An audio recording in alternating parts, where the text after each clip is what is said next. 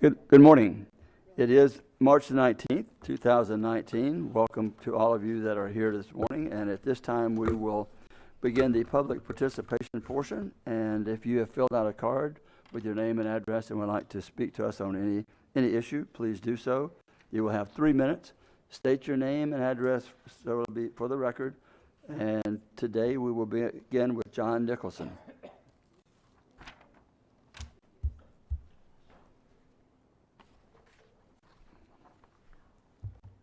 John Nicholson, 413 North Grandview Avenue, Daytona Beach. I'm hoping you'll allow me to finish this. There will be a ballot, supposedly in May. I'm asking you to add to that ballot another question, all right? And that question, I know you're shaking your head, but let me finish, please. That question is, would you like to change the form of government for Volusia County? 12A, and that's what I'm leery about what you're going to do. 12A is what the Amendment 10 is about. I'm asking you to, if there wasn't 3 questions on that ballot, and there was only the one that said, do you wish to change the form of government, I believe we would have overwhelmingly voted no. So I'm asking you to put it there so that we will make no mistakes. We do not want to change our form of government. I understand what you're going to do with retroactive and the whole 9 yards, but it doesn't hurt to cover your backside. So I'm asking you to add that to it to make it absolutely clear that we don't want to change the home rule. Thank you very much. Thank you, John. Robert Chu. That's a great idea. Robert Chu, 208 Virginia Street, Edgewater. Last Friday, over 1.5 million students in 125 countries went on school strike to demand action on climate change and global warming. This strike is because a 15-year-old Danish girl named Greta Thunberg started striking because nothing was being done about climate change. Greta was recently nominated for the Nobel Peace Prize. During her speech at the recent United Nations Climate Summit, Greta said, "You are not mature enough to tell it like it is, even that burden you leave to us children. But I don't care about being popular. I care about climate justice and the living planet." Our parents were referred to as the greatest generation for what they did during World War II to protect us against Hitler and what was going to happen. I'm very concerned that our generation, with its inactivity toward climate change and what we're leaving for future generations, are not going to be referred to as the greatest generation, but one of shame. During the recent United Nations meeting, the UN Chief Antonio Guterres said, "The long-awaited findings show that climate change is running faster than we are, and we are running out of time." Earlier in my career, I had the opportunity to consult for Andersen Windows, and what Andersen Windows used to do is they would basically just build a window and send it out there and hope that architects, builders, and designers would use it. We changed that. We got them to ask the architects, builders, and remodelers what kind of windows they would want. They made the change, and that was very successful for Andersen Windows. Regarding the sales tax, postpone it until the fall. Add to the things that the sales tax can be used for, including hardening our infrastructure to prepare for the inevitable climate change, sea level rise. Also use some of that money to reduce Volusia's carbon footprint, because according to the experts, we have 10 years to make this happen, or we're going to be at the point of no return. I live on a gravel road in Edgewater. I don't want that road paved. I like the way when rain comes, it filters the water down in. It doesn't carry pollutants into the lagoon that I live on. And I think that unless changes are made, I'm not optimistic that the sales tax as proposed is going to pass. And at the cost of just under $500,000, I think that would be a shame for taxpayers, and I really would like to see these changes made. Thank you And, for thank you for your time and for caring. Okay, thanks a lot. Marjorie Johnson. Greetings, Marjorie Johnson, 122 South T Street, Daytona Beach. Hello, everyone. I'm here today because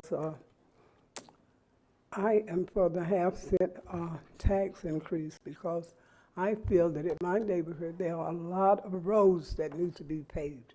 So I am pushing for that increase because those roads have been neglected for a long time. I'd like to say to all of you here today that service is the price you pay for the space you occupy.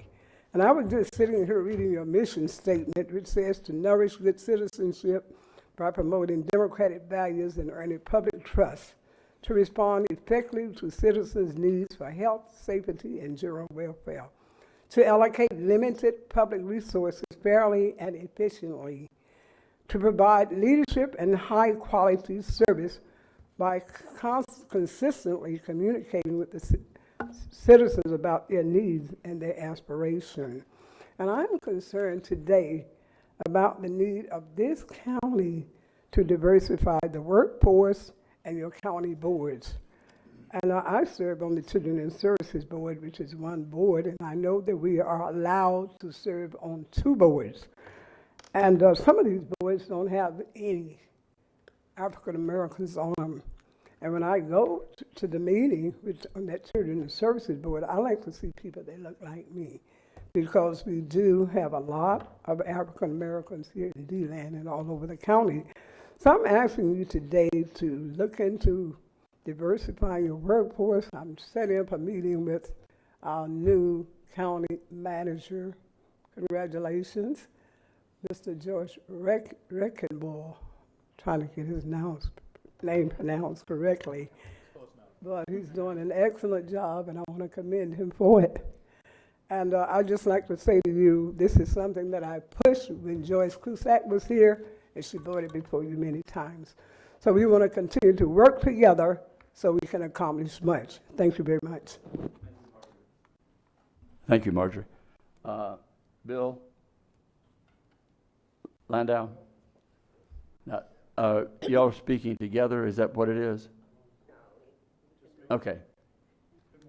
Good morning. Bill Linlaw, 168 Indian Creek Road, City of Oak Hill Commissioner, representing the booming metropolis of Oak Hill. Mayor Gibson sends his regards. He wanted to be here himself today, but he's in Tallahassee, lobbying, hopefully shaking hands and patting backs and twisting arms to get our sewer and water funding. We are certainly appreciative of all the efforts of the county council that has helped us with our ECHO grants, and we are looking forward to hopefully being able to be awarded the ECHO grant for this upcoming year to do the renovations for Sunrise Park.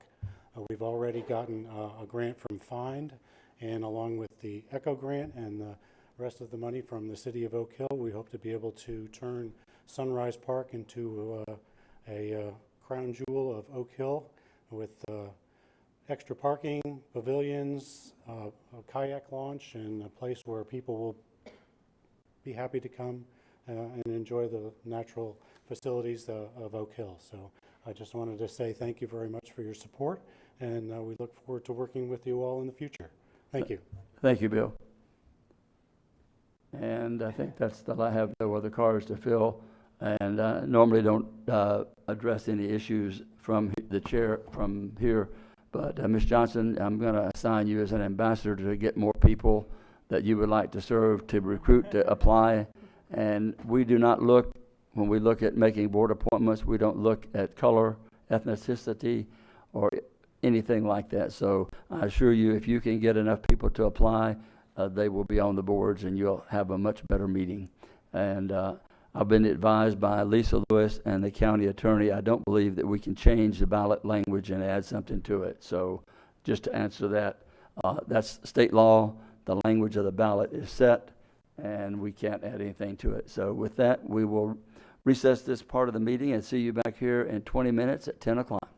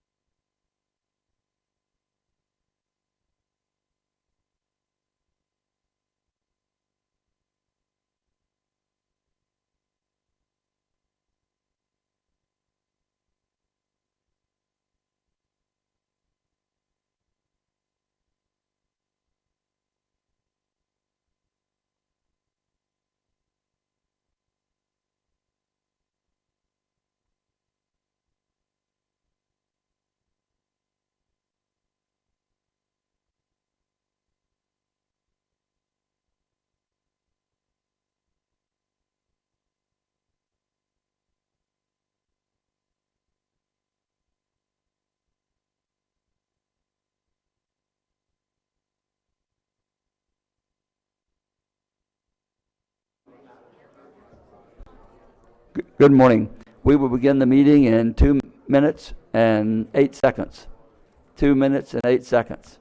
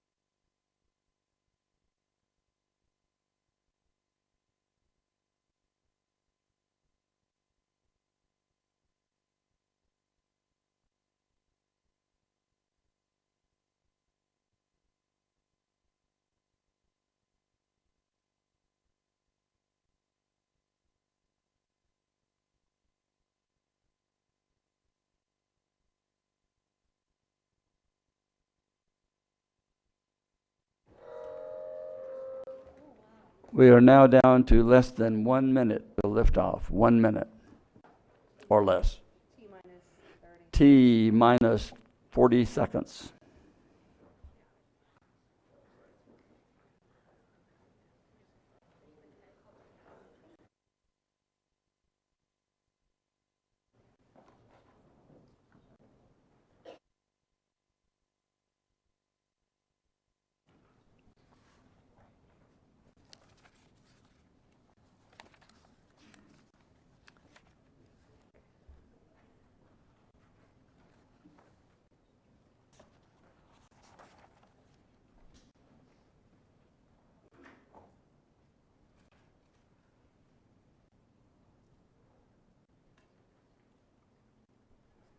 Good morning again.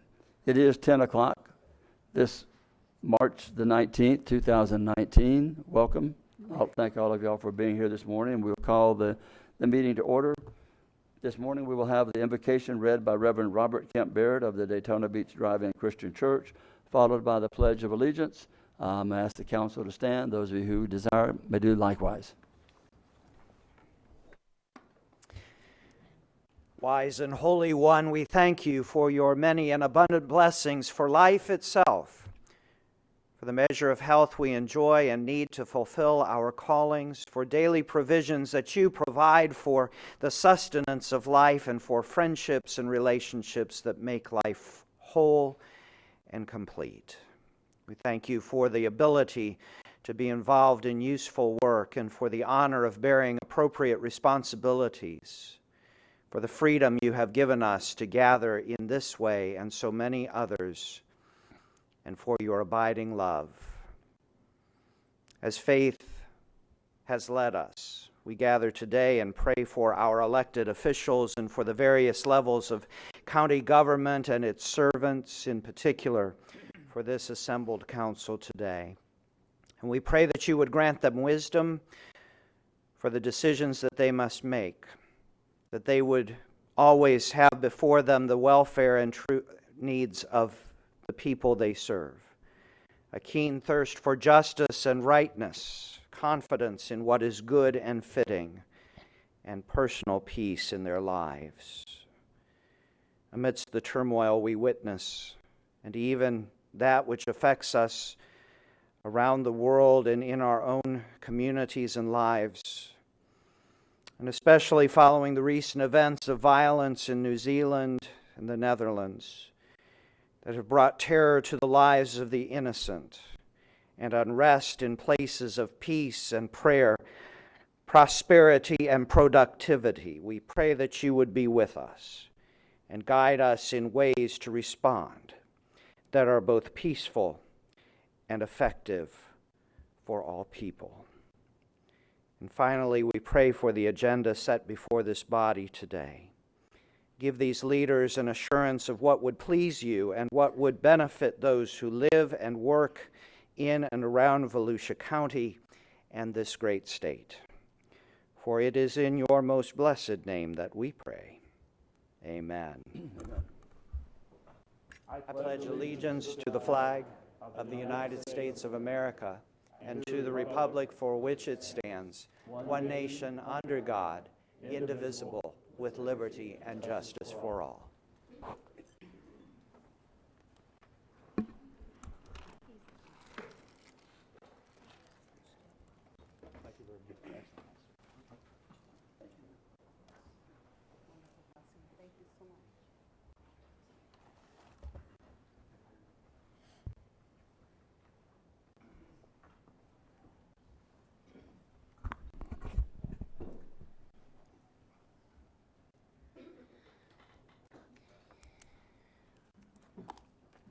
Barbara, may we have the roll call, please? Yes. Ms. Wheeler? Present. Ms. Denny's? Here. Ms. Gertman? Here. Mr. Johnson? Here. Dr. Lowry? Here. Ms. Post? Here. And Mr. Kelly. Here. All members are present. Okay, we'll move to the consent agenda. Is there anyone who wishes to comment on or pull any of the consent items? Mr. Chair, Yes. I'd like to pull Q, S, and S1. Q, S, and S1. Yes. Okay. Ms. Post, Mr. Chair, I'd like to pull B just for discussion. which one? B, Bravo. She would like to pull item B. Okay, do I have a motion to approve the consent agenda absent items Q, S, S1, and B? So moved. Second. Any objection to the motion? Hearing none, the motion passes unanimous. And we will go to item B. And there's an amendment to use the agreements with Embry-Riddle University extending the term for next-gen space use in International Terminal Airport. So the, Rick, Carl. yes, so the work that's being done out at Embry-Riddle University and with the Next Gen program and their collaboration with the airport is pretty profound and certainly has quite a bit of potential. So I've asked Mr. Carl to maybe just give a little brief synopsis on that this morning as we're discussing approval. Thank you, Mr. Chair, members of the council. Rick Carl, I'm the airport director. This is a program that is an FAA-sponsored program, Next Gen, and it's designed to do cutting-edge research and development to bring the national airspace system from ground-based radar control to satellite-based and higher-end technology to speed up efficiencies in larger airports and around the country.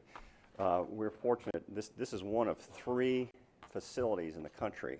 There's the main facility in New Jersey, the FAA facility in New Jersey. There's one in NASA in Texas, and then this one. And this is the only one associated with a university. We started this by assisting the university with a discount lease in the very early days, and have continued. They've expanded this. This is right next to the incubator, UCF incubator, and we put a lot of. Embry-Riddle has put a lot of money in the facility. We've put money into it. So, and they are subject to the FAA reauthorization. So we will come back to you from time to time to extend these leases to allow them to continue to go. But it's a very exciting thing. A lot of stuff goes on here. It's an important part of our ecosystem here. So I appreciate your support. Okay. Ms. Dennis. Thank you, Mr. Chair. I'm going to group the 3 of these together. They're sponsorships. No, we need a motion for item B. Yes. It was pulled from the agenda. Just for discussion. But it was pulled. Move to approve. Motion is made by Denny, seconded by Wheeler to approve the amendment to use agreements with Embry-Riddle Aeronautical University, extending the term for the next-gen space use in International Terminal Airport. Any objection to the motion? Hearing none, the motion passes unanimous. Now we will move to We will move to QS and Q, S, and S1. S1. So, I But think we'll have to vote on these individually since they were all pulled. indeed. So, I'd like to discuss this more under council member comment time, so we can get into the agenda. But I want to make a note of this, and council, you should have received an email from staff yesterday on the history of council sponsorships.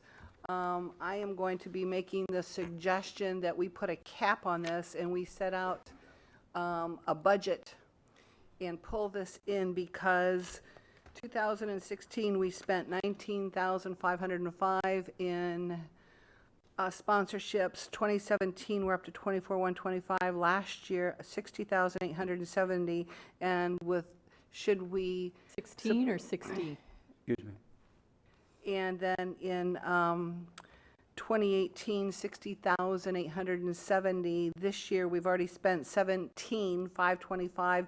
Should we pass these, we will be up to 21,295.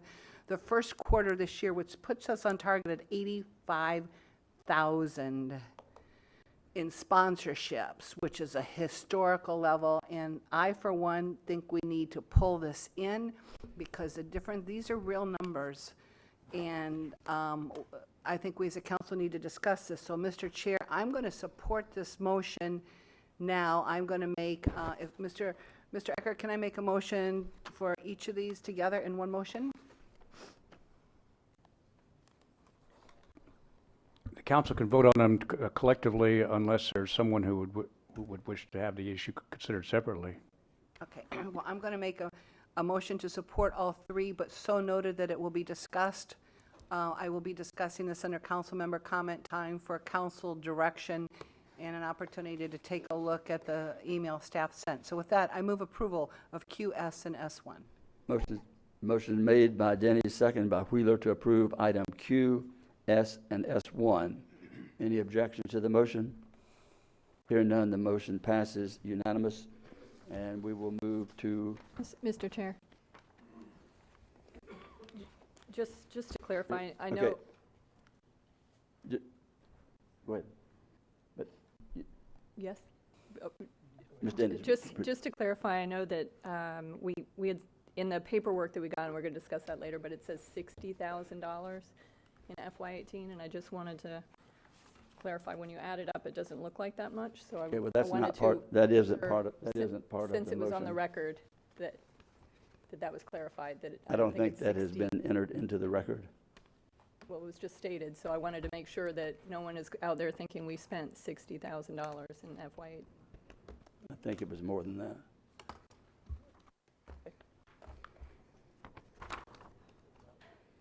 That isn't part of the discussion. We're going to discuss the expenditures, but if...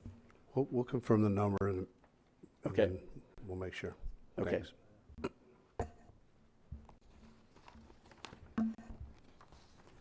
We'll move to item number 2, and this is a public hearing. And John, or who is going to be doing this one? Mr. Eckert, someone. Mr. Dyer will be Who? leading. Mr. Dyer, who's seated next to me, will be leading the discussion. I thought that was an unfamiliar face sitting over there. Well, refamiliarizing himself. And Good morning, Mr. Chair, members of council. The proposed ordinance before you this morning is intended to implement some changes to state and federal law as to how counties and also municipalities, which it applies to, regulate the placement of what is referred to as small wireless facilities within your county rights-of-way. So the scope of this ordinance is limited to your county rights-of-way. The FCC recently enacted some new rules on this subject, which took effect in January of this year, and combined with a state law passed in 2017, both have the effect of limiting greatly local control over the placement of these facilities in your rights-of-way. Both have the effect of telling local governments they cannot say no to these proposed facilities. but we are authorized, if you so choose, to enact some standards to develop an application process, which is found within this proposed ordinance, and some appearance, or what is sometimes referred to as aesthetic standards, to regulate how these devices appear. All of those are contained within this proposal, but the dimensions and the height of these devices are regulated by law, and so what you have before you implements those dimensions. And this has been covered quite a bit in the media, as there's a great race to implement what is being referred to as new 5G technology. And so I think what we're seeing at the state and federal level is supporting the industry to roll out these devices as quickly as possible. It's estimated about 80% of new wireless deployments will be 5G. And so when we refer to small cell, they are a variety of sizes, but generally they're no larger than a backpack. And really the great impact of these legal changes is that it allows the industry to co-locate these small cells on your utility poles in the rights of way, but it does give them the opportunity to install a new pole as well if they so choose. I'm happy to answer any questions that council may have at this time. Okay. I have no one wishing to participate from the public. We'll close the public hearing portion. Council, Ms. Denny's. Good morning. See the grin on Mr. Eckert's face? You all know where I'm going with this. The pictures that you submitted for this, they're basically putting a refrigerator on a pole. It's not going to be slim, not always. I have seen some of them around. It's not aesthetically what we think it's going to be, but we have to do this. I get it. But let's not market it that it's, when they go up, everybody's going to know they went up. So I'm going to support it. With that, I'll move approval of ordinance 2019-7 to put a refrigerator in a pole and provide the regulation of small wireless facilities and rights of way. Motion's made and seconded. Additional discussion. I appealed to our city commissioner in Ormond Beach 4.5 years ago to allow a larger or taller Christmas tree looking tower that would have solved all the issues, and these little boxes would not be needed. They turned it down. It was a 4-to-1 vote. They said they wanted to wait for these little boxes. Now, what you don't realize, these little boxes are going to have to be placed. Their range is short, and it can't go around curves, and we have no control over it. But in our wisdom, we didn't allow a Christmas tree to go up because people said they weren't going to need enough additional bandwidth, and I'm going, almost everybody uses bandwidth today. And now we're going to be forced, as it were, into putting these throughout the entire county, anywhere that they may want to put them. And there won't be just 1 or 2 of them. And I'm still not convinced that they will be sharing the space with other carriers. They could put their own backpack. She meant refrigerator. She meant small refrigerator. I wish we had some pictures that we could show of some of them. I mean, I know we have them, but I mean, if we had them up. That's not what ours is. No. That is not. There are some that really don't look that well, but they're there, and we have no choice but to do it. And all we can do is to try to regulate some type of application and try to ask for as best that we can. And even then, I don't think they have to follow our guidelines 100%, because the government says they don't. Ms. Wheeler. Thank you, Mr. Chair. Yes, I was going to bring up about they have to be spaced frequently, which is going to be another big issue. And if there isn't a pole, they can set up a pole that looks like a light pole with no light. Basically, we're not going to have any choices. There's one right there in front of a church.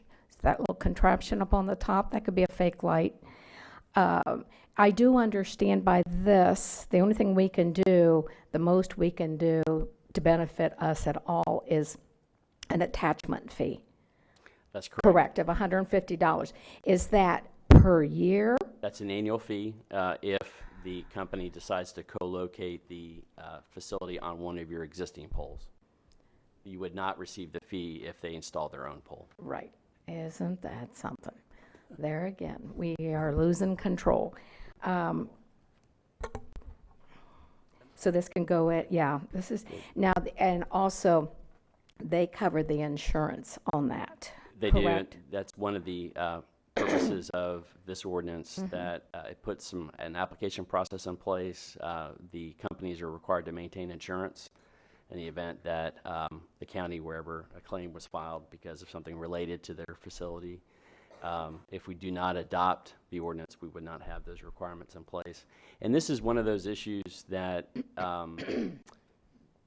the legislature has taken up again in this current session. Just yesterday, a rather lengthy amendment was filed that would may impact, if you were to adopt this today, we may have to come back to make some adjustments. But it appears that the legislature is intending to implement some of the changes to federal law. So we're monitoring those, and we'll keep you advised. And if they default on payment, what's the procedure after that? There's a process in place where the device could be removed. At our expense?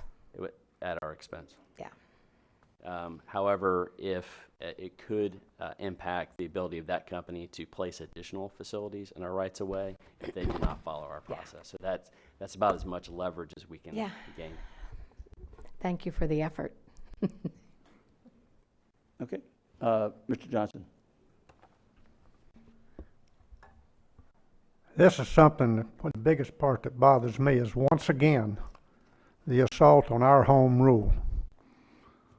Washington, D.C. tells Tallahassee, Tallahassee tells us, and not even allowing us to decide how and what we want. And it's not like a little bit of the time, they're just charging at us with taking away our home rule rights. Real truth about it is, these things right here, in a matter of a month or two, you won't even see them. I bet 2 people in this room can't even tell me what that thing is in the lobby down there to even look at it. Because you get used to seeing these things and they go away. There's a tower over here 2 blocks that only reason I remember it's there is because somebody mentioned it to me last week. And you start seeing it and it'll go away. You won't see it. It could be a lot worse. And we don't have any choice but to take it and to take the funding with it. But it's still a major issue when our people in Tallahassee continue to erode at what we do in our county, to where all we can do is be a rubber stamp on so many things that they tell us how to do. And someday they're going to come back here and say, what happened? We need to point at them, let them know what happened. It was them. Okay. I'd also, let me expand on that a little bit. I think we need to have our legislative aide, John Booker, keep track of how our Tallahassee people vote on the different issues that affect our home rule, and that we bring in here and put it up on a screen so our citizens can see when they voted to take away our local rights. Put it up here on the screen so they can answer to the public when we have these things that impact us, not just financially, but how our community looks. And instead of doing what their community would want them to do, they're trying to further themselves in the leadership of Tallahassee so they can step up the line a little further. And it's about time to show leadership to stand up for their local communities. Ms. Post. I agree with Councilman Johnson's stance on home rule, and but I also think we can look at this from a different viewpoint as well, and look at it. I mean, it is what it is, right? Tallahassee's coming down with these things, and here's where we're at. So I think this might be an excellent opportunity for us to get ahead of some things. We're moving into 2020. Obviously, this is the, this is the future of communication right here. And we can say that, some of these things might not go around corners and this and that, but this is it, guys. This is the future of America right here. This is our communication source. So I think this is the issue of the home rule not liking that people are coming in and telling us where and how we need to place things. But on the other side, I think it's an excellent opportunity for us as a county to look at this from a very broad view and maybe shift focus into getting ahead of some of these things and really pulling us into 2020 and 2025. Thank you. Okay, thank you. I think this is a stepping stone to satellites, and it will be here once the satellite communication is done. These things will go away, and that will probably be within the next 5 years or so. So we shouldn't really get all too upset, but they are going to be here, and you're right, we need to get ahead. And the satellite communication, they already have it, and that's going to be where we will be within 10 years at the maximum, and probably even sooner than that, especially with the private space. Any objection to the motion? Hearing no objection, the motion passes unanimous. Item 3 has been withdrawn. We'll move to item 4. And Mr. Booker. And while he's on the way, I do want to give a public shout out to Senator John Hudson from his support on a local bill. So he's one of the ones that can go on our wall of fame as opposed to the other wall that Mr. Johnson proposed. Travis, what'd I say? John. Sorry. I'm not running either. You're not the Booker that's running. Just for the clarity. Good morning. John Booker, Government Affairs for Volusia County. Item 4 is our federal update, but I want to take a little opportunity to talk what the state is doing. Good segue, Mr. Johnson, into our conversation here. Last time we were here, it was the first day of session. They were still filing bills when we were talking here with Oscar from Southern Strategy. So totally 3,380 bills were filed in Tallahassee. 1,630 were appropriations, and 1,600 and change were general bills. Last week, the Revenue Estimating Conference confirmed budget figures, and so what that means is budget allocations are starting to be worked out between the appropriation subcommittee chairs and committee chairs. So I've got a call into Southern in regards to our 2 appropriation requests, kind of see where that's going. And I'll get back to you on an email at some point in time when I talk to David. Governor DeSantis, I think his first law that he signed into law was the smoking marijuana bill that came through. And this morning, Halifax, the bill that Representative Santiago sponsored, moved forward in the Local, Federal, and Veterans Affairs Committee. So the rest of the news, preemption.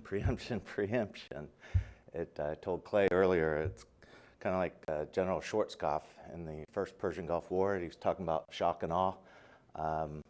Well, we're receiving shock right now on a lot of bills.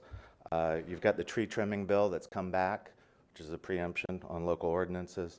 The structure of TPOs or MPOs is coming back. The preemption of professional licenses and regulations is there.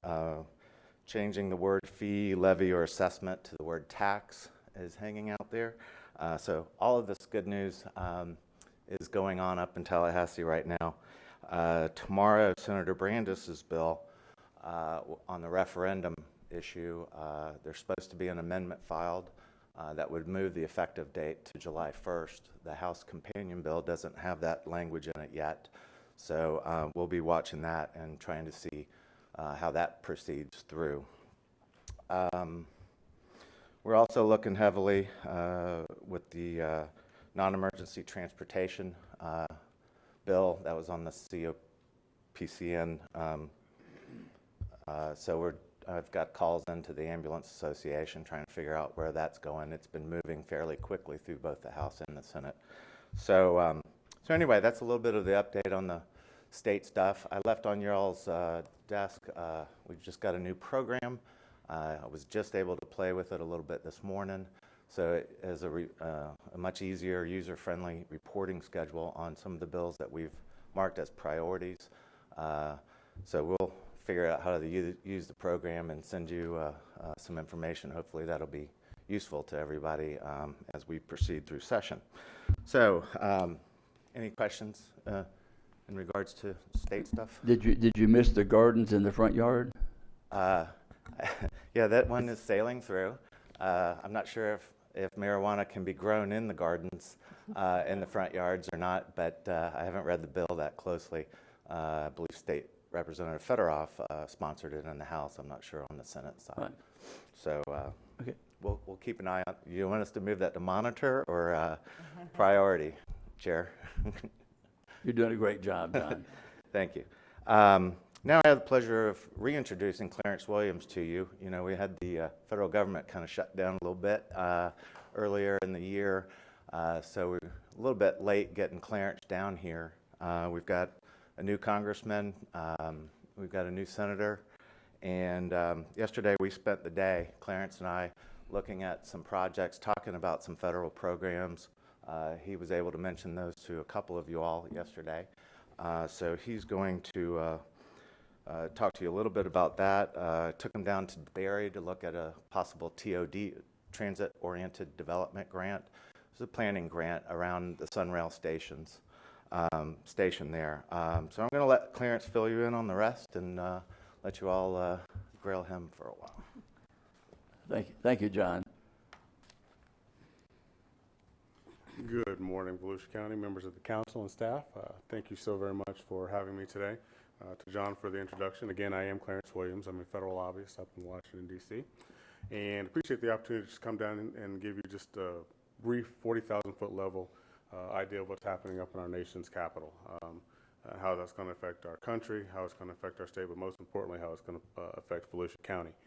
One of the things that, here we are. One of the things that I know you guys are exhausted with, everybody out here is exhausted with, I'm exhausted with, is the amount of bombastic rhetoric that's flooding our airwaves all the time. It's on our social media and our print media. We can't get away from it. And what's really frustrating for me, having spent as much time in D.C. as I have, is that it belies and completely clouds the fact that there's actually some decent work going on. For about the last, really, I would say 8 to 9 months, there has been this concerted effort to kind of get back to some level of bipartisanship in the chambers, some sort of comedy. That's comedy with a T, not with a D. We've got plenty of the latter. But they're trying to get back to some collegiality. It's been a little rough because we've brought in a new Congress. In the Senate, we are looking at 49 members of the Senate are now former House members.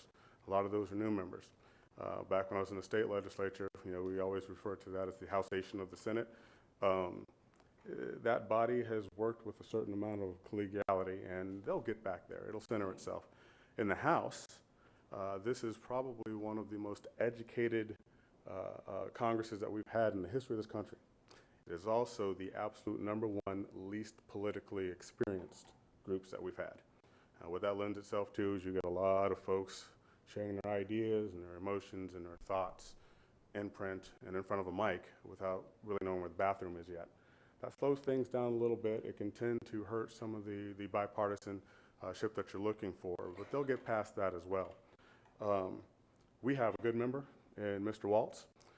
He is very, very eager to be about the business of helping out the community, understanding that there is a community service aspect to this job. And he's about that. His staff, I had a chance to sit and talk with them on a number of issues. They're eager and ready to work. Whatever we bring to them, they're going to try to help us with as best they possibly can. I've also had a chance to meet with our newest senator, Senator Scott. His folks are good. They're a little less experienced on the D.C. side of things, but hopefully that's where I and my colleagues at Becker will be able to help them out. They're eager to learn, and we're eager to help them out as best we possibly can. And certainly we have a decent relationship with Senator Rubio. I've had a chance to speak with his folks about the things we want to get done here in Volusia, and they're eager to help as well. And so we'll move along pretty well with a lot of help from our folks up in D.C. this year. Some of that bipartisanship that I said the folks are wanting to get to is going to be tested early. There are several very key dates that are coming up for the Congress that they're going to have to meet, and I'll talk about 2 of them in particular. The first of which is the debt ceiling. We, on March 2nd, officially ran out of authorization to lift the debt ceiling and pay for our debt obligations We have money stored away that we can handle these obligations through roughly September, October of this year. After that, we go into default. The greatest country on the planet goes into default. We've sat at this precipice a number of times since really 2011 when we had to reauthorize the debt ceiling increases annually. We'll have to do that this year. Right around the same time that we'll run out of money, we also run out of authority for the spending caps. So the last time we had this serious budget problem actually is when the gavel switched hands back in 2011. And they couldn't get a budget bill out, they couldn't get the appropriations bills out, and we went into a pretty long stint of sequestration. Different from the work stoppage we just had, sequestration basically means if it's not turning on the lights, we're not paying for it. And so that stops everything on the grant side, it stops all construction, it stops all those things that are most important to the local government. It's a pain in the butt. Don't want to have to go through it again. There's really no appetite for it on the Hill. So the thought process is they'll get to these things early and hit it off and try and get these things done before we get there. They tend to be coupled together, debt ceiling increase and dealing with the caps. The caps were an agreement that came out of the discussions about the debt ceiling in 2011. They decided, in their infinite wisdom, we're going to put caps on all non-discretionary spending, both defense and non-defense, and this is what we're going to live by, as we go forward. Well, appropriations can't bind you year to year, and so 2 years later they came back and said, that's a little restrictive, so we're gonna just ignore that. We're gonna lift it. 2 years later they did the same thing. 2 years later they did the same thing. We're here now. On September 30th at midnight, that authority will go away. If it goes away, we are immediately $125 billion will have to be wiped out. We will start another sequestration event. As I said, there's no appetite whatsoever for that to happen. I am hopeful, and it looks like they're going to try to get to that often. It is the huge stumbling block, though, that we deal with almost initially every time we get to this thing, and it's going to test all the collegiality that they're looking and hoping to get to. But back to the regular order of business. So we're in the Republican-led Senate. Not much is going to change over there. Senator McConnell is looking to get all of the nominations that are outstanding, and there are still a ton of them, off the board. Get those folks up, get their confirmations handled, and move on. Particularly, he's interested in getting the judiciary handled. Those vacancies have been sitting for a little while now. And Senator McConnell is one of those that believes very strong that personnel is policy, and you can dictate how things are going to work by getting those positions filled. So that's going to be the thrust of their work. Along with that, they're looking at some transportation issues. They're looking at getting a high ed bill out. They're going to work on some matters. Tax reform, although that's looking iffier and iffier by the second, as well as some smaller issues. Excuse the typo here, that should be the Democrat-led House. As we are all aware, the House flipped over this past election cycle. They're going to spend a lot of time on all of these oversight issues. Hopefully that's not going to slow down the progress on some of the other things they want to work on, which are not too dissimilar from the House side. They're going to work transportation. Infrastructure. A lot of those pieces of policy are expiring, and we need to jump on them as quickly as possible. They'll also work on education as well, try to get the higher ed bill out this year. We've been kind of fumbling around with it for 3 or 4 years. It's got probably better legs in the Senate, but the House will come along for some reasons that we'll discuss in just a little bit. But the House will also deal a lot with health and housing. Those are 2 issues that kind of languished over the last little bit. We've been nitpicking at pieces with the ACA. We've been nitpicking at pieces here and there, and so they'll get back to doing that. The biggest unhappiness for all the people who do what I do, no earmarks this year. It's so hard to unring that bell. It was a campaign issue that should have never happened, and so we're now into our 8th year of not having earmarks. I do suspect that they will make a return probably for FY21. It was a strong push. They were close to doing it, but it's still one of those things you've got to rub off all the dirty that was attached to it. I will tell you, having been in this business for as long as I have, there is absolutely nothing we do in federal government that is more highly scrubbed than earmarks. That is the one thing that gets vetted at the subcommittee level, it gets vetted at the full committee level, and it gets vetted on the floor. Nothing else we do gets that highly vetted. Even when we pass substantive stuff, it flies through subcommittee, it goes on to the next level. But it was made dirty several years ago, and at some point we'll figure out how to fix that and move on. I'm going to talk only minorly about the White House budget. The first thing to understand about the White House budget that came out last week and got everybody all in a tizzy and falling over and you know, and throwing up in the bushes and all that stuff like that. The first thing to understand about it is it's the first salvo in a bunch of negotiations that will happen over the next 6 to 8 weeks. It means about this. It has no chances of passage. It is the marker that gets put out by the administration. About half the time, they're serious about half of it, sometimes less so than that. This particular document calls for about an aggregate 9% reduction in funding over the agencies, and about trillions of dollars of cuts over the next 10 years. That's not going to happen. Further, we probably won't get a budget bill out at all. That is the one thing that happens in a split Congress, especially when it first changes over, is you can't get agreement within either chamber, quite honestly, but certainly in the House, you're not going to get a budget agreement that everybody can get on board with that goes out, and certainly not one that's going to pass in the Senate, and vice versa. Ultimately, it's a testimonial to what you want to get done. It's not going to affect appropriations really at all. The only thing that you worry about then is how do you get the debt ceiling issues taken care of? How do you get the spending caps taken care of? They'll figure out how to get that done. There are a couple of things there that I will note that are specific to Volusia County. One of the places that did get an upward adjustment is NASA and Commerce. And those two got those adjustments basically dealing with commercial space.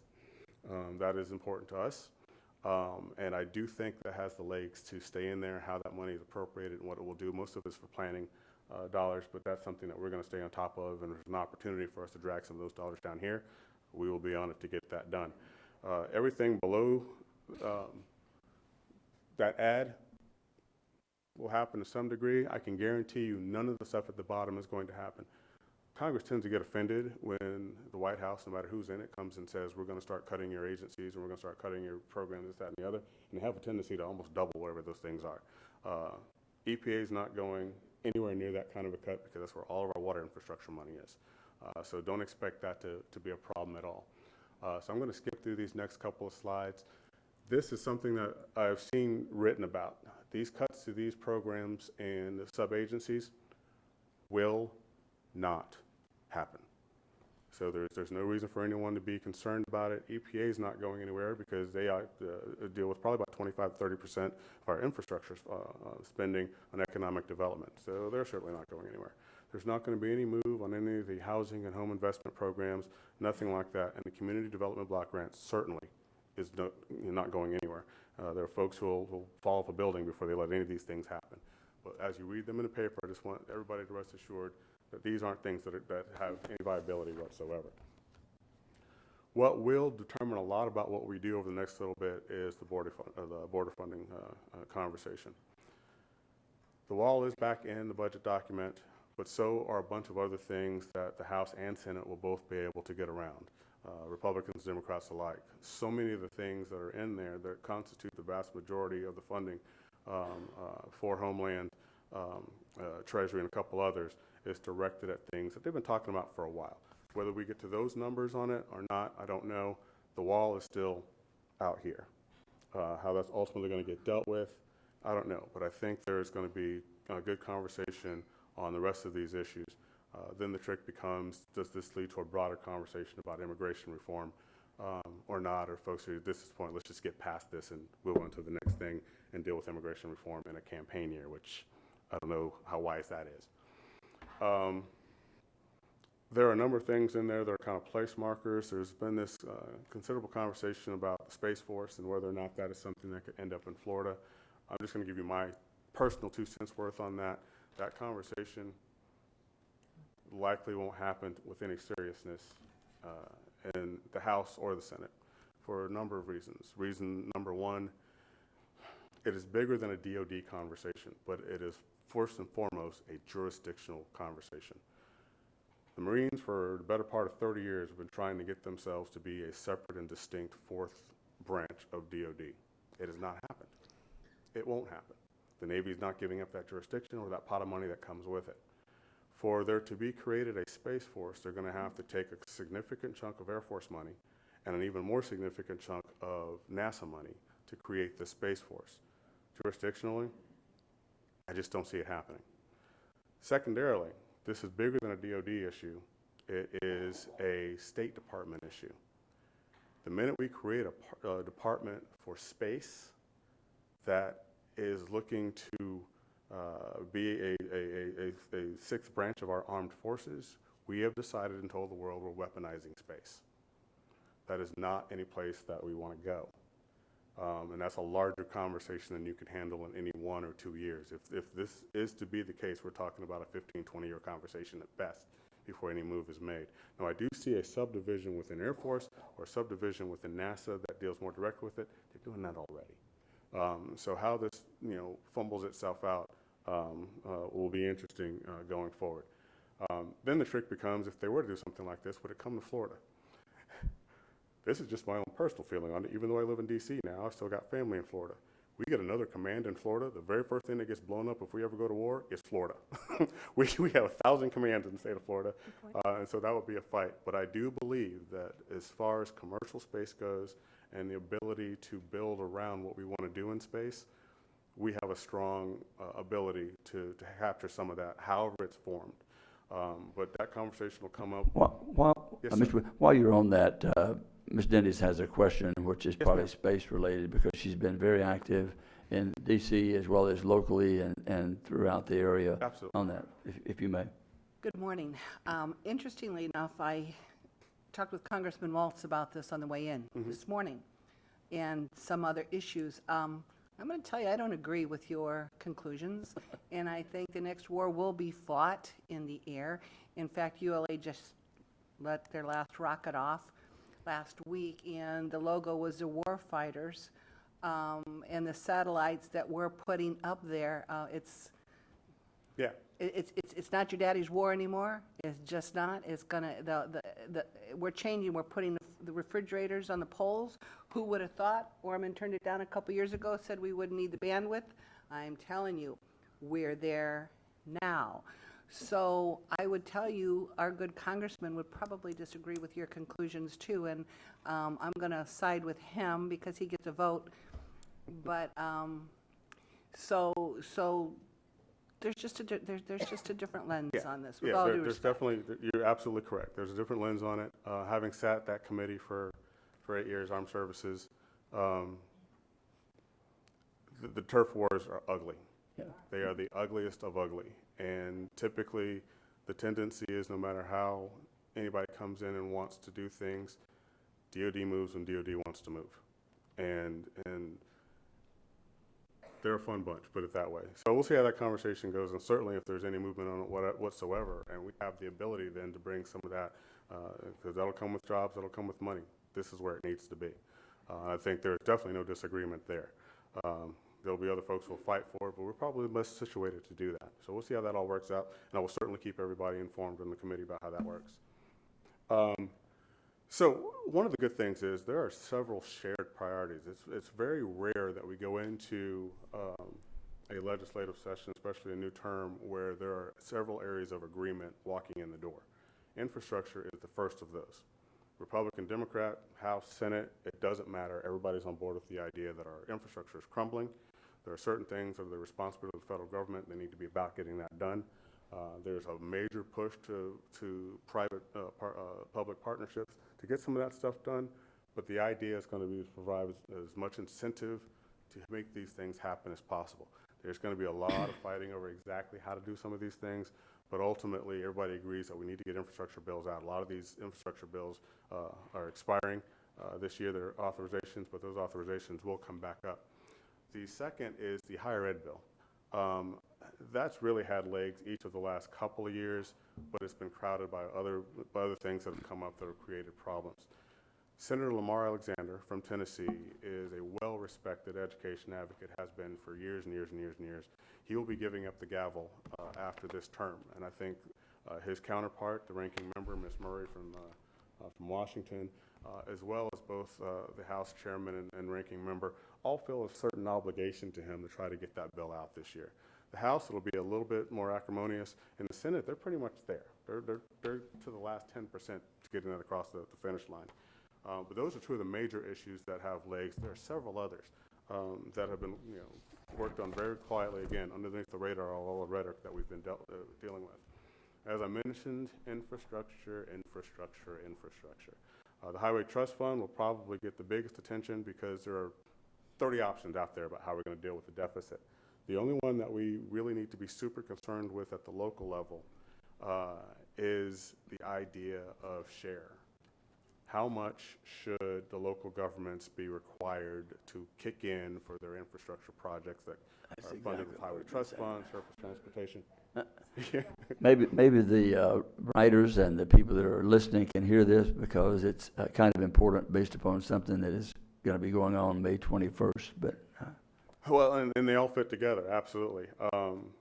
If the ways that we typically deal with Highway Trust Fund and surface transportation, any of those things come to fruition, we'll do it through a gas tax or some such thing as that to try to fill that back up. But there is becoming a stronger push. It was one of the things that actually kind of stands out in the White House budget. It's been talked about by Ms. Chow and several others, is increasing the local share on infrastructure projects, particularly as it relates to our transportation needs. Now, there's a larger majority of folks who believe that transportation is kind of the home of the federal government.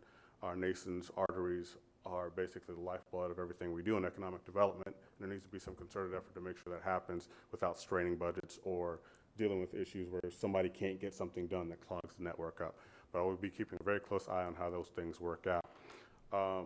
Attendant to that, there's been discussions about how they want to start dealing with certain municipal bonds, making them a taxable event. I am hoping that that's just somebody throwing that out there for topical conversation because that would be silly. It's already hard enough to get a municipal bond put through. To then take away any incentives to do it would be devastating to the local community. But there are a number of folks at different levels that are watching that closely to make sure that doesn't become a major pain in y'all's and the collective butts of members all around the country. But we are looking at different opportunities to get these reauthorization pieces put together. On the water side, one of the things that has been consistent, regardless of who's been in charge across administrations, is getting out a water bill. The Water Resources Development Act piece of legislation, really for each of the last 8 years, has come out on time. It has basically one of those areas where you can do a little bit of direct funding. It's difficult, but you can do it. There is no reason to believe they're not going to do one this year, and it actually might have more money in it than normal. We're waiting to see what that's going to look like. They've already got several bills out to start the reauthorization of that program. And then there are several other programs that will be funded at probably higher levels to deal with some of these water issues. That's why EPA is not going to suffer any cut. There's too much that needs to be done on our water infrastructure in this country to make sure that things happen well. One of the things that I will mention is that a lot of stuff, there's probably, the federal government would like to get out of infrastructure beyond transportation. They'd like to get out of the infrastructure business altogether.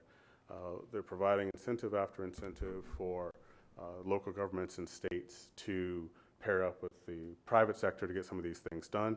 You guys are probably very aware of the P3 program.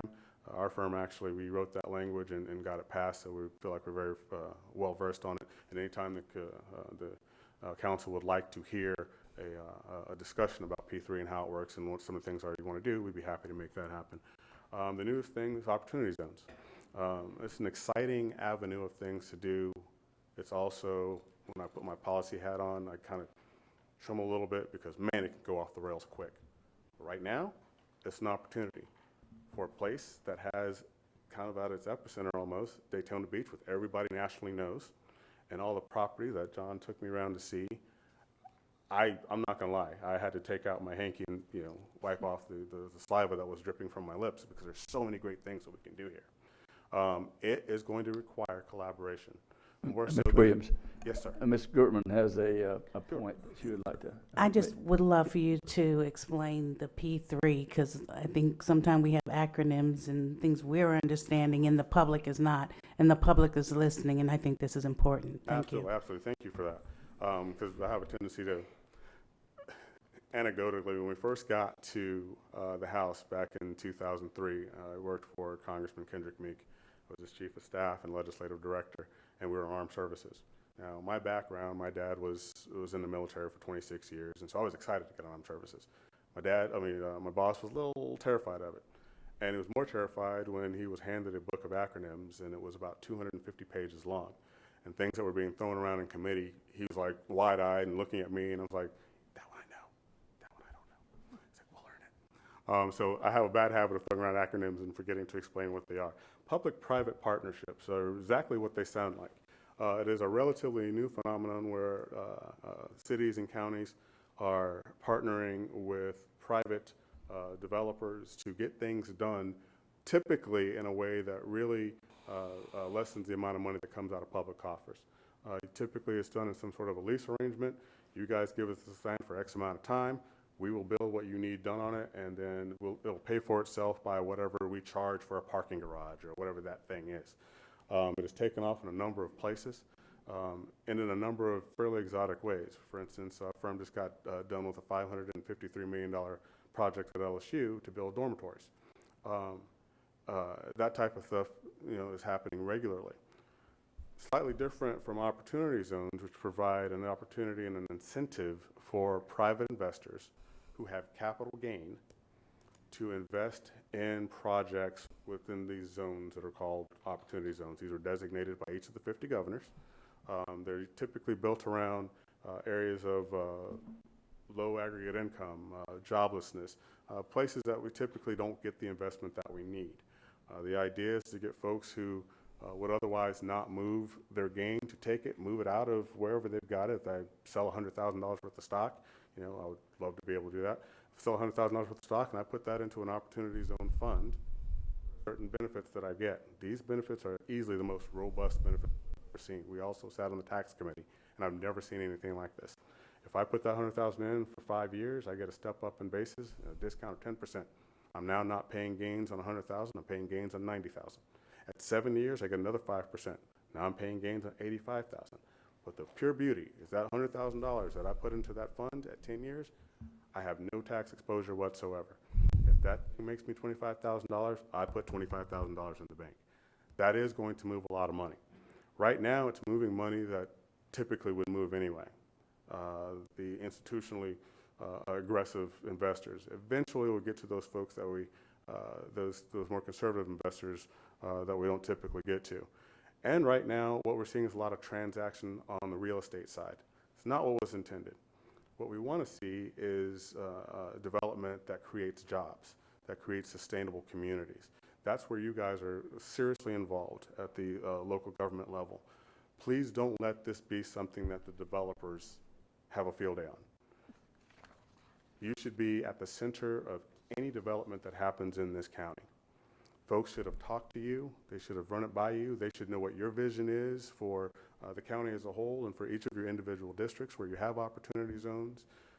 Developers should be meeting with you and you with them. Investors, you with them, especially some of the Okay. Yes, sir. Ms. Wheeler has a question, and can we, are you, okay, well. And I'll wrap up and you're getting close. Yes, sir. Okay. Yes, sir. Let me skip from this, and then we can answer any questions that you have along with this.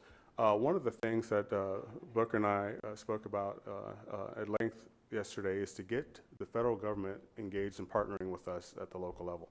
The first step to that is I've already talked to Mr. Waltz about this, and we'll be talking to Senators Rubio and Scott, is to help us get the EDA representatives down here to take a tour of our county, to see what some of our assets are, the lands that we own, the things that can help us with our development. We're going to work on that. They typically come down in Florida 3 or 4 times a year. That is something that the county will want to be involved with as they're taking a tour and seeing what we have. That partnership tends to come with planning dollars to help us figure out how we want to do things, where we want to do it. If we've got water and sewer issues that we need to fix, there are several accounts with. That did come out, didn't it? I did say the water and sewer issues that we need to fix. There are planning, not only planning dollars, but actual funding dollars within EDA and several other accounts that aren't often used by folks. But partnering with EDA and letting them see firsthand what those needs are tends to put you at the top of the list of being able to get those funds. And often on the water side, being able to coordinate with the federal government and the state government kicks you up the list again for getting some of your projects taken care of. So that's where we're going to start off, so we can make sure we get the folks down here seeing what it is we see and understanding what the promise is for this area. So I'm going to stop there and then take any questions you might have. Tweedler. Thank you. Clarence, I enjoyed my meeting with you yesterday, and I'm glad you took a drive in my opportunity zone that I have in District 2, which is around the 32114 district, and there's a lot of opportunities there. And partnering, I understand that, so all of these sales tax issues that we're talking about, this is where we get some leverage. I can't wait until you get the guys down here, and Mike Waltz, I'm ready. I'm there in the center of it. I'm ready to go and represent. It just gave me new energy for that area, and I really, really appreciate it. I'm looking forward to what we can find. Thank you, sir. Thank you. And again, I have to say, I'm excited about Mr. Waltz. He's aggressive and he's eager. Ms. And Post. you put those two things together and it works out fine.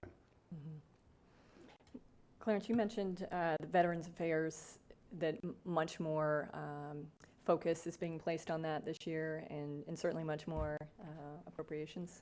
I know I met with your staff up in DC, and we met yesterday, and also as a member of the National Association of Counties Veterans and Military Committee up there. The focus is on the veterans and this increase in funding that is available this year. We spoke yesterday about it's a draft bill at this point, but the draft bill would provide for additional funding for CVSOs, which are the county veteran service officers. And if you speak to veterans within our county, they will all tell you that that is an area that we really need to boost and to work on, because if there's not enough, no matter how many really good veteran service officers we have, and we have a lot of good ones, but no matter how many you have, if there's not enough to handle the caseloads, then there's not enough to handle the caseloads. So I know I am watching this draft bill very closely and doing everything that I can. And I know the National Veterans and Military Services Committee is doing everything they can to ensure that that's happening. I know Michael Waltz is not is not right now looking at that, but certainly he has been contacted, and we're looking to get him on board with that. But I appreciate any of your help with that, because if there's funding available for county veteran service officers and also for the program, I think that's certainly an area that we need to look at as a county. So I appreciate your future work on that. Absolutely. Ms. Dennis. Thank you. Let's go back to transportation here. Yes, ma'am. I just rotated off as chair of the Flagler Volusia TPO and serving as chair of the Central Florida Metropolitan Planning Organization. And I will tell you, with the 10 counties on the Central Florida MPO and our local TPO, when we're looking at our long-term funding, what gives us the biggest heartache and pause is the Florida Highway funding stream. Let's talk transportation, because, and I agree with you, I think we have a better chance of getting the reauthorization on the FAST Act, because it was and is bipartisan. The Highway Trust Fund, Let's talk about Orange Avenue Bridge. That was, what, almost 100% federally funded, right? 100%. 100%, $40 million.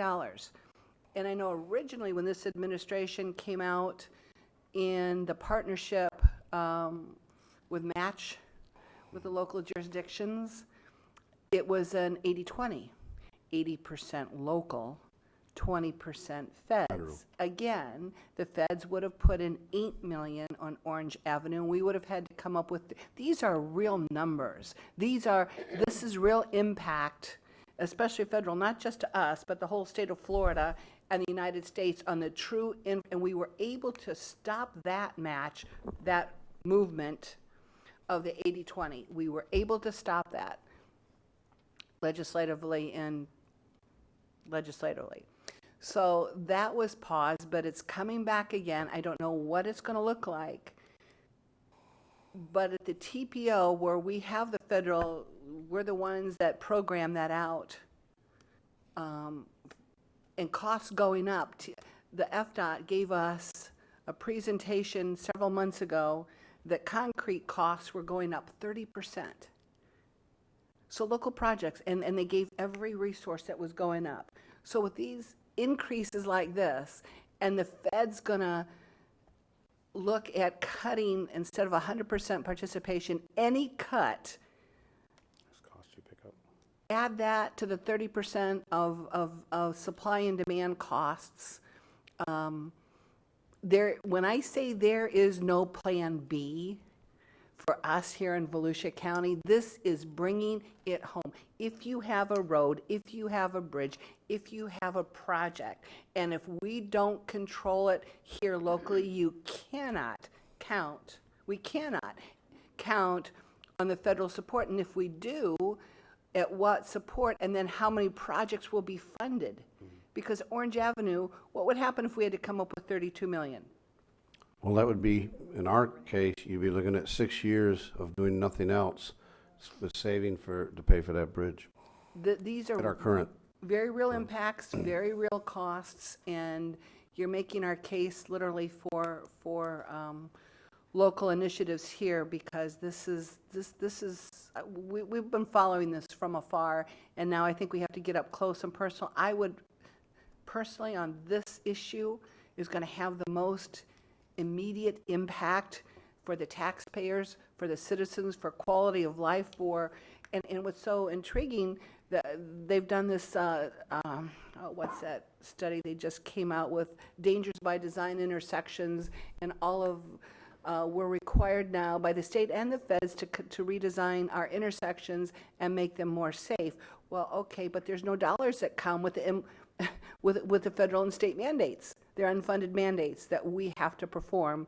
So with the cuts and increased costs coming everywhere, we are at a crisis moment in transportation at the federal and local level. Absolutely, this is a crisis moment, and I think this brings it home better than anything else. So if you would keep us, this council, with updates on how, Absolutely. especially the Highway Trust Fund and the FAST Act, where it is for appropriation, reappropriation, and anything we can do to help that process, make sure it happens.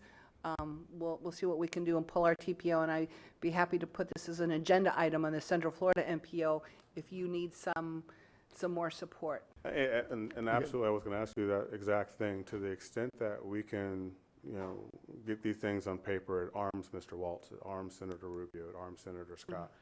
Members like to be able to, when they're arguing anything, be able to hold up. I've had members literally hold up pieces of blank paper that nobody knew was blank to wave it around. But this is real world stuff. Right.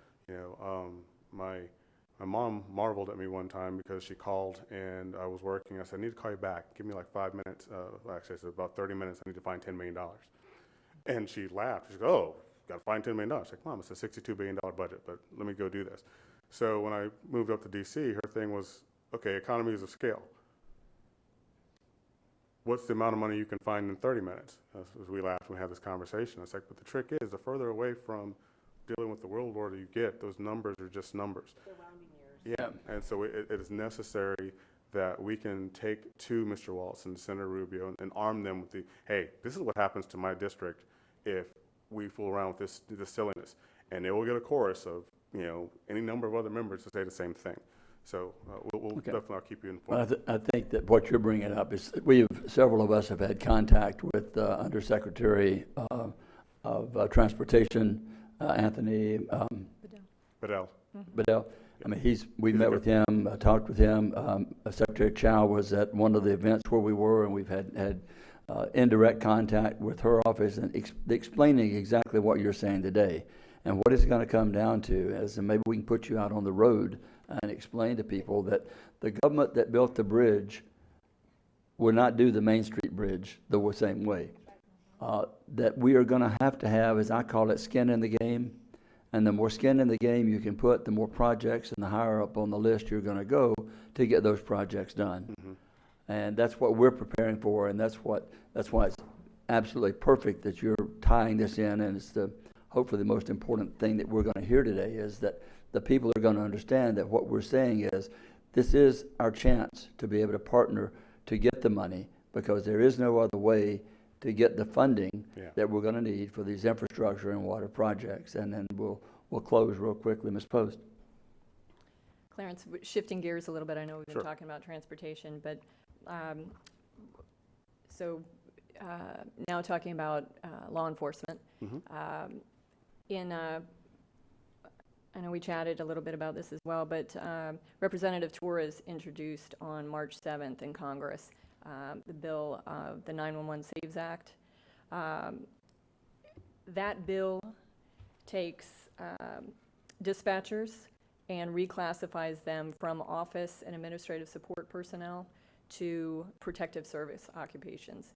And if anyone has ever met a dispatcher or worked with a dispatcher, I'm prior law enforcement, and I can tell you that dispatchers, I would almost say, and Councilman Johnson would probably agree with me, probably have more, or more apt to have PTSD than coming out on the road and being a detective as well, because they don't get the resolution on a lot of the calls. And but what I would like, Council, is if we can bring this back for discussion, possibly put it on the next agenda item to present either a letter of support or resolution for this bill, to send it up to Congress. I think that would probably be, Let's bring that back up in members' comments where we can discuss it, so we can move on with the rest of the agenda. Okay, well, we will work on this. Yeah. Yeah. Okay, thank you very much. John, thank you, and for everything. Thank you for what you're doing. We've had more input from you in the last 45 minutes than we've had from our... Anyway, I won't even say anything. I'll just let the people guess what I was going to say. Thank you, sir. Have a good one. Joanne Magley. Well, not Joanne Magley. Captain Wonderful. No. Good morning, council members. Kevin Captain on behalf of Joanne Magley in the Community Information Division. Thanks for the opportunity to give you a heads up on the upcoming events for March and April. For March, Volusia County is participating in the News Journal hosted town halls running March 19th to the 27th. The town halls are designed to provide the public with the opportunity to learn more information about the proposed sales tax. The dates, times, and locations are in your packet. For April, the Volusia County Public Library System will host almost 100 financial programs in recognition of Money Smart Week, running March 30th through April 6th. These are free programs that address a variety of topics, including investing, retirement, credit, debt, and savings. For more information, visit volusialibrary.org. The Marine Science Center is hosting the 17th Annual Turtle Day on Saturday, April 6th. Turtle Day provides the public with some close encounters with endangered sea turtles and other marine life.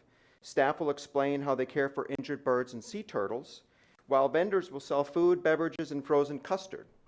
Exhibitors from regional conservation organizations will provide information on projects throughout the area, and there will also be face painting, crafts, and live music. That's also a free event. Presented by the Daytona Beach International Airport, the Daytona Tortugas upcoming weekend is scheduled for April 4th to the 6th.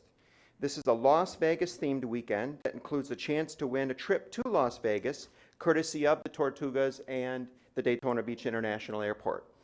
The 2019 season will mark the 100th anniversary for the Florida State League. The St. John's River Cleanup event is Saturday, April 13th. Organizations or environmental groups, businesses, and individuals are encouraged to join in the effort to remove trash and debris from the St. John's River.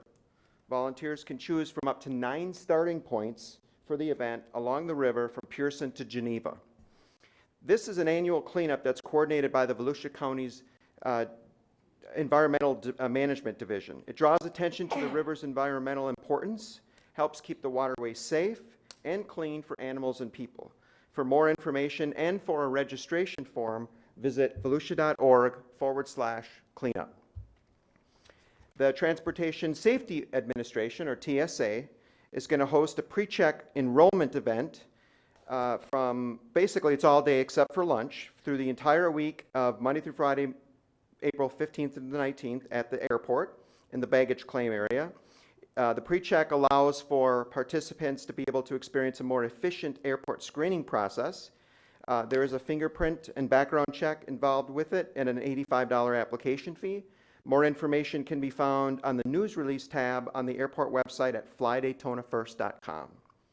And lastly, for April, the Volusia County Parks, Recreation, and Culture Division and the state's Historic Preservation Board will unveil 2 Florida historical markers at the historic Volusia County Courthouse. The state marker program is designed to raise awareness of Florida's rich cultural history and to enhance the enjoyment of our historic sites by residents and tourists. When it was completed in 1929, the historic courthouse was described as, quote, one of the most beautiful county administration buildings in the South, end quote. In 1987, the courthouse was listed on the National Register of Historic Places as part of the Downtown DeLand Historic District. So those are some exciting events for March and April. Looking forward to more participation. Thanks, Kevin. Ms. Post. Oops, that's still on from earlier. Okay. Thank you very much. Thank you. Thank you. We'll move to item 6. This is a public hearing, and Mr. Irvin will give us the staff report. Good morning. Claire, I'm Director of Growth and Resource Management. Today is the hearing on a rezoning case for 1815 and 1825 Kicklighter Road near the city of Lake Helen. This is dealing with property. It currently has a zoning of A1 and A2. It's going to be rezoned to A4. This item has been continued since October 2018. Prior to that, it did go to the PLDRC in August of 2018 with a staff recommendation of approval. At the PLDRC, there were numerous residents who were concerned that the rezoning of the 74 acres, as was included in the original application, increased the densities and intensities of the residential uses out there beyond what could be handled. They identified specifically concerns with stormwater and traffic issues. The applicant at that meeting indicated that he would amend his request and remove 34 acres and reduce the size of the request of the rezoning from 74 to 40 acres. The 40 acres are located generally southwest, and I'll be able to give you a little bit better detail. The map in front of you is on page 610 and 624 of your agenda packet. The one on page 624 shows the original 74-acre request. The one on 610 shows you the amended request. So as you can see, what they've done is they've taken the central and northeast portion of the property, removed it from the request, and the remaining 40 acres is what is being requested to change from the A1 and A2 to the A4. Many of the parcels out there do not meet the minimum requirements of the A1 zoning out there, and one of those is included with this request. The other parcels are generally consistent with the rural land use as assigned to it by our adopted future land use map and our comprehensive plan. After hearing public comment and hearing from the applicant where there was an amended request, the PLDRC unanimously recommended approval of the rezoning. We have not brought it forward for final action because we were waiting for an outcome of a survey issue. The Shady Rest plat, which was created probably at the turn of the century, has some errors in it that need to be resolved in regards to property ownership and those types of things. We are able to go forward with a lot and block description of the property in order to meet the zoning. So the applicant has requested for us to go ahead and proceed on with the rezoning, and that they will work through the survey issues and bring that back. Because one of the related items that's not on the agenda is a request to vacate the Shady Rest subdivision plat.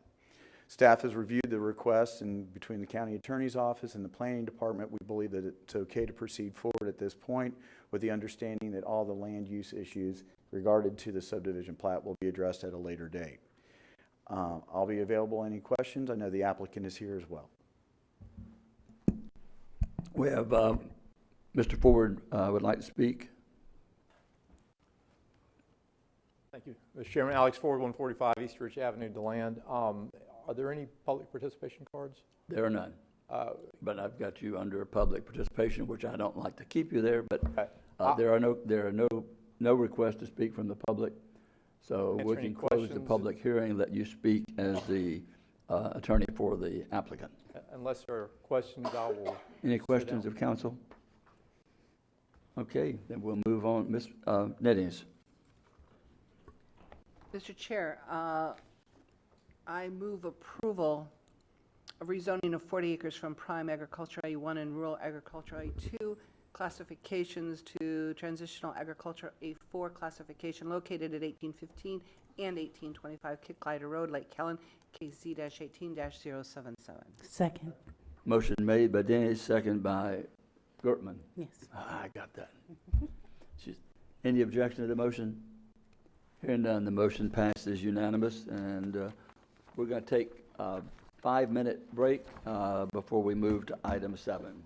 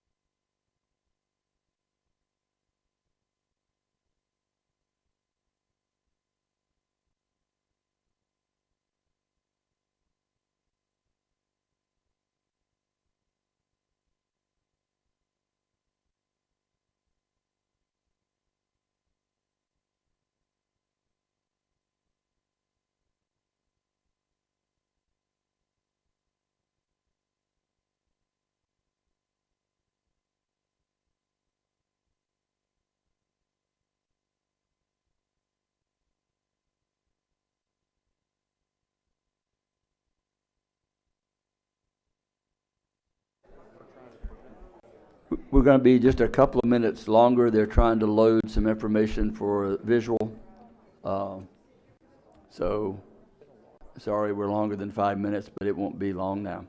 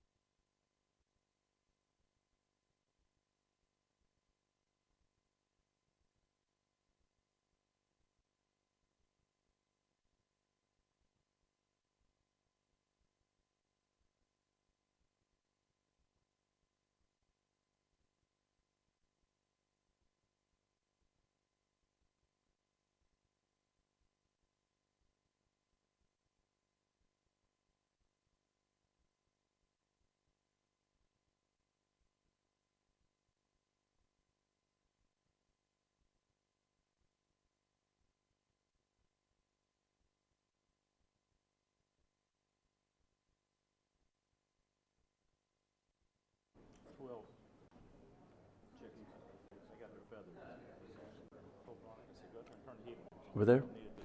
Okay, we are ready to start the meeting, reconvene. Ms. Denny is here somewhere, I'm sure. Ms. Wheeler?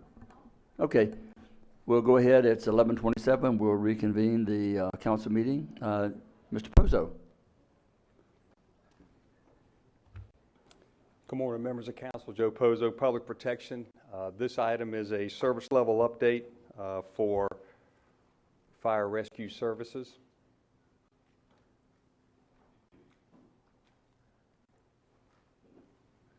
I'm sorry, I got a little ahead of you, Sue. Okay, so what I'd like to do today is just do this update. And there are three pieces as we get a little further into the presentation that we are seeking, fire rescue is seeking direction from council on. And it does involve, two of the items involve funding.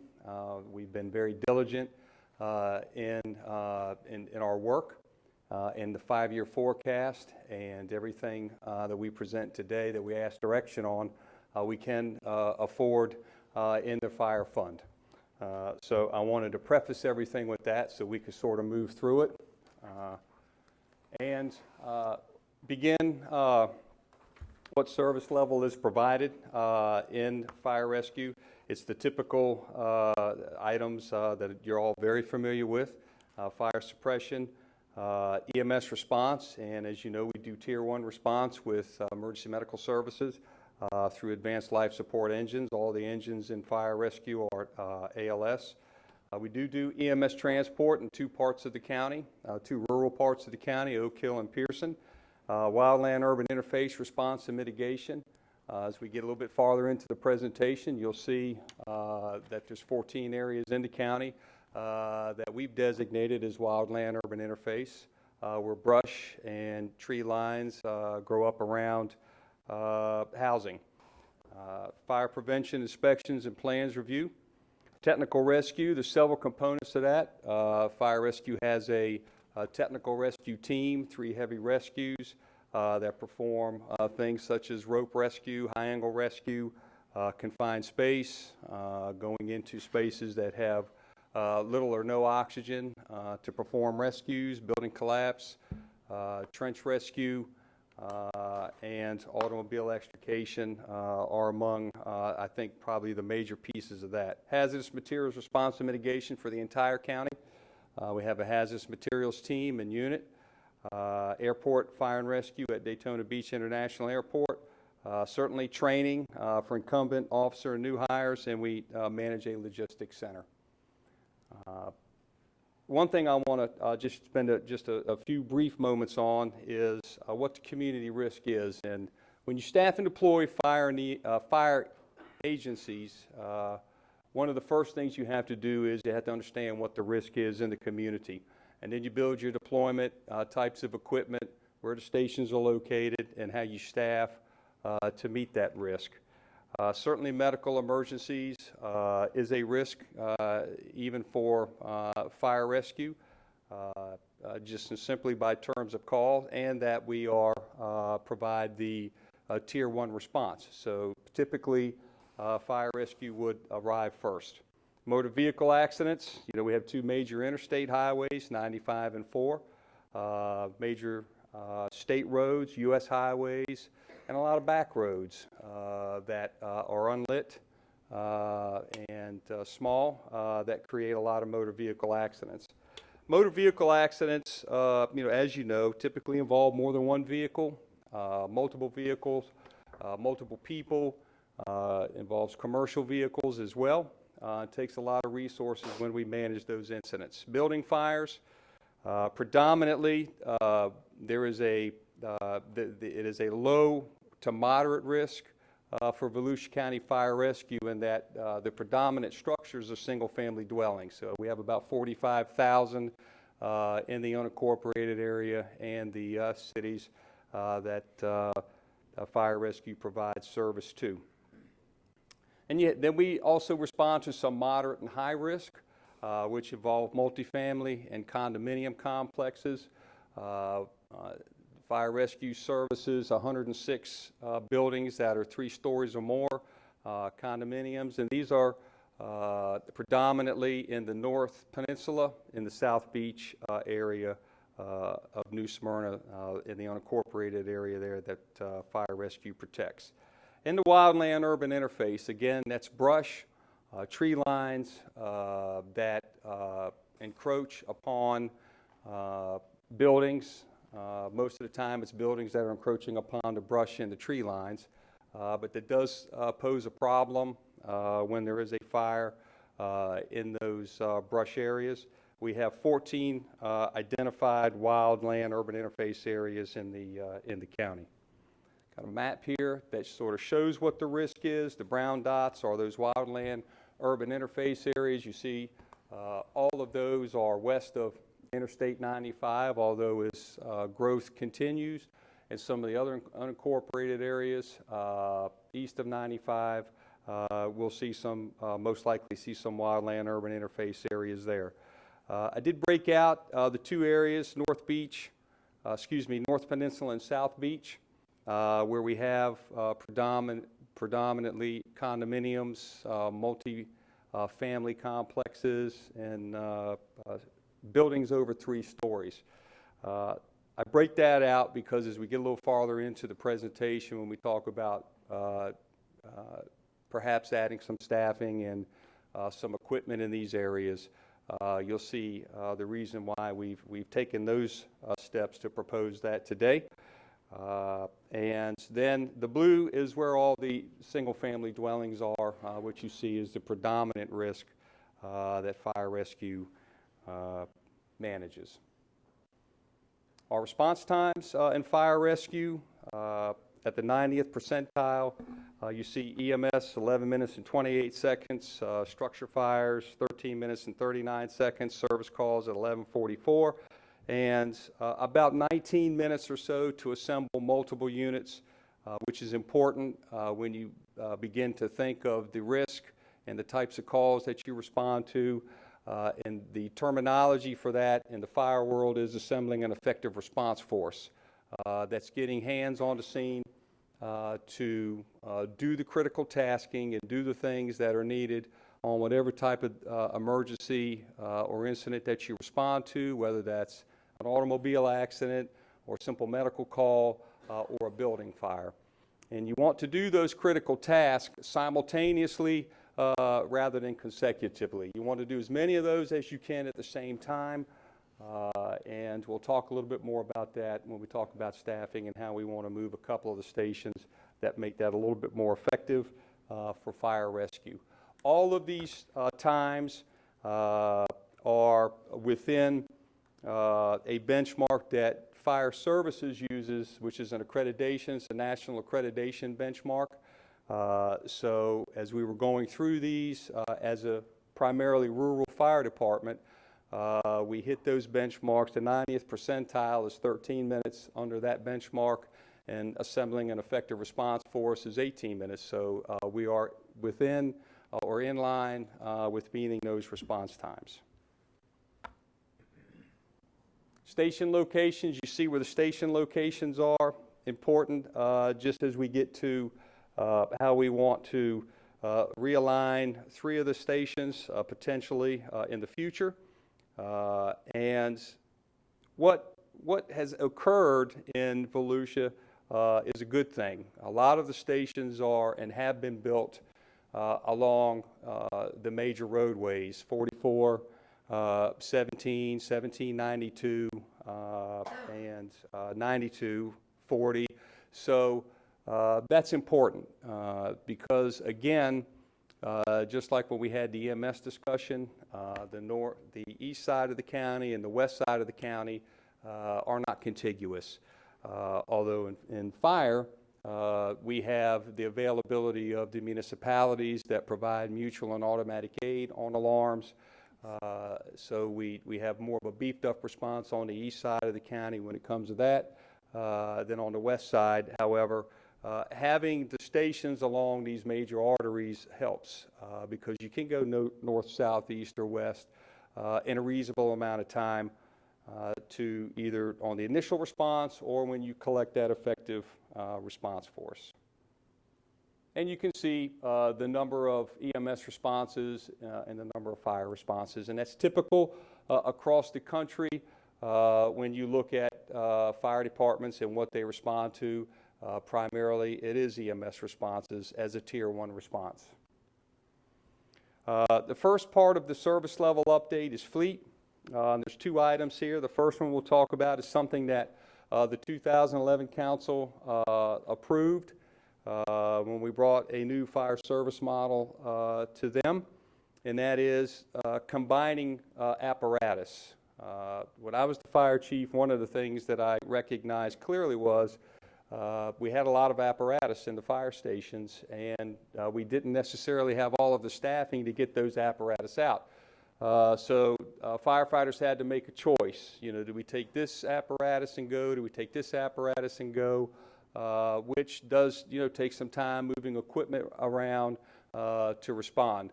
So one of the things that we implemented at that time was combining apparatus.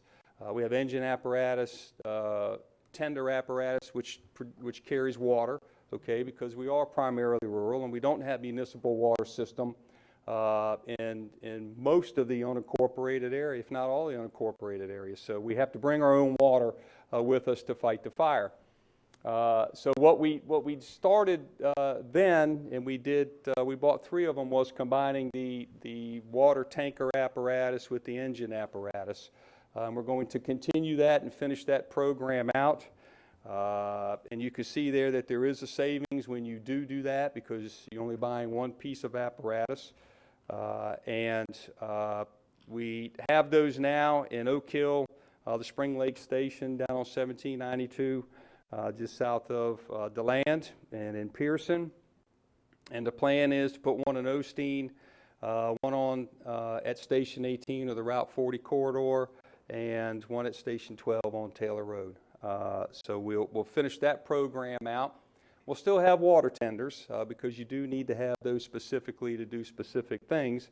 However, we'll finish that out, and we do have We have a very good fleet plan that fire has managed very diligently through the years, and we can continue this program. Along with the fleet, you saw the risk, and in both the North Peninsula and South Beach, we have elevated buildings. And we put a 65-foot telesquirt at the North Peninsula back in 2012 to manage that risk. And we are going to, I believe it's next year, get a 75-foot aerial device that also has engine company capabilities, so it carries water, has a pump and hose, and it also has the 75-foot aerial device to get to those multifamily condominium complexes at South Beach to either A, put water on the fire from an elevated position, or two, effect a rescue when the firefighters get there. Because typically in those, a lot of times, you find people on balconies and places such as that. This is a much easier way to effect that rescue. And we do have funding in the apparatus plan to do that, to do this. We've moved some things around to make this happen. So we don't have any issue putting this plan into place. Staffing. We are asking for your direction on this to increase staffing. It would be 9 positions. We do have funding available in the Fire Rescue Fund to do this.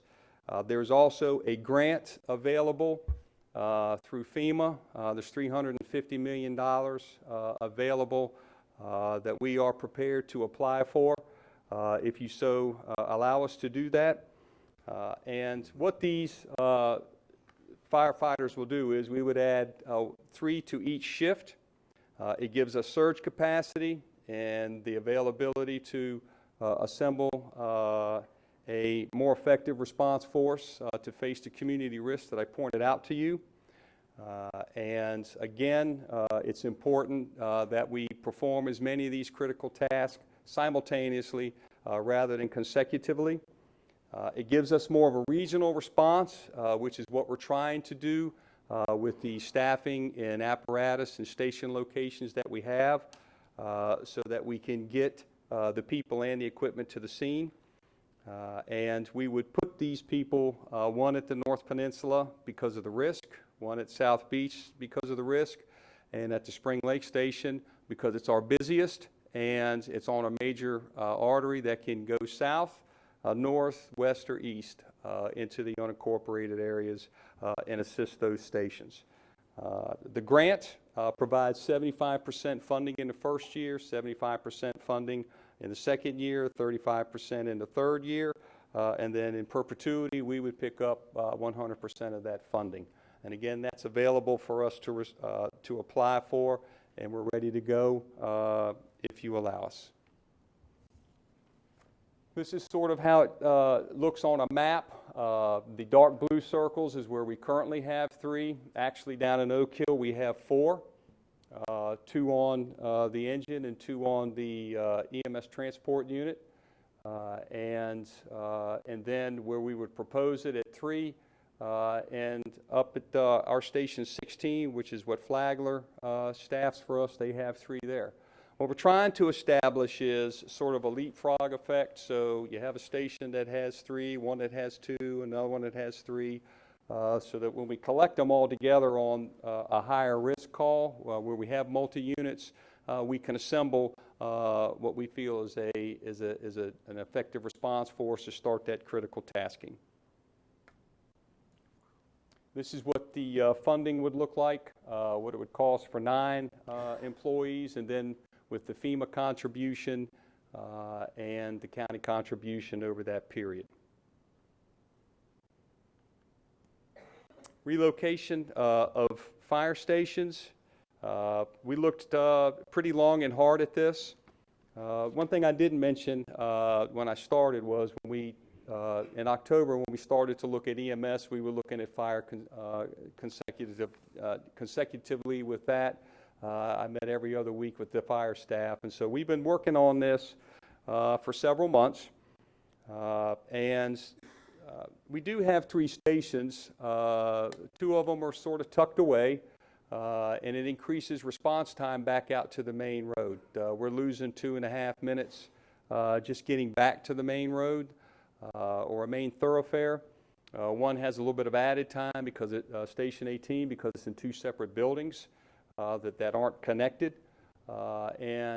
Station 23 in Turnbull, that really, the incorporated areas are collapsing around that station. So, we have to plan on that, but we also have another need for the people in the equipment. So this just sort of spells out what we're trying to do.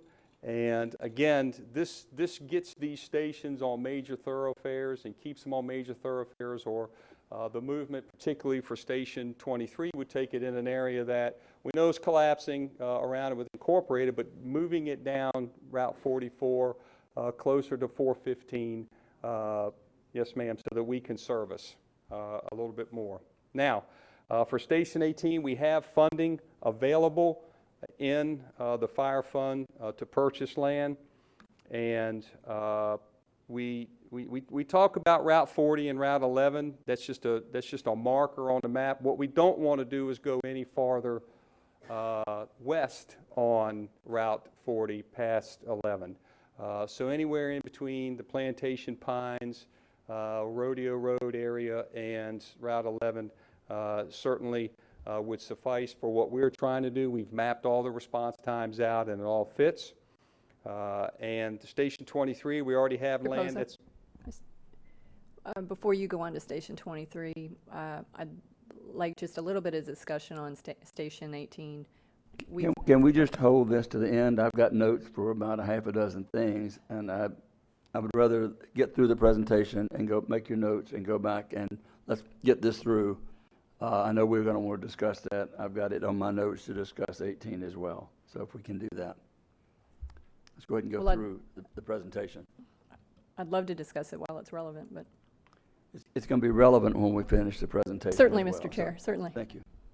Yes, sir. Station 83, we do have land that's been assigned to fire rescue. It's just east of State Route 415. It's 9 acres. And fire rescue feels that will suffice. And the Station 15 relocation, when they built the training center, it was built for a training center. That apparatus bay there was to store training equipment. And now the firefighters are what was really a storage area and a maintenance area. And it does, it's 2.5 minutes to get back to 92. So this gives us, we think, and it fits nicely into what we already have in place, which is fire stations near major roadways. So they have better access to the incidents that they respond to and to respond together. And it gives us this regional approach that we're trying to get to in fire rescue services. Of course, there is a cost, and we would like direction on this. We would phase this in over 6 to 8 years. We do have funding available now to start design and engineering for one station, and then in 1920, and then construction in 2021. And then certainly what we would do is evaluate as we get to, the end of the construction, the 5-year forecast. Again, fire rescue has done a really good job, an excellent job, in fact, managing the fire fund, the reserves, and putting money away for known capital expenses. And I just can't say enough about that, which makes this presentation much easier because we have planned for these things. And again, when we finish the second station, as we go out, then we'll evaluate the 5-year forecast again. We'll use impact fee funding, set aside unappropriated fund balance each year to make these things happen. And the cost in today's cost, and we know that we have to plan on certainly those going up, is about $3.7, $3.8 million per station. As we go forward and we get into these other stations, we may see a need to expand them a little bit. With square footage, we're at an additional apparatus bay depending on what the need is at the time. And certainly, we would include space for EMS deployment out of all of these because of where we're putting them. And it just makes sense to do that because as we discussed in our more rural areas, we potentially will go to a more static base deployment for EMS as opposed to the dynamic deployment. So we've included that as well in our planning. The last thing we would like is to come back to you with a plan for fire prevention permitting and a fee schedule. Neither one of those are new to fire departments across the country that do fire prevention work. We do enforce the Florida Fire Prevention Code, and through that code we do have the authority to require permits for certain operations as far as construction, new construction, alterations to existing construction, fire protection system review and approval and an inspection thereof, certain operations, storage, all of those require permits. And when you permit that, what that does is you are sending an inspector out to make sure that what the owner says that they are storing, they actually are storing it properly and the sprinkler system has been installed correctly so that you have no life safety issues once you get a final inspection. And that really is what that's all about. And I gave you a list of cities and counties that are contiguous with Volusia that have this in place. All we're looking for there is direction to come back to you with a permit schedule for your approval. Summary page just gives us the added cost. I know you've studied that, and the 5-year forecast that shows what we can afford even without, if we didn't get the FEMA grant on the staffing. And then, as we forecast the revenues and the reserves, we maintain a healthy reserve as well with what I've proposed here for you today. I'll take any questions, or the fire chief can answer any questions you may have. Okay, Ms. Post. Mr. Pozo, what is the final date for the FEMA grant? Do you know that by chance? The 22nd of March. So I wanted to point that out and just say that you are ready and capable of submitting that grant immediately. Yes, ma'am, it's ready to go. To ensure that it is in Ready to before the go. deadline. Okay. The other thing is, I noticed you said, actually, you mentioned that this assessment and addressing of the fire service has been going on for several months. Yes, ma'am. And that you have met in various committees, you've met with various personnel, that this has been an ongoing thing for several months to really assess the fire services. A number of things have come to your attention, and we are now assessing them, or addressing them, I'm sorry. And one of the things I noted was we currently have 6 out of 19 of the stations that have staffing of 3. My understanding is that 2 is very, very minimal, especially when you have 1 driver responding to any call, really. And the 9 personnel is an excellent start. This is a start to the process, and I want to be sure that everybody understands this, that this is not, here you go, poof, we are now done with assessing of the system and ensuring that we're providing a more effective response force for the citizens. And so I'm very happy about that. But the 9 personnel will bring at least 3 more of those. How many more stations up to date? How many more?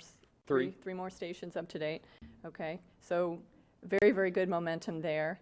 And I also wanted to reiterate what you said is that moving forward in the future, your focus is that all stations, or most stations, will include the space for the Volusia County EMS deployment. So looking at more static deployment, there's been much conversation about EMS, and obviously with the assessing of that on the side, this is a great opportunity to move them both towards providing the best service for the citizens. So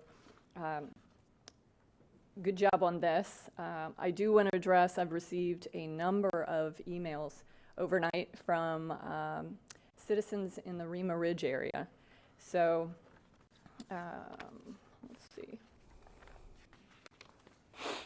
When we're talking about Station 18, the relocation, on one of the maps it shows, if you could put 13 up. On one of the maps it has proposed Station 18 new location.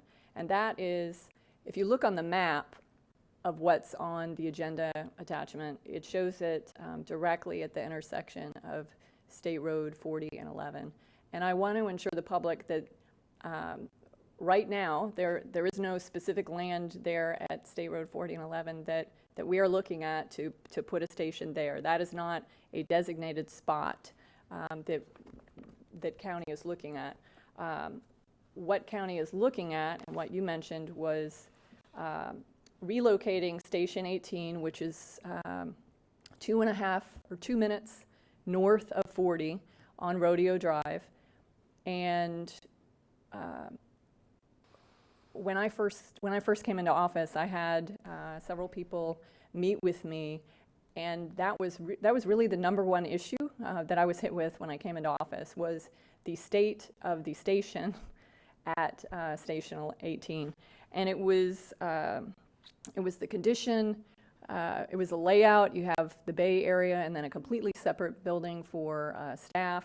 And then also the staffing, that it wasn't typically staffed, and so no one was there some of the times. So that was the first issue that was brought to my attention in this role. And so very evident that Station 18 needed to be looked at, and we've had many conversations about this station. We are now saying, okay, Station 18 needs to be assessed and addressed, and so it makes sense when we're looking at the regional response that we bring 18 down to the major artery onto State Road 40 somewhere. The concern that I've gotten in several emails overnight was, first of all, oh no, you're moving the station. But it makes sense, and I will stand by the decision. We've had many conversations. I will absolutely stand by the decision that having it up at the north end of Rodeo just doesn't make response sense. It's not efficient, and when we're looking at, on a broad scale, really revamping and moving us forward, it doesn't make sense to build a new station up there, which, by the way, is actually in Flagler County. And we have that agreement with them. So I absolutely stand by the decision to move that station. The other point I want to make, which was brought up by a number of citizens, is the fact that everyone's worried that it's going to be 5 miles west. And we did the math last night. It's 5 miles from Rodeo and 40 to State Road 11 and 40. But you'll notice, I want everybody to look at that circle up there. It's really the general circle circumference area that a station could go in for adequate response. So, this is an FY, when is it being built, Joe? We would, 1920? We've proposed to do the design next budget year and then start construction the following budget year. Okay, so this is going to be a process, and this is just direction. So the direction is to allow fire to move the location of that station onto the major artery, the major corridor.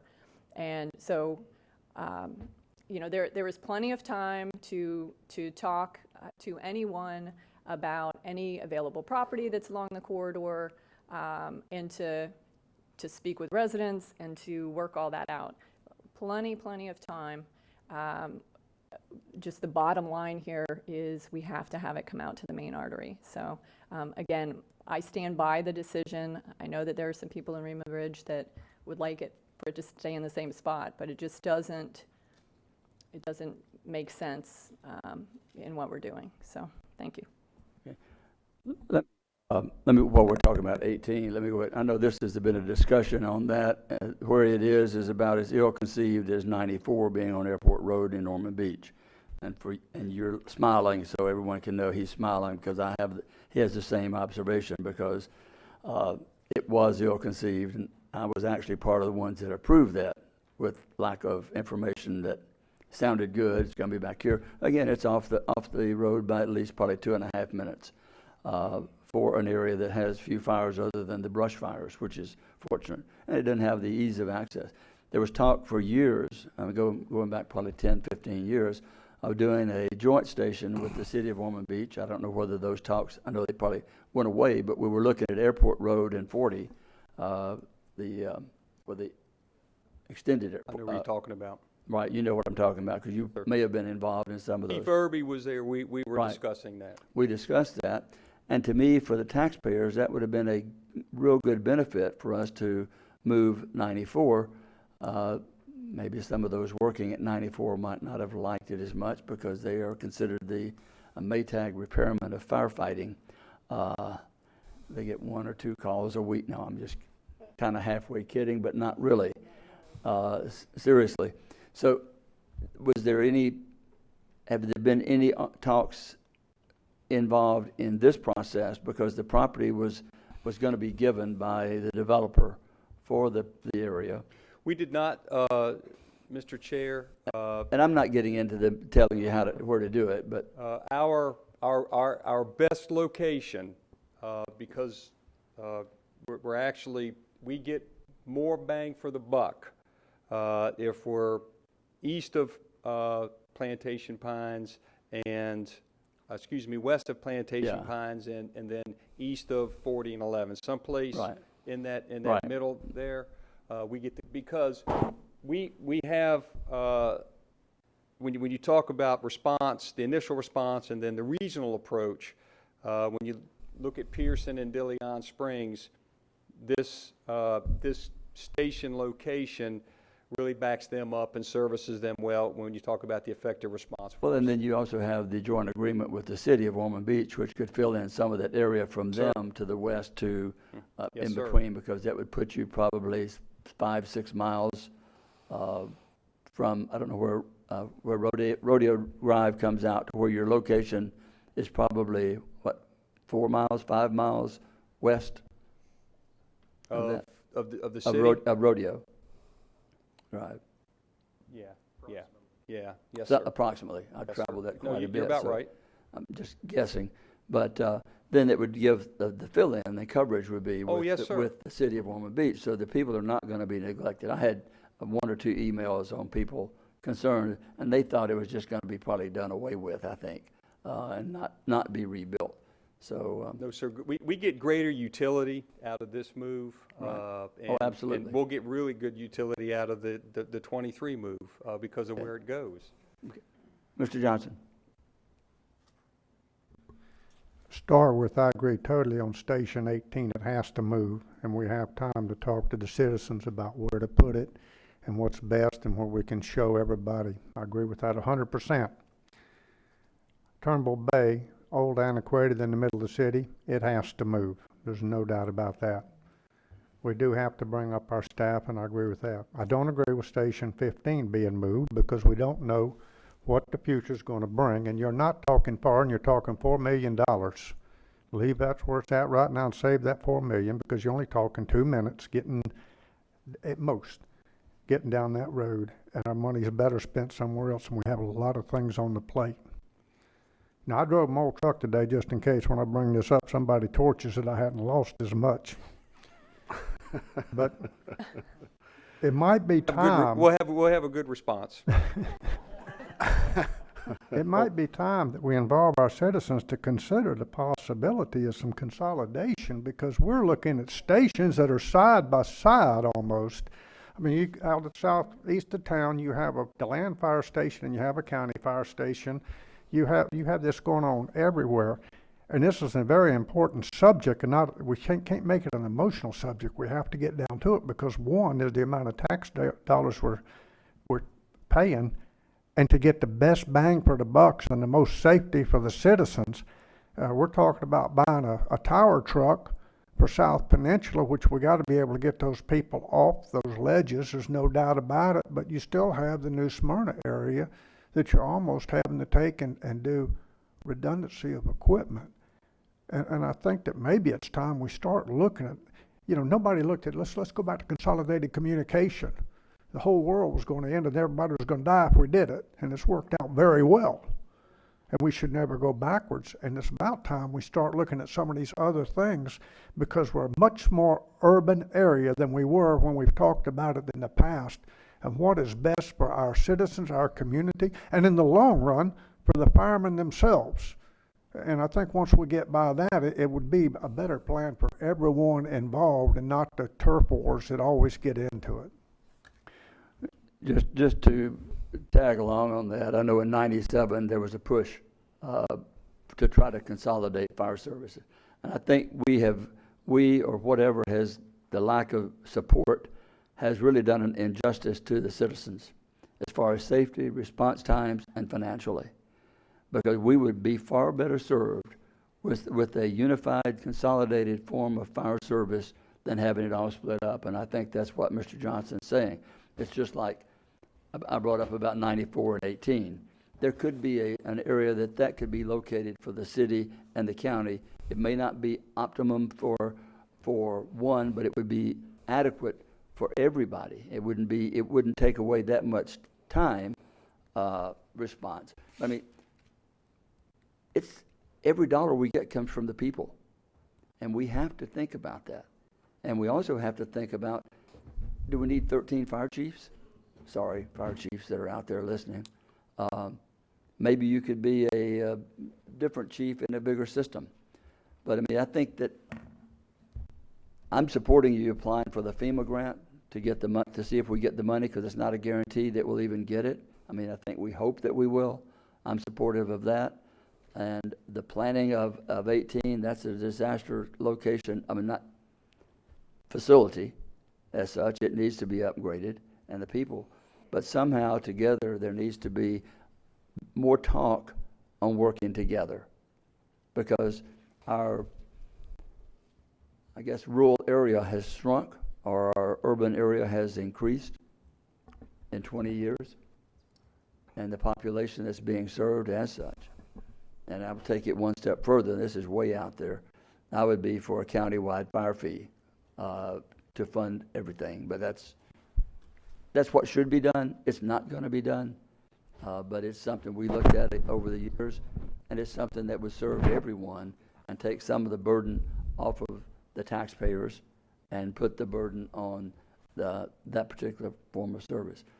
I think you've done a great deal of work on this. It's something that was brought to the forefront, but it's not something that's been kicked down the road and probably neglected over the years.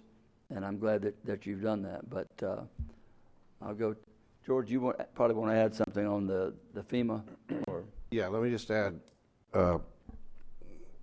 everything you're saying I think is right in line with, in terms of what we're trying to do here today is build a spine network in the unincorporated area. And these areas are areas that are likely going to remain unincorporated for possibly forever. So everything we've lined up is with a lot of what you just talked about in mind, that, we're in these urban areas. We don't know how long we will be in those urban areas. Some of them will be annexed. And then, on the subject of consolidation, I think the county's trying to take a leadership role. These guys have done a great job. They've, like I say, they've saved money. A little bit background. Several years ago, when they were in more of a financial pinch, we did have to raise the millage a little bit, but we committed at the time to do exactly what they did, which was manage their money and build up some reserves and be in a position where they can do this. And I think that also sends a signal to the cities that we're serious, because in the past we haven't always been treated that way. And this will allow us, as Joe said, mutual aid agreements. We sometimes get left on the outside because we don't necessarily staff the way they do. By showing a commitment to bringing our stations, especially in these key locations like we've talked about, should end that argument, and that's another step towards working together. We're committed, and I think if you will give us direction today to at least proceed with the plan, as we pointed out, like we'll be reviewing, so 18, if you've all agreed, and which I believe you have, I mean, that stays in place. 23 would probably come next anyway. We can talk about 15 as we analyze going forward, and any of these could be subject to an agreement with the cities, which we're committed to continue working on. But just in the past, I think we've not been treated maybe seriously. But if we have this thing, what we have today, a nice plan, you've got money to it, it's in their fund, it's a separate fund. So what we're really just seeking today is if you would give us direction to follow through with this plan. We'll also continue those discussions with the city with an eye towards working together, mutual aids, or maybe some consolidations in some areas where it would make sense. And I think that's the key. You're taking a step to try to be the ones to lead instead of the cities coming to us.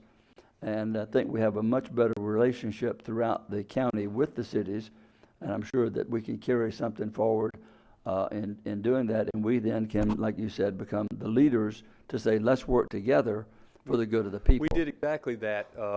The chief and I met with who is the chief now in Edgewater, because we don't have an agreement with them, an automatic aid agreement. So we took a step to meet with him a couple of months ago, and we hope at some point in the next 60 days to bring to you an automatic aid agreement with Edgewater, which is something that we haven't had. So we are trying to do as much of that as we can. Okay. The 9 people that are going to be added, were any of those going to be at the 3 stations that you're talking about?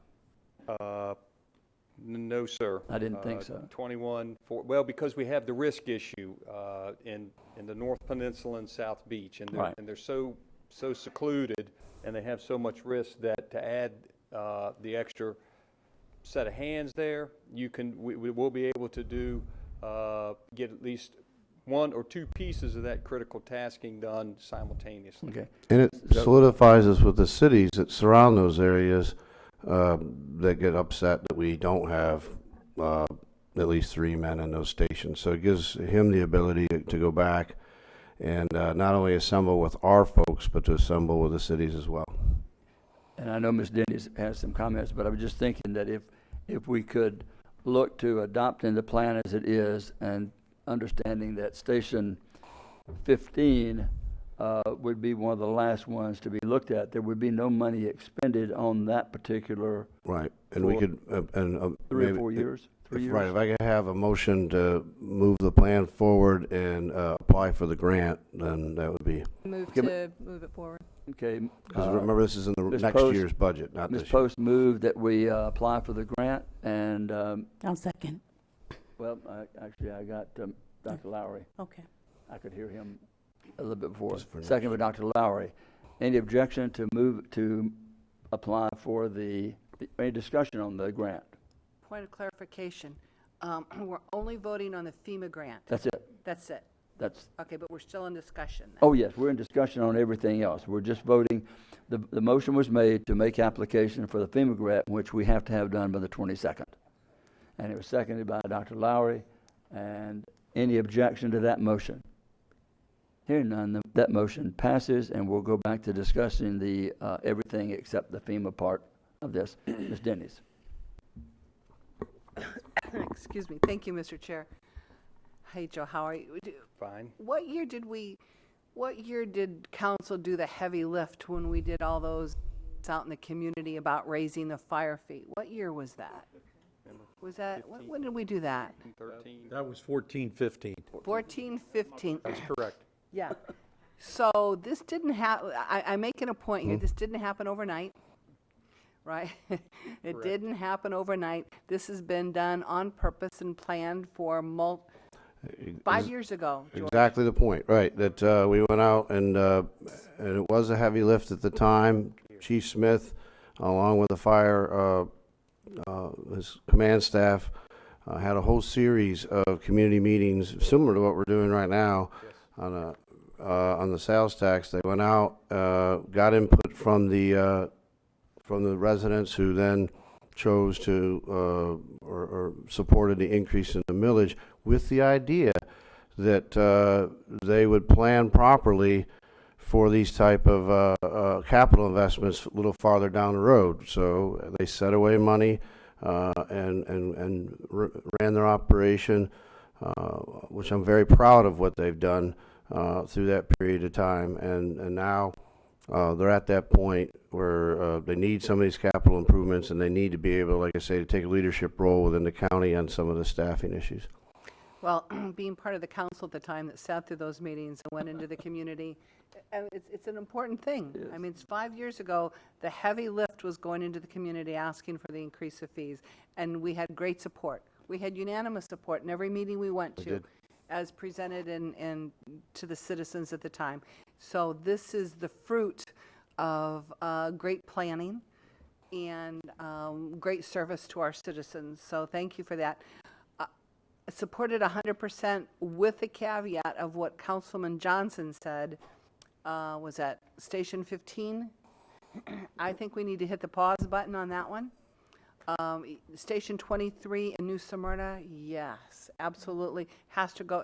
As you can see, everything's going west as far as the rural piece and the municipalities and annexation, which we wholeheartedly support, and get rid of some of those enclaves for our service level. You want to help service levels in the funding? Let's work on enclaves, George. That's a word nobody wants to talk about, but our service areas with enclaves and It's would definitely help. an issue, and we do work with some cities now, and that's something that will probably be coming back periodically on those type of arrangements. Well, I'm open to that, and I think this is a really great plan, except the pause on 15. I think we really Is that in need the to form take of a look. motion? Yes, it is. I will second that. Let's just a minute, just a minute, Ben. Ben, just a minute. We have a motion to approve the, I didn't get the second. We have a motion and a second to approve the plan with a pause on moving forward on Station 15. In other words, I want the motion to state that we have, go forward with Station 23 3 and 18. and 18, with, to bring, not just pause, and then Staffing. just those two. I'm just going to say those two. Is staffing included? No, the staffing's included. We only thing the motion includes is that we're going to go through with everything that's presented, with the exception of moving forward on Station 23. Is that understood? 15. 15, sorry. 23 and 18 go. That'll work. And the presentation that we have, this is just direction on that. And the direction is that you don't move forward on 15 Correct. at this time, right? That's good. Yes, Okay. that's good. Motion's made and seconded by Wheeler, made by Denny's. Any further discussion on it? Any objection to the motion? Hearing none, the motion passes unanimous. And thank you for all the hard work. Yes, Thank you very Chief. much. About the permit and the That's all fee included. process. It's all included, Thank you. Thank you very much. unless you want us to discuss that again. No, sir. no. Okay, I thought we'd just, No. okay, we'll move to, yeah, I know, what are we gonna do? No.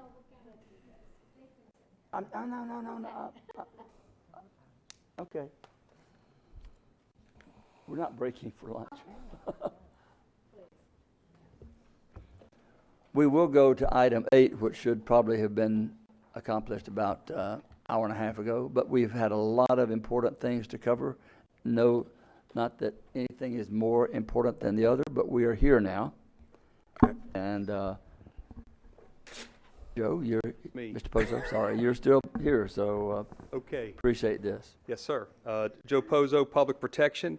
A few months back, Public Protection staff was approached about animal abuse and placement of animals in homes by businesses, private entities, and just family members.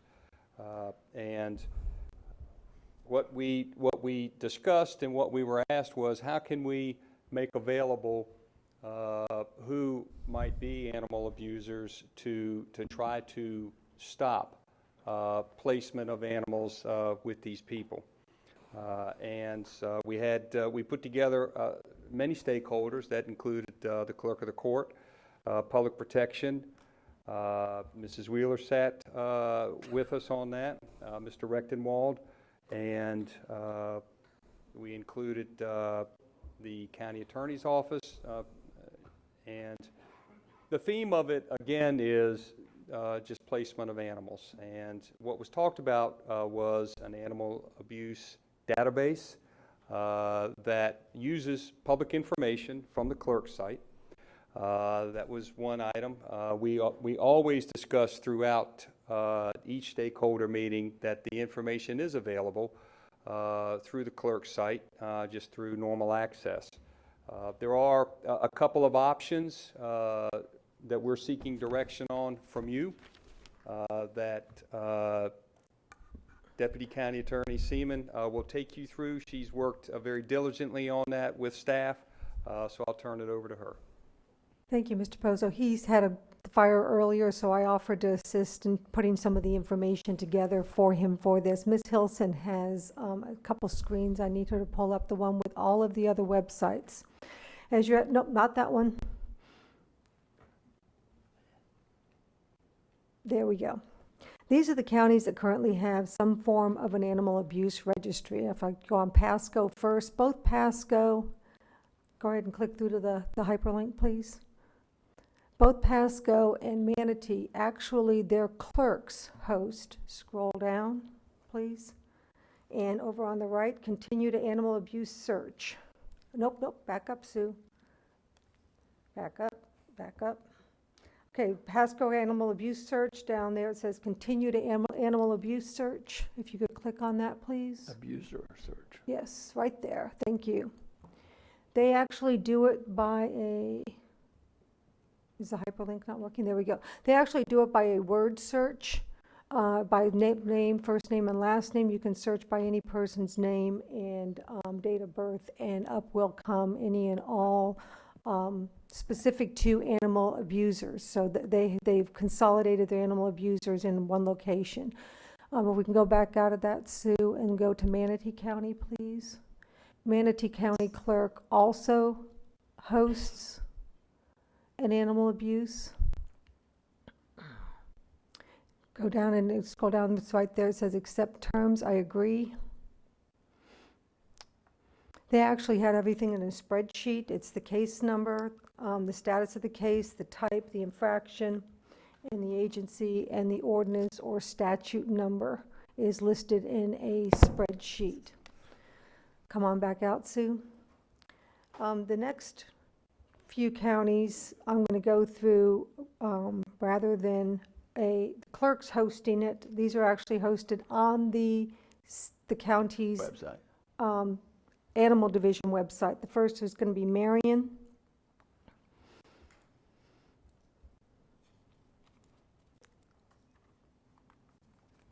And some of these just take a little bit to load. We tried to make it fast, but it's their websites, not our system. There we go.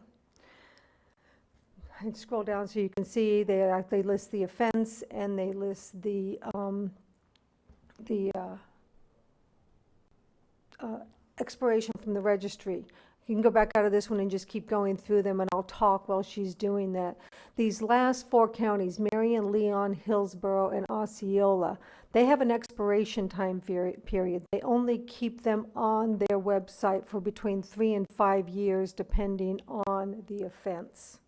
and keep scrolling down, and Leon goes a little bit further.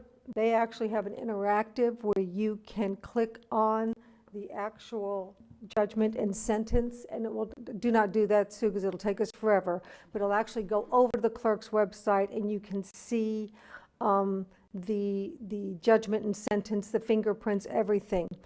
We have in our audience Kim Westbury, who's our IT director, and Greg Leday, who worked on some of the demos you're going to see in a few minutes. If you have questions about this, they can answer it, but they do not recommend that extra step because making it ADA compatible is extremely difficult.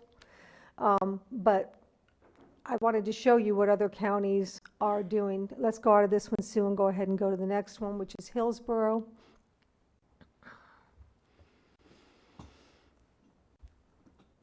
They too show the mugshot, the offense, and the address of the person. One of the concerns that we had from our office is the identifiers. We do not want to misidentify somebody, and just having the person's name and birth date can misidentify. I had Mr. Leday pull the last 5 years of animal abuse from the clerk's website for us to see as a demo. And in that information, there was a name that I recognized from when I was in high school. Same birth year, same name, same middle initial. And it had me wondering, is that the person that I knew when I was in high school? But there was no other identifier in that information for me to determine. No mugshot, no address. Now, I know addresses change, but the address would have been some beginning of an identifier. So at the very least, we recommend that if you do this, you have 3 identifiers, name, birth date, and either the mugshot or an address at the time of the offense, so that we can properly at least give some third identifier. Are you talking about in lieu of what Pasco does? Because Yes. Pasco is just nothing's there. Right, theirs was the name and the date of birth. You filled it in, and you get it. Right. I would recommend some third identifier to be there, Okay. especially because a number of years ago we had some litigation with the way we handled felons with our voters' registration cards. And in working with the NAACP on that issue, the experts were able to identify an issue that we were not aware of, and that in minority populations there is a more likelihood of there being same identical birth dates and names. And it's actually 3 to 4% have identical birth dates and names. And because of that, we changed the way we did our felon records, and I just don't think, based on that information, just 2 data points are appropriate. So let's go ahead and go to Osceola. Osceola's is the last. It's brand new. They just started in January, and they actually apologize on their website that they don't have any names up there yet, because they just started, and they're starting prospective. They're starting from any convictions January forward. And I hate that these things take so long to load.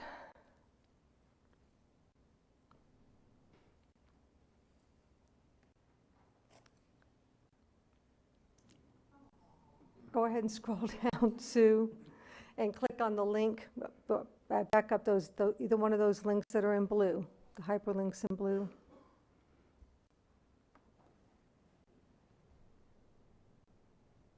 And they have nothing there yet. Oh. That's what you told us. But I just wanted to make sure everyone see.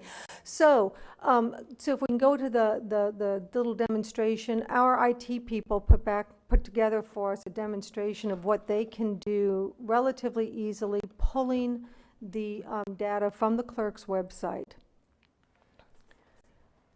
And let's go slide by slide. So this would be if we were to click to the next one, please. If we were to click to the clerk of the court's website to search records. Let's walk through it soon. Next slide. They would put a link on the left-hand side of the animal control page. Next slide. It'll include instructions for navigating the clerk's website. You would click to continue. You have to accept the clerk's terms and conditions. We can't bypass this page. We looked at the possibility. We can't do that, so you have to accept the clerk's terms and conditions. Go to the next page. 2. So what you're saying, we would direct Next page. from our website to Clerk of the Court's website. It's not coming up on my screen down here, but it's up on the screen up there. I touched it, didn't work. Not sure why, but the audience can see the screen, and I'm sorry, you're going to have to look up because it's not showing on our screens. It's similar to the process that I was showing you from Pasco County, where you would put in the name, and if you have it, the date of birth, you would submit, and that information would come up. Next page, please. And then you could actually look at each of the cases that had that person's name. The next possibility, okay, and you just walk through the clerk's website. The other option would be to actually put it on our website. Go ahead, Sue. Again, there would be a link on the left-hand side. And agree to the disclaimer. And the information would come up. Now, this is a demo that we pulled that included the mug shots. The IT staff indicates that they can pull the mug shots from the county jail system. They said that they can do an algorithm that will pull this together and could update on a regular basis for you, but you need to ask them if you have specific detailed questions. That's not my expertise. So I wanted to walk you through what the two possibilities are and what the other counties are, and then back to you, Mr. Chair, to lead it through a discussion. Just one question before, because we've got to make a decision on one of two things. It looks like, has the clerk of the courts, has she had any preferences on her side in your discussions or input? Excuse me, Mr. Chair, but I know when Laura has been involved and her staff has been involved in that, and it was kind of our understanding that it would be on the animal control site, which she was in agreement with that. And it's just such an easier process, pretty much a 2-click process and you're in. I know I have a hard time getting in through Laura's site and going through all of that. And, you know, I just want to make some comments here. Yeah, I was going to do that. I just wanted to clear that up because she's here. She's waited patiently. And my suggestion was exactly what you said, is it makes no sense unless she has a preference to direct it to her site when it can go, people that are going to be checking, they're going to go to Volusia County. Yeah. And have them sent as long as she didn't have preferences, and that's what I wanted to do before we could go forward. And now, her IT worked with our IT, and they pretty much figured out a way that it really would just be a much simpler process. And I can see her shaking her head. Thank you. Now can I go ahead? Yeah, we still have questions? Okay. No, I just wanted to clear that up. Yeah. Since she has been here. This is like giving birth. I'm so happy with this thing. But Deb Dorino and Commissioner Lois came before me many months ago, and we started talking about this. In case no one knows Deb Dorino, this is Ponce's Law. She worked hard. She's a warrior, and I do want her to come up and make a few comments, if that's okay, in regard to this, to add to some information. But she's been a warrior for the Ponce's Law, and in April the 5th of 18, Governor Scott signed that and made it a law. I was there for the signing of it in Ponce Inlet. Their chief was involved in this diligently, as he still is. This is hoping we can use this as a very quick tool for those animal shelters or whomever is out there getting rid of a pet to another person, a potential buyer or whatever.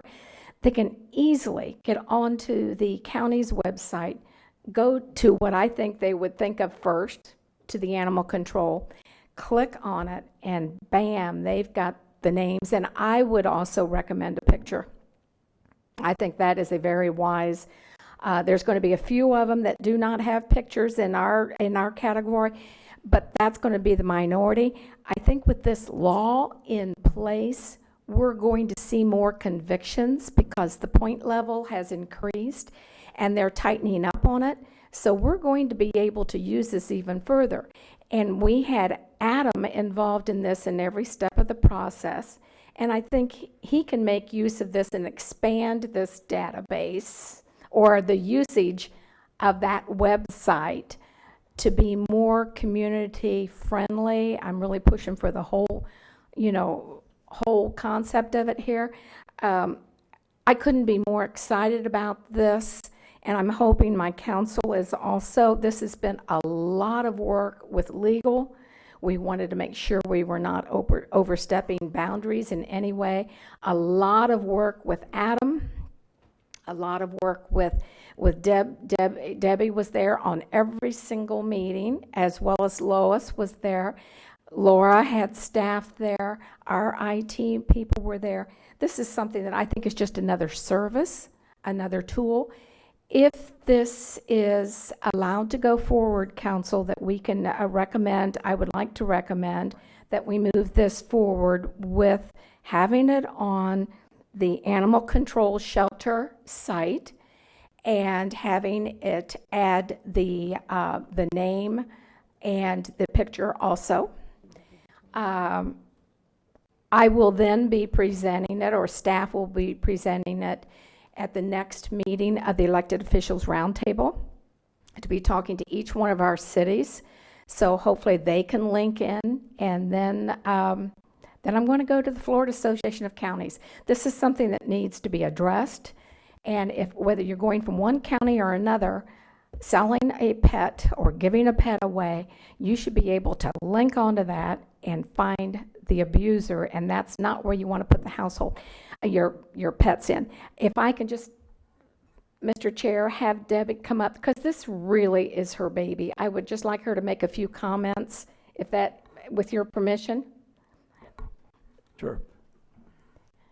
I've got other plans for her though, so. Yeah, well, I do too.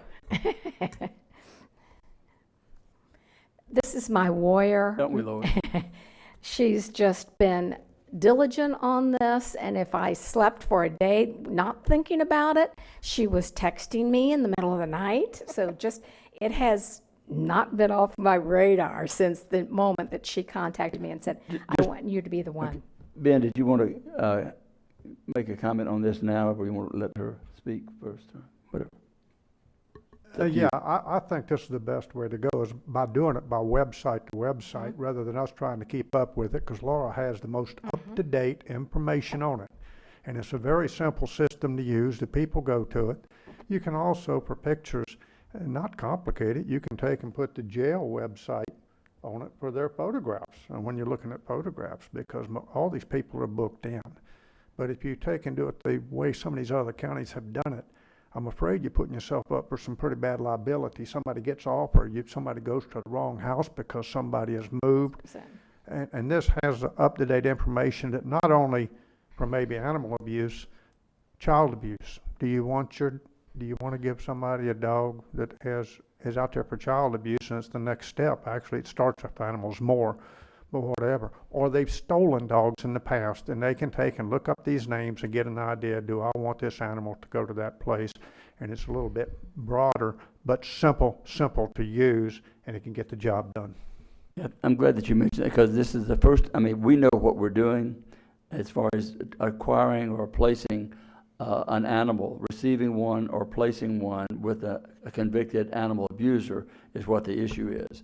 And I think probably the public, in listening to us, may not necessarily have picked up on that. But go ahead, and thank you for your tireless work. I know you and I spoke initially on this, and then fortunately you were able to, you were closer, wasn't a long distance phone call to Billy. So.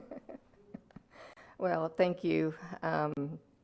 You've pretty much said what I wanted to say about where to look for that animal abuse database. The most common sense, sensible place would be on the county. Obviously, that's the reason we want it on the county, because it's a little too tedious to just have people go into the clerk's office and look on the website and go through all the steps that you have to go through to look for somebody.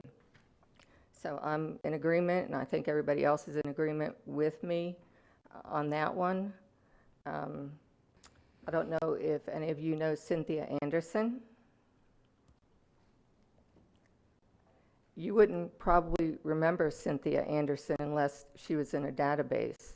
See, Cynthia Anderson drowned a 3-week-old puppy in a toilet in an airport in Nebraska. She is a part of Volusia County, lives in Volusia County. She's on probation.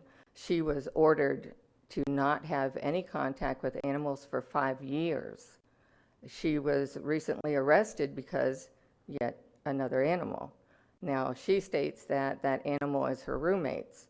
Well, if you drowned a puppy in a toilet, I'm going to probably not believe that sentence. But if it were true, this database is as simple as her roommate. Hey, I got a dog. Let's make sure my roommate's not, a convicted felon for some reason. You pull her up in the database, and there she is. Do I want my dog around her as a roommate? No. Ponce's law has the ability to ban animals from those that are convicted of abusing them. And I put it in there specifically because it is in no other statute in the state of Florida. And that is one more step to keep them out of the hands of abusers. And a lot of people said, well, how are you going to enforce that? How are we going to know that they were banned? And I said, well, yeah, let me think about that. And the database is the answer to that question. Is it foolproof? No, nothing's foolproof in life. But it is a resource tool to help. It helps animal control. It helps law enforcement. It helps our veterinarians. If somebody were to come to the vet with an injured dog that was a little out of the ordinary, the veterinarians can look them up in the database and say, oh, look at this. He's not even supposed to have an animal. Your rescues, the shelters, just your average person, maybe they have to rehome a pet because a parent died or an owner died. They can look in there before they adopt it out, because there's a lot of Craigslist dogs out there. And those are the most dangerous posts are on Craigslist. We know most of those Craigslist dogs go to baiting and other awful things. Rarely does it go to a good home. So it's good to have that. I just want to say that I've spoken to the rescues. I've spoken to the Humane Society, and they're all excited for that. Along with everybody in the audience waiting to hear about this is these guys with the cameras. They've been waiting all morning for this. They want to know. Have I talked to them in the past? Yes. They've been waiting for this day to report if you're going to approve this database. So I know each of you, for the most part, are animal lovers. I can't imagine you not wanting to take that extra step to help our animals. They're being abused and tortured in ways you have no idea. While you're sleeping, I'm up on the computer reading about it, trying to figure out what to do about it, how to stop it, reaching out to our state attorneys and, just government officials about it. I can tell you our local state attorney is excited about this. I have a lot of contacts there, and I can tell you they're waiting for the answer today from me as whether or not you're going to pass this. And let's do it the simplest way. Keep it on the county website. It's a 1-2 step, and you're there. Right. Well, we're going to find out very soon. Okay. Ms. Wheeler had asked me, she knew this was coming up, and she had asked that she could make the motion. There was a couple things that we do need to discuss with it, is whether it would include the photograph as well as, we need to think of how long to have them on that, and I think the recommendation was at 4, but do we want to look at 10? I don't know. I think 10 years I is think good, 10 and years, and that would be my recommendation, that 10 what, 10 what? 10 years that they are on the database. I'll tell you the reason for But that. I go ahead. Thank you, but let Yeah, us finish. okay. So we can get it adopted. That, yeah, I mean, they Go had ahead and different. go ahead and have a seat. Okay. Okay, thank you. Yeah, they were talking about different time frames of how long you keep them on there. Okay. And, Okay, let me go to Ms. yeah. Post. The intel and the information gathering is very, very important, and I can tell you from working in investigations, that is what helps to get things accomplished, and that's what helps to close cases and those kind of things. I'm so excited that this entire discussion between Ponce's Law and this, and I'm sure your continued efforts are really working on prosecution and conviction for animal abusers within our county area. And I'm sure you're aware that the legislation up in Tallahassee with the veterinarians not being liable for reporting suspected abuse to law enforcement just recently fell through. I'm sure you're on that like white on rice. And I look forward to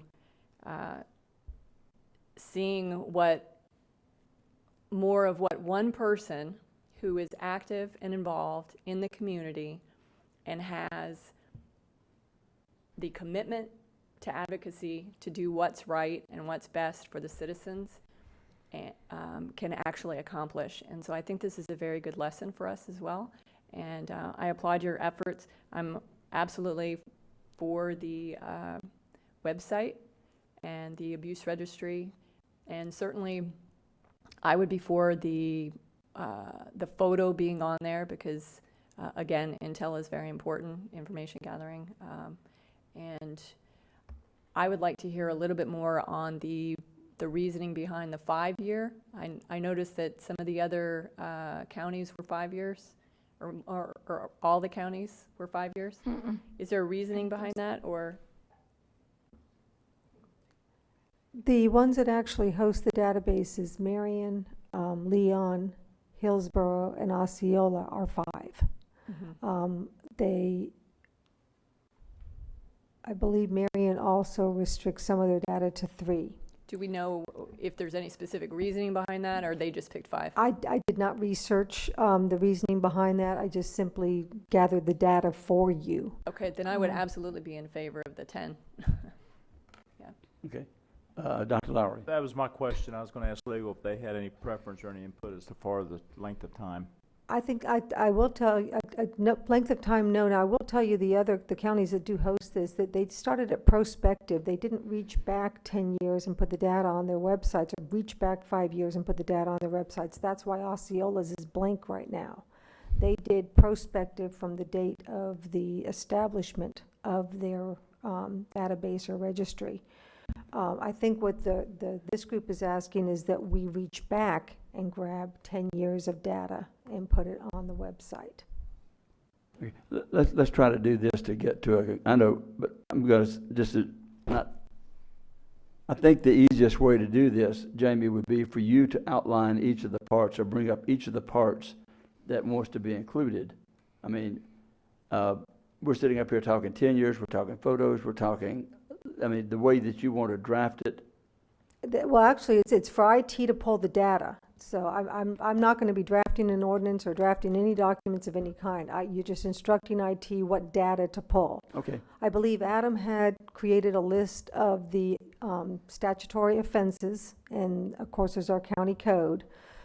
This will be Volusia County only, so the statutory offenses will pull within the city limits from the clerk's website. Okay, but let me go to Ben then. If you, I just was trying to get each of the points lined up so we were all in agreement on it. Ben? I think we're about to miss who's one of the key parts of this. Laura, how long does it normally stay up on this website, what we're asking you to do? Because we don't want to take and put a bunch of extra work on her. Can you take and... Oh, it's going to be on our website. it's gonna be on our website, but the thing is we're linking our website to her website to get the information. No problem. So it's her website that's gonna determine how long it's on there. Let's talk to the IT people, because I think that's, Okay. Westbury Information Technology Director. Actually, we're getting a data feed from the clerk's office, so they pass criminal justice information to us as part of the CJIS system. So we will be extracting the data that's pertinent to this, that meet the statutory requirements. So really, we're getting data that goes back, the clerk's office has case records going back many years. So, and it's going to be an automated process that extracts the information that meets these statutes. programs created to do that. They're adjudicated guilty, and that way it's going to be an automatic process that automatically posts to the website. So we're not going to have to manually do this type of process, and it'll be done nightly. So Automatically. So I think the points to try to nail down would be photos included, and go back 10 years, and is that the consensus? Yeah. roll off after 10 years. Right. Right. So, and is there anything else other than that? Other than that, Debbie, thank you for what you did. I know our first phone call, it was like very complicated, the direction you were going, but fortunately there was somebody out there who had kind of sort of done something like this, and I think we're at a great place now with the work of everyone, Billy, the work that all have done, Laura, your help, and IT, that it's going to be a something that we can hopefully get the other cities involved in, and then eventually all the counties that are not listed up there. So thank you all for your work. And that is why I am nominating her for my board member for the Animal Control Board, so just saying. Mr. Chair, can we get a motion on that, please? I'm trying. Okay, thank you. I'm working at it. Yeah. So, I would like to make the motion that we move forward with our animal control abuse database. Yep. And have it on the website for the animal control, on the county website, for 10 years. And including pictures and anything else. That pretty much sums it up. Okay. I Is there need a second? I will second. Thank but you. May I second with a question? We're going to have discussion, yes. Okay. Billy, your name needs to come off. Okay. Ms. Gertman. So I don't know that we said whether or not it was going back. We're pulling old data. 10 years. So we are pulling old data 10 years. Okay. Then I certainly second going forward. Okay. Thank you. So the motion is, as you've heard, that we establish a data registry bank on the county's website, when we'll go back on animal abuse registry for 10 years on the records, and we'll hold that on for 10 years. There will be photos and the other necessary information that would be included, such as that would be listed at the time of conviction. Does that pretty much sum it up? We can go with that. Any objection to that? Hearing no objection, the motion passes unanimous, and everybody can say, we did it before 1 o'clock. And seriously, thank you all for staying. But this is just a small amount of time compared to what you'd already put into it.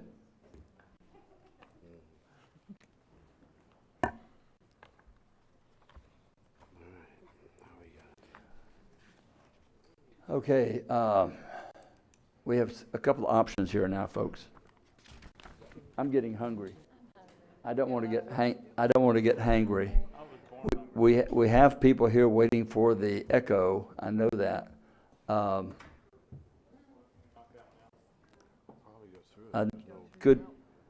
We have several that are here for the echo. Is that correct? No, yes, maybe. I can go really quick. Huh?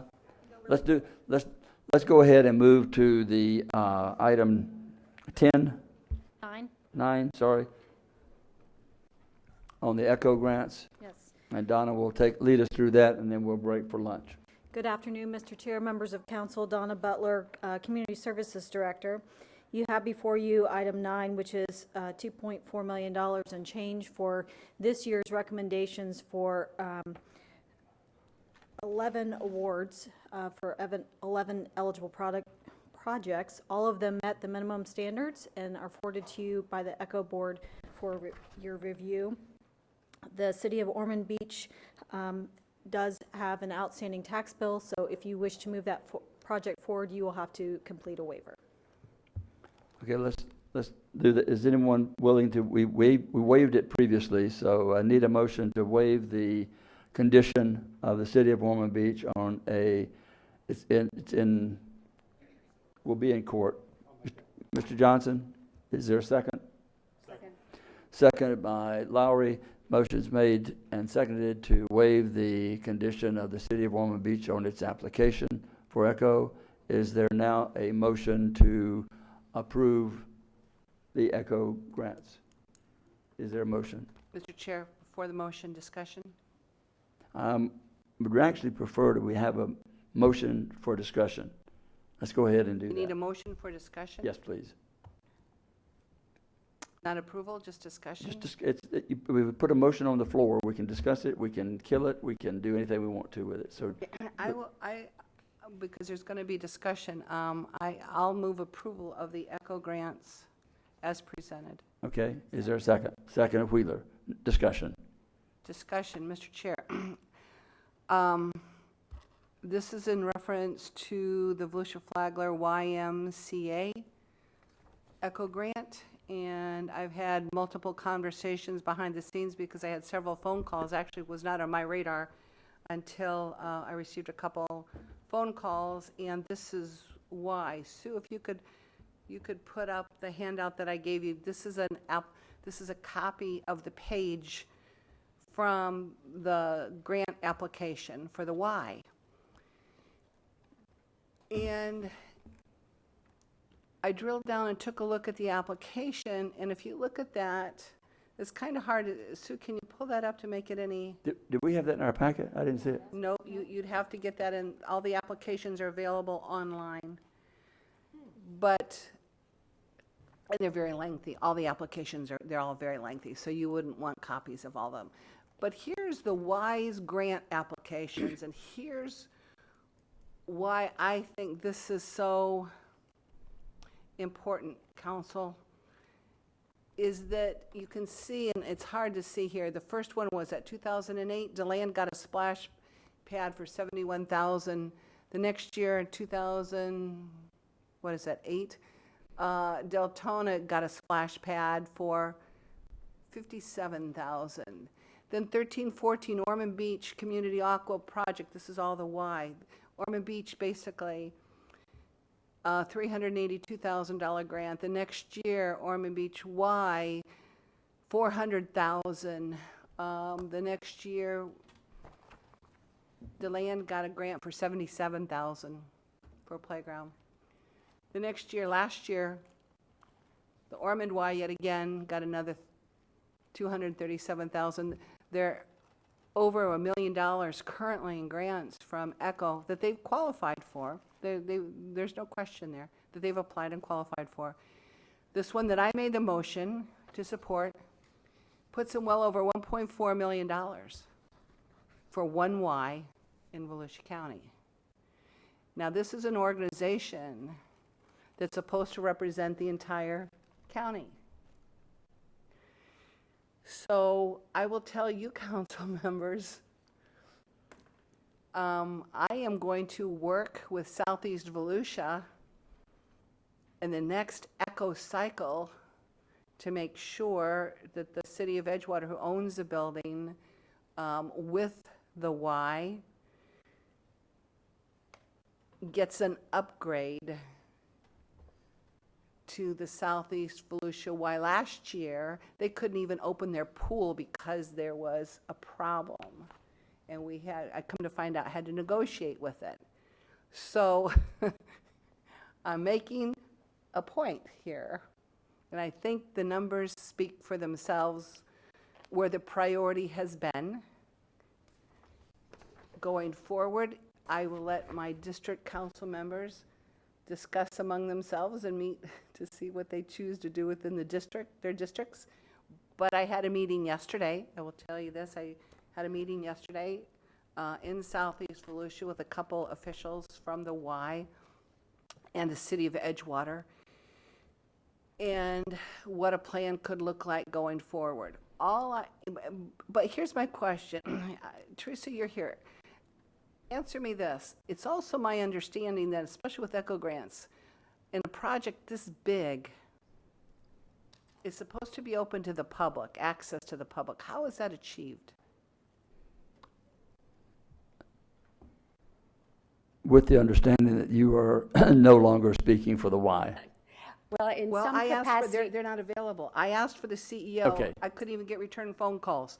So there's a reason.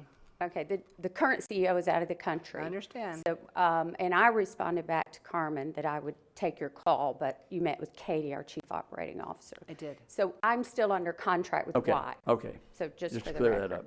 I can't really make any decisions, but I am under contract with the Y. The Ormond project, there's a lot of reasons why we focused on this project. The number one reason is we've had enough private donations to have match money. We have not had that success in some of the other areas. We're actually still holding on 2 grants, one for DeLand that we hope to get started this year, late this year, and then also the Ormond Playground. The Ormond project has been on the board's radar for 5 years, and it's been a massive project, continues to be a massive project. All of our YMCAs are open to the public with a guest fee, very similar to the museum, very similar to other agencies that receive funding, whether it's grants or ECHO money or anything else. We are open to the community, not to mention all the free programs that we do. Primarily our Healthy Living Centers, which we have in 4 Ys, all those programs are free and open to the public. And I could go on and on. Our Live Strong program, it's offered in 2 or 3 of our locations, is free. There's lots of free programs. Teresa, what's glaringly apparent is the focus has been in Ormond. And what I learned yesterday, too, in my meeting, and staff had said indeed it was true, is that the Edgewater Y is the only Y that's in the black. So we'll work on match. This has become my project. That's not a totally accurate Well, we statement, need or to at least talk it to wasn't as of Holly Hill. February 1st. So, There's several Ys in the black. okay, well, let's assume that's true. But Edgewater for sure is in the black. So it's a good run, it's an excellent run facility, and these are great programs. Right, And there's absolutely. a huge demand for these. Absolutely. So I'm looking forward to the future with the Y focusing on the entire county and not just one facility. Right. I Because understand. this is so stark, this is so glaringly evident. I look forward to going to moving. Can I speak to a minute of why we chose the Ormond project to begin the renovations with? Can I just take a second to Well, respond no, to that? because I don't want to get into this grant and that we paved a parking lot and put a walking trail around it. So let's not do that. Okay. Let's not do that. Let's just say that going forward, I really want to focus on the entire county. Well, I just do have to say we have done that, but I understand your point. Right. And without, again, going into lots of detail, because there's been lots of money spent on lots of Ys. This one's different, but again, with respect, you don't want to go into that, so. Okay. But I hear you, and I will take that message back to the board, And I or look to the E forward, CEO. I look forward to working with you, and I mean that in all due respect. I know that. Because I know I told the that. I leaders do in know that. Southeast Volusia, when this came up, Okay. I said, okay, then we need a champion here, and I'm going in, and I will do what I need to do proactively to help the community raise some match money. And that's actually wonderful And, news. and I know that, but again, you know, our volunteer board of directors, as you know, and all of them. Let's we keep to don't- the issue. It is. Uh, It's the match. The match is the It issue, is. Mr. Chair. That is the issue. You're absolutely right. And it's not that they are discriminating it, but let's get off of this one if we could. Okay, we will let it Okay. go, but I look forward to the future. Absolutely. Ms. And I Post. will take the message back. Thank you. Thank you for letting me be here. Ms. Post? I just wanted to say, great point, and I will also be looking into the Holly Hill Y, whose pool has been closed repeatedly. Okay, we have a motion and a second for discussion. Any further discussion? Ms. Gertman? I don't know if this is the appropriate time to have that discussion, but there was also mention of $10 million from the boardwalk. No, it's not there. Is this not? Not there. Okay. That was somebody posted. I'm sorry? There's no 10 million in the boardwalk. We'll bring it back at another time for your discussion. We'll bring it back? Yes, ma'am. Okay. Mr. Chair, I think that's a fair question to ask, because she's new to the council, and Okay. there was I money mean, if we're earmarked for- talking about ECHO funds, There's a balance of over $12 million in the ECHO fund that haven't been applied for. some of it was earmarked for boardwalk That was previously. my But understanding. it's all been moved out of that account. Okay. Council canceled So that. can we get it on the record that that is the case, that it has been moved back? Oh, it was So done. The It's question, been done. so the question is no longer asked? Correct. So if we get it on the record and understood that the funds have been transferred back? That was done back in October and November. Yes, ma'am. Again, I'm new to the board. Okay. I'm being asked that question by the citizens. Okay. So it's on the record that the funds have been transferred back, and They at can some go back point and there'll be pull the some minutes conversation. and show where it was done. And there's a balance of between 13 and 14 million dollars. And this is, I think, very important for those out there. And this is off subject a little bit, but there's money here if you have the matching funds for a project. And it's not that we're shorting anyone by awarding the awards that we do. No one's being kept from getting funding. And so I think that's the important part to remember. So anyone else who wants to have the projects that will qualify, submit the projects. We asked last year when we had the discussion, we asked for 501c3s, smaller, to come forward and ask us and apply for things that can help in your, whether it's a cultural or whatever it may be, that it would qualify for funding. Right. That I seems think to- when things are in the community, though, it doesn't hurt to reiterate and remind, because different people are listening all the time. And they also know that this program sunsets in 2 years, so there's other conversations that need to be had. So Okay. just want to put that there. Okay. Thank you. And any further discussion? Any objection to the motion? The motion passes unanimous with the amendment. So now, with the Orman, so now we need a motion to pass the motion as amended by the Orman waiver. You did your waiver. We're done. We did the waiver separately, included it. right? You're good. We can move on to item 10. Yeah, we included it in the Well, that's what I thought we did, but somebody. recommended Okay. So you want to go to item 10? Yes, sir. This is a change of scope budget request for ECHO Project 1705, Florida Hospital Community Garden. They made, as they were going through the process, some minor changes, which will actually reduce their match. They still are overmatched, so they'll be saving about $16,000, and they just need your approval. Is there a motion to approve the I make the motion. motion by A Ms. second. Ms. Post, second by Ms. Gertman? Any discussion? Any objection to the motion? Hearing none, the motion passes unanimous. Great. Item 11 is the change of scope request and updates to the Ocean Center's Echo Gallery policy for operations and use for Echo Project 8-18 Ocean Center Echo Gallery. So moved. Motion by Gertman, second by Wheeler. Any objection to the motion? Hearing none, the motion passes unanimous. Thank you. There we go. Now you can go to lunch too. We're going to recess until. Yep. Yeah, Mr. Nope. Chair. No, we're not, I guess. Well, yes, we are, but I was going to suggest, I mean, we have at the end of the meeting, because we and anticipated this would be about the end of the meeting. Well, we had hopes. The, had the, hopes. the executive session, we're prepared to have that now while you have lunch if you would like, but I would just want to announce that that's what we're doing.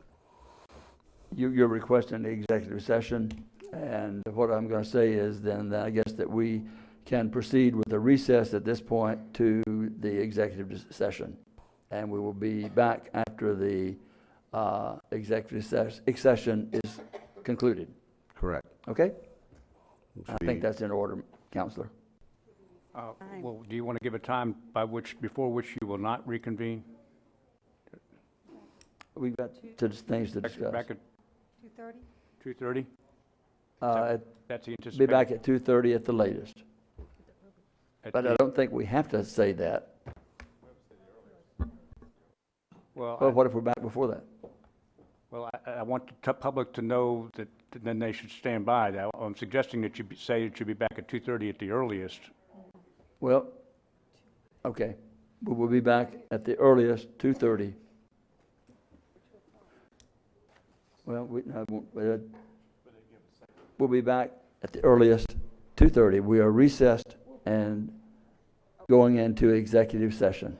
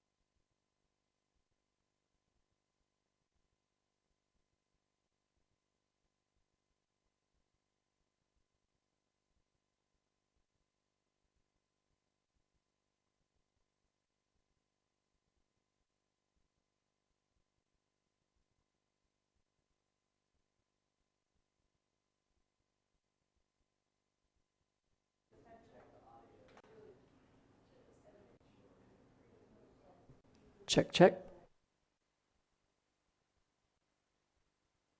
Check, check. Check, check.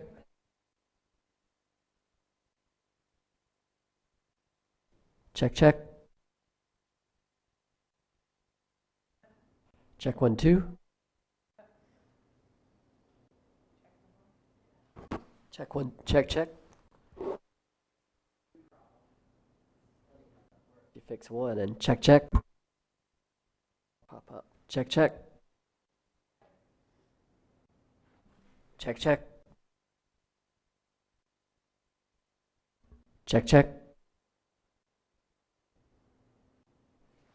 Check, check. Check 1, 2. Check 1, 2.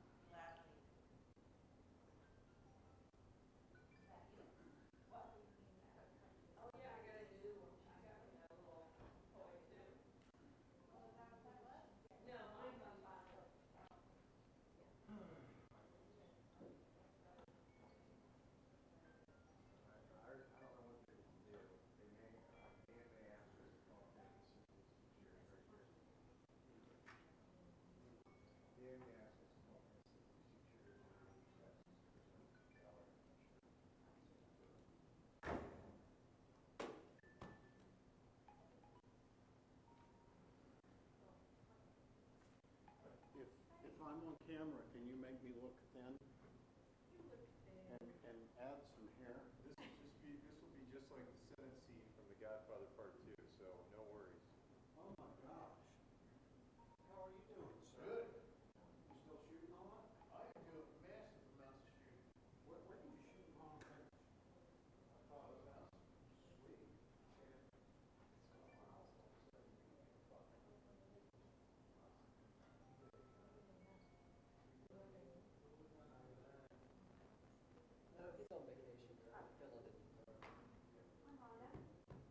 Gary. Okay.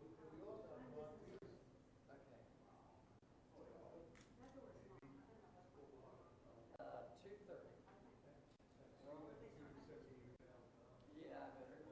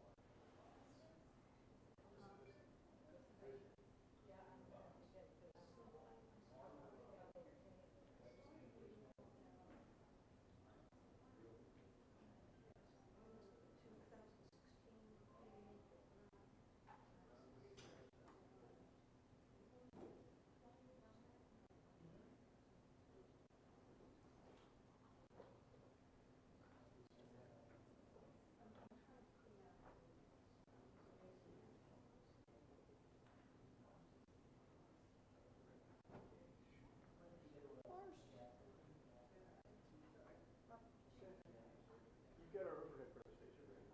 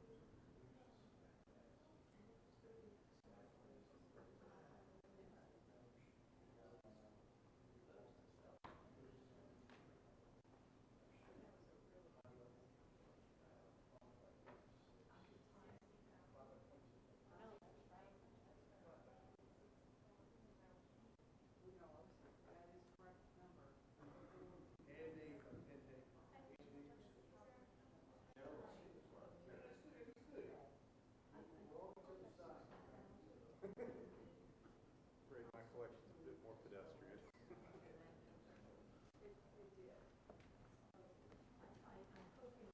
Okay.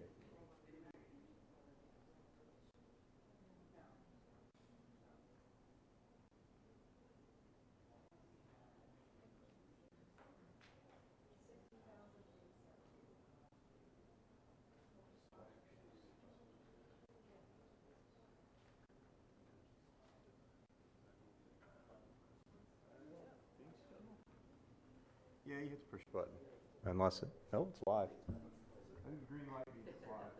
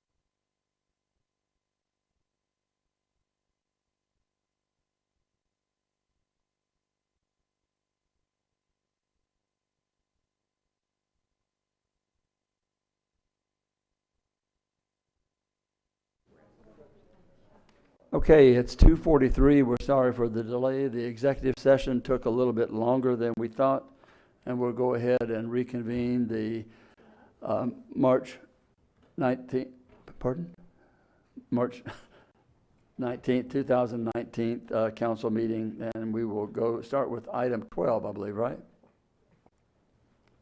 That's correct. And Dan, you're going to hand this off? Yes, Mr. Chair, we had the settlement we recommend to you. Giffen Chumley and Art Graham are in front of you to answer any questions, or if it'd be helpful to any council member to present a brief summary.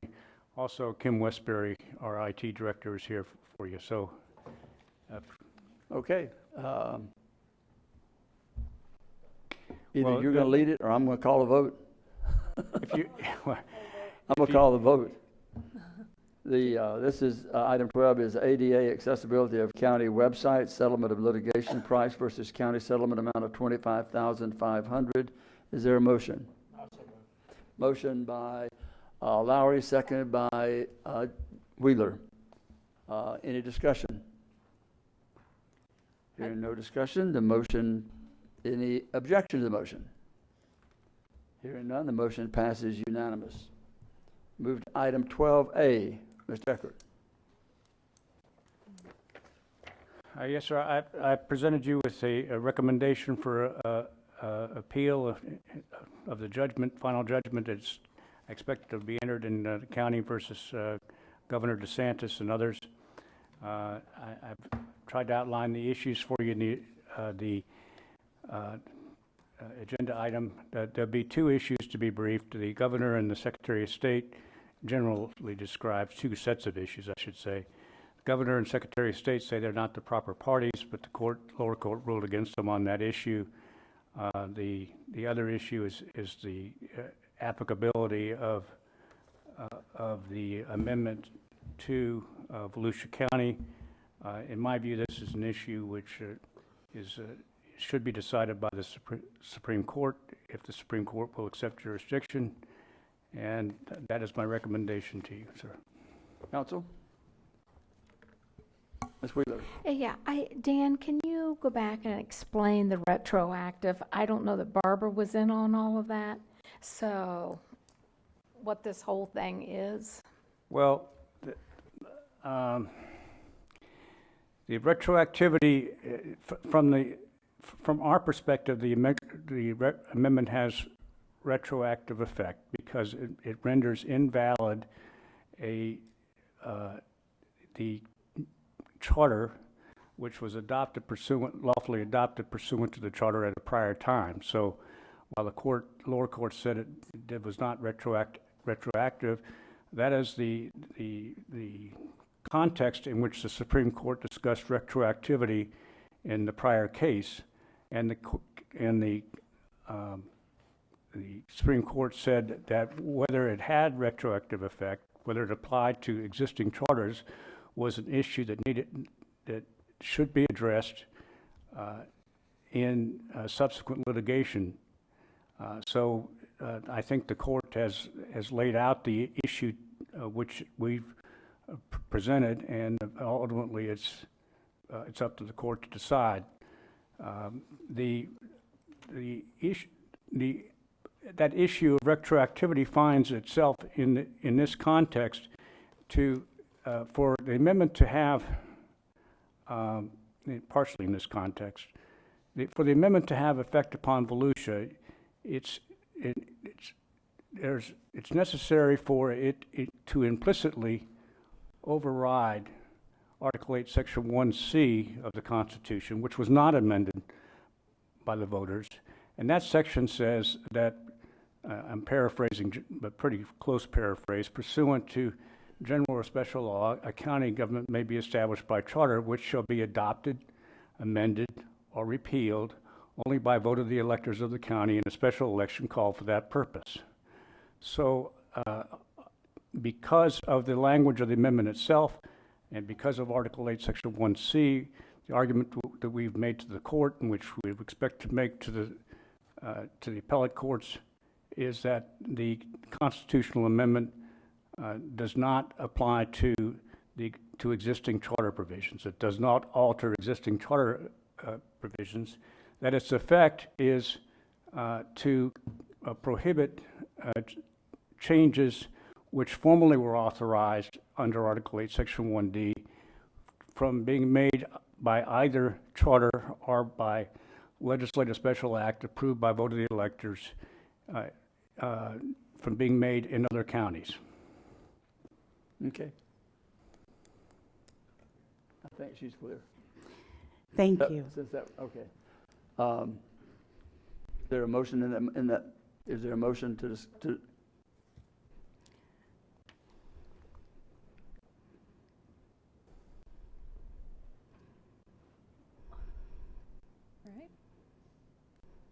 we don't have anything on the floor yet for discussion. I'll second that. Motion made by Johnson, seconded by Lowry for discussion. Ms. Roth, you will have 3 minutes to tell us. Claudia Roth, 1543 Chaucer Court, DeLand. I urge you to continue to defend our county charter against Amendment 10, and I want you to please defend this attack on home rule, and I'll yield the rest of my time. Thank you. You're one of the few that's ever yielded us any time back, but thank you for that. Ms. Post. Dan, I'd like to know, there's been a lot of discussion about time and money being expended on this fight, and both before and after the vote that was made. And can you tell me, can you give me any idea of how much money the county has spent on fighting this both before and after the election? And then how much staff time has gone into this as well?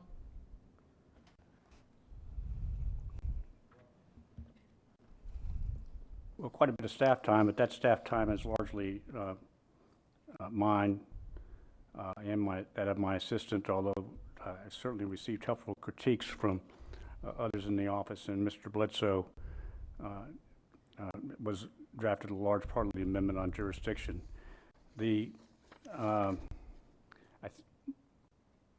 In this challenge, the county, the expenses that have been incurred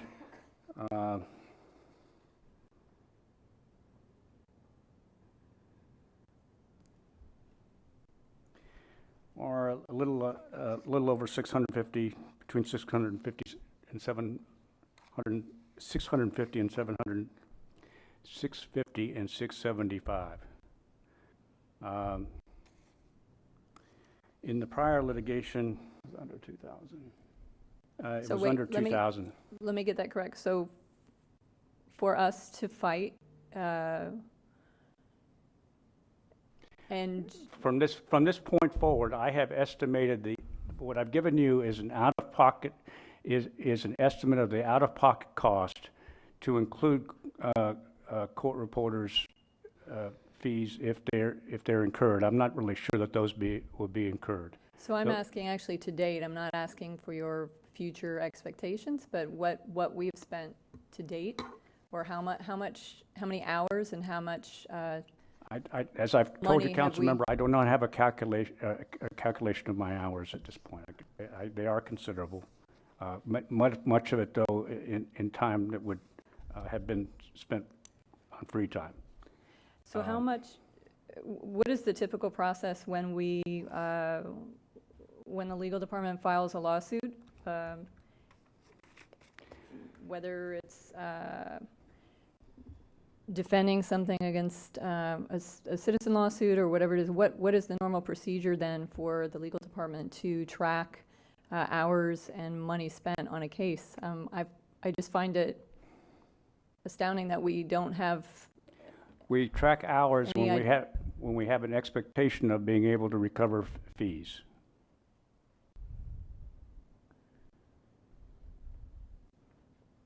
Okay.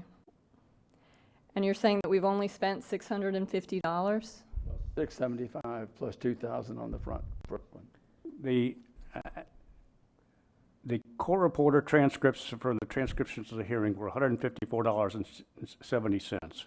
The filing fees and the service fees were $514.70.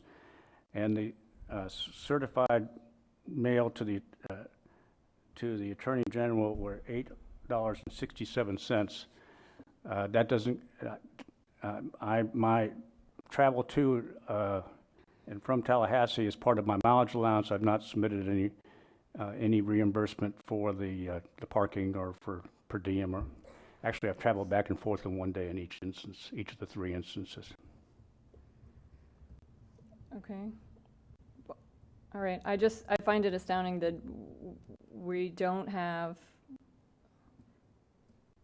that the response is, well, it's part of staff's allowance in the monies that the county is spending. It's part of staff's normal time in the amount that the county is spending, and that somewhere between $26.50 and $26.75 is all that the county is spending on a fight to the Supreme Court, both before and after the election. I'm going to move. We already have a motion on the floor. For discussion, correct? That's the same thing. So there's a motion on the floor. Whether it's to discuss, it'll be voted on, but there's a motion on the floor. Okay, I'll wait to do a motion then. Okay, Mr. Lowry. Thank you.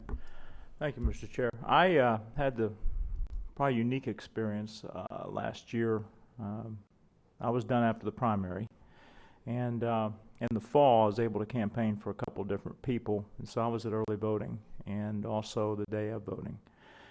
And I asked a lot of people, way past the concept of anecdotal information, literally hundreds of people that I talked to, and I did not find one single person who understood that we were creating, or we were changing the charter, creating a whole new office of tax collector and so forth. When I talked to people about Amendment 10, it was, oh yeah, that's the one about veterans. I'm always going to help the veterans. And I don't know what can be done in the future with these amendments that are worded. Do you like babies, puppies, and cats? And by the way, we're going to change the charter. You know, the way that was worded, we challenged that. And we're seeing too many of these, and I'm not sure what direction that may be a separate problem. But my experience was I did not find one single person who understood that we were completely changing our charter and changing, actually making government way bigger by adding a whole new office of tax collector. So anyway, that's why I've been so supportive of this action, because people just weren't quite aware of what all was involved in that amendment. They saw the word veteran, and I think they went ahead and went that direction. That's my view, and that was my experience, and so that's why I'm so supportive of this continued action. Thank you. Skirtman. Thank you, Chair. I do agree that the language should have been clearer. However, my experience during my campaign was different, and I found that those people, many of the people that I spoke with, did understand it and did know what they were voting for.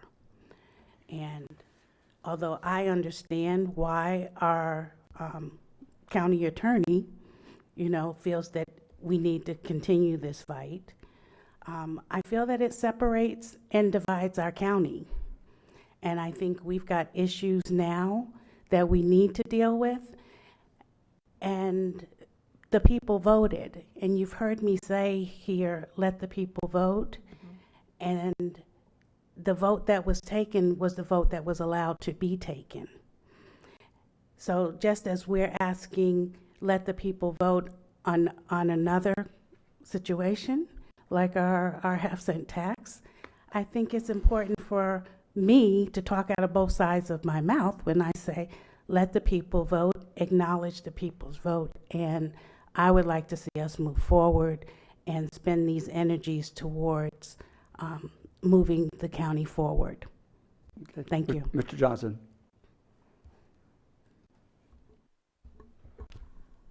This has probably caused me more sleepless nights than any issue have taken up and probably will take up. It's once again an issue where the state of Florida has put something in front of us instead of our home rule to take care of. And I'd have a whole lot less issue with it if it was a county vote. Matter of fact, fine and dandy. I don't care what 63% of the state of Florida says about Volusia County. I do care about what our residents said. It's sad because it's basically splitting our community. It can rewrite our government, and it's going to create cost to us. But by the same token, 53% of the citizens of Volusia County voted for it. True? Would it have passed if it wasn't for the veterans? It wasn't for terrorism? That's wrong. That's wrong for them to do that. But the same token, so often people look at us and say, y'all seem to know more than we know, and we're the voters and we're the ones who voted. So it gives me a great problem here, the fact of that even though we can second guess and say that this would not have passed had it not been for the bundling, which the state of Florida absolutely knew what they were doing. It's what they pushed ahead to make this thing go ahead. But still, it's splitting the community. It's splitting it big time. And 53% of the citizens said they wanted to change. Yes, I've got great issue, but I'm going to have to go with the 53%. And that's one of the toughest decisions I've ever had to make. Ms. Dennis. Thank you, Mr. Chair. Councilman Johnson, I hear you. I think we've all had angst on this from the beginning, that we thought it was going to be a ballot initiative, and the Constitutional Revision Commission put us in this position. At the same time, because we do one doesn't mean we don't do the other. We're operating in a parallel universe right now, and I've gone back and forth with, I could argue both ends of this, both sides of this. We are in the process, are we not, Mr. Rechtenwald, of implementing Amendment 10? So we're in the day-to-day implementation of Amendment 10. But at the same time, you can't discount the Supreme Court's comments before it went on the ballot when challenged, that said this issue should be addressed by the Supreme Court post-election. And the truth of it is, we would be in the Supreme Court even if we won these past decisions, because the opposition would challenge it to the Supreme Court. So either way, this decision was going to go to the Supreme Court. It just was going to be determined by which side you were on that was going to take it and prevail at the Supreme Court. Doesn't mean it's us, but it could have gone the other way. If we had prevailed, I promise you the opposition would be taking it to the Supreme Court for clarification, as they should. As they should, is how it works. So I've struggled with this. I have genuinely I've had so many conversations and gone back and forth with this, but because it's not one or the other. We go ahead with Amendment 10 implementation as good stewards of what the people said, but at the same time, when the Supreme Court says, we'll give you clarification post-election, I think that's almost a directive from the Supreme Court to walk it out. So after getting up at 4:30 this morning thinking about this issue, I'm going to take a position and say I think we need to go forth and let the Supreme Court decide this. once and for all, and at the same time, go straight ahead with implementation of Amendment 10. So that's my position, Mr. Chair. Yeah. Do you want to, is there a motion? The motion's there, and Ms. Wheeler. Okay. What's the motion? I thought it was just a motion for discussion. That's all we've Well- had is a motion for discussion. It's just a motion for discussion. Oh, well, I'm like Deb. I have laid awake. I've had more phone calls, bad and good and every which way. Read the news journal this morning on The View and you know, totally agreed with everything that they were saying. Talked at great lengths with Dan. It's just very difficult. I absolutely hear the citizens vote in this, but yet I go for what the court said, we have to wait until after, you know, the election. And like the News Journal said today, are we at third base and we're just going to quit? It's really, really difficult. Let me ask you something. If we would move forward with this, what's the next step? I mean, what's the next battle? So Well, you first, if I can go back and supplement my answer to Councilmember Post, because I overlooked some Federal Express charges of $91.42. I don't think that determines anybody's vote based upon the discussion, but All right. Let's say just for the sake of accuracy. 750 then we've spent. All right, got it. And the next step would be filing a notice of appeal with the circuit court.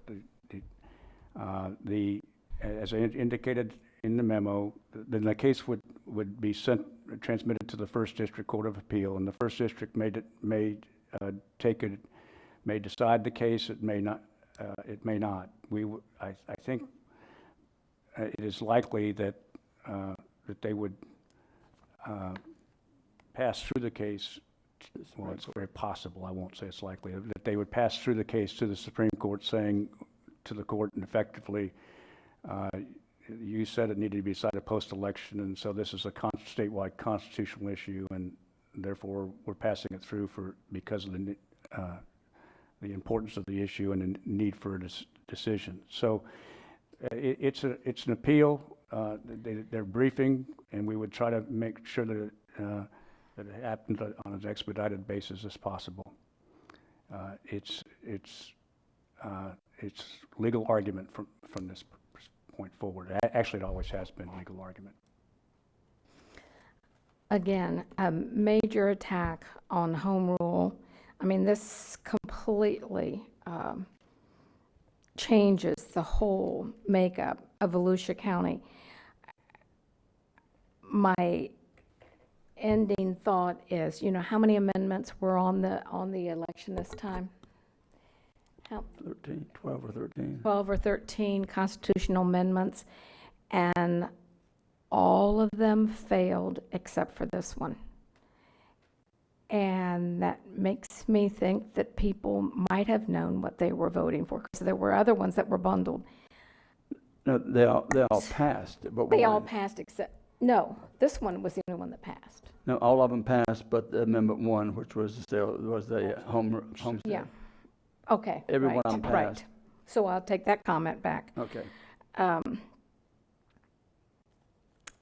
At this point, I am at the point of saying, let's move on. Move on and what? Give it up? Get on with our business. Wow. Okay. Let me discuss. Okay. I saw this happen in Ormond Beach on not appealing to the 5th District Court of Appeals on something that was very simple and legal that we would have won in the 5th District. And they didn't do it. I think we were given an opening on September the 7th. The Supreme Court said whether it goes forward and affects charters going forward, or whether it goes back and affects those that have been in effect for almost 50 years, will be determined by the vote of the people after the election. So they said right then, and the way I interpret it, and we've all read that, we've seen that what it said, we'll get an answer. And fortunately, this is probably the last time the CRC is going to have to be in business because they're not good for 20 years, and there's an amendment now to get rid of them. They're the only ones that could bundle anything like this. We could not put an amendment on there and bundle it this way. We have to have a single issue. I think it was deceptive. Everyone that I've addressed the League of Women Voters, and they didn't realize the consequences. They didn't realize that if this passes, we're going to have to go to partisan elections, period. The election that we will have, if it goes into effect in November of 2020, will be a partisan election for those 5. All 5 of those will be, they will be partisan. August primary, and then the November election will be partisan politics. So you'll have D's and R's. And the thing I don't like about that is you're disenfranchising about 30% of the electorate to be able to vote in a primary. I don't like the fact that 65 or 64 or 5 counties told Volusia County how to operate. And the fact that the judge left us an opening, I think it would be incumbent upon us to protect the taxpayers, knowing what it's going to cost us in additional revenue, and we know that we've got other costs as well. It's incumbent upon us to try and at least get an answer. If we get the answer that we don't like, I'm okay with the answer if we get it from the Supreme Court. I'm not okay with getting an answer, leaving it and standing on third base. We just have to have that answer to go forward. We're dividing a few people. We're not voting against what they voted for because technically what they voted for didn't pass by state. State said it had to have 60%. It didn't have 60%. If they'd only had 49% for it and 51%, we'd still been faced with the same thing. They would have said most people still wanted it. And whether or not they voted for the veterans, which we already have a Department of Veterans, okay, or whether they voted for safety and security, Homeland Security, which we already have, or the most ridiculous one, the fact that the legislature has to convene on even years in January instead of March, which they always do because they can't raise money in March and April and May. I have another question. So I just think it's incumbent upon us, knowing what we're going to have to spend to see this through. We have worked hard, and if we don't prevail, I'm okay with that. I'll be a good loser. We're working hard right now. We started working, and Dan can tell you, and George can tell you, after the election, I met with both of them and said, we've got to move forward on getting started, and they said they were. On if we have to go into following what the vote was. So we're working on that. It's going to be done, and for us to not hear this out, it's just like, I give up. And we don't know what their answer would be. I have another question. Let me ask you something. Is there a chance, if we go forward, is there a chance that this will not be answered before the election? I mean, we have to move forward that it did, correct? So it would be a partisan election. What if it's not, or what if it changes after election? Well, we should find out. Yeah. We should find out within the next couple of months. It should Well, that's move what I'm to the saying. Supreme I Court. mean, I think you'd have at least the First District Court of Appeal decision by the election. okay. Or before, I mean, that's Before qualifying, actually, is what I really mean yeah, to say. that's a year and a half. Well, The conscious of the need for speed, we have sought we've moved the case along in the circuit court really as fast as it could have been handled to allow ample time for appeal if the council chose. Ms. Post. So I keep hearing why all the aspects of Amendment 10 are not good, but again, I would say we're missing the boat because Amendment 10 was passed. And so to argue the points of what certain people do or do not like about Amendment 10 is sort of mute. I mean, Amendment 10 was passed. a majority of the voters in Volusia County voted for it, 53%. And so if we were looking at a basic, I mean, if you're saying you want to go by the state standards, but then you don't want to go by the state standards, in terms of the state, it had to be 60 some odd percent, but look, 60 some odd percent in Volusia County didn't vote for it. I think the majority of the Volusia County citizens voted for it, and we need to listen to the voters. We're suing the governor and the Secretary of State. The Clerks Association is against it. Florida Sheriff's Association is against it. The tax collector's office is against it. And if the argument is that it's a violation, if the argument is what the people of Volusia County voted for, the majority, is a violation of our current charter, then perhaps we should be listening to what, and I hope John is listening to this, what John Nicholson said earlier, that perhaps we need to be looking in the future at putting the charter on the ballot. If the citizens of Volusia County are voting against something that is purported to be a complete violation of our charter, that 11,000 people voted for many decades ago, and we now have 550,000 some odd people in our county, perhaps the current population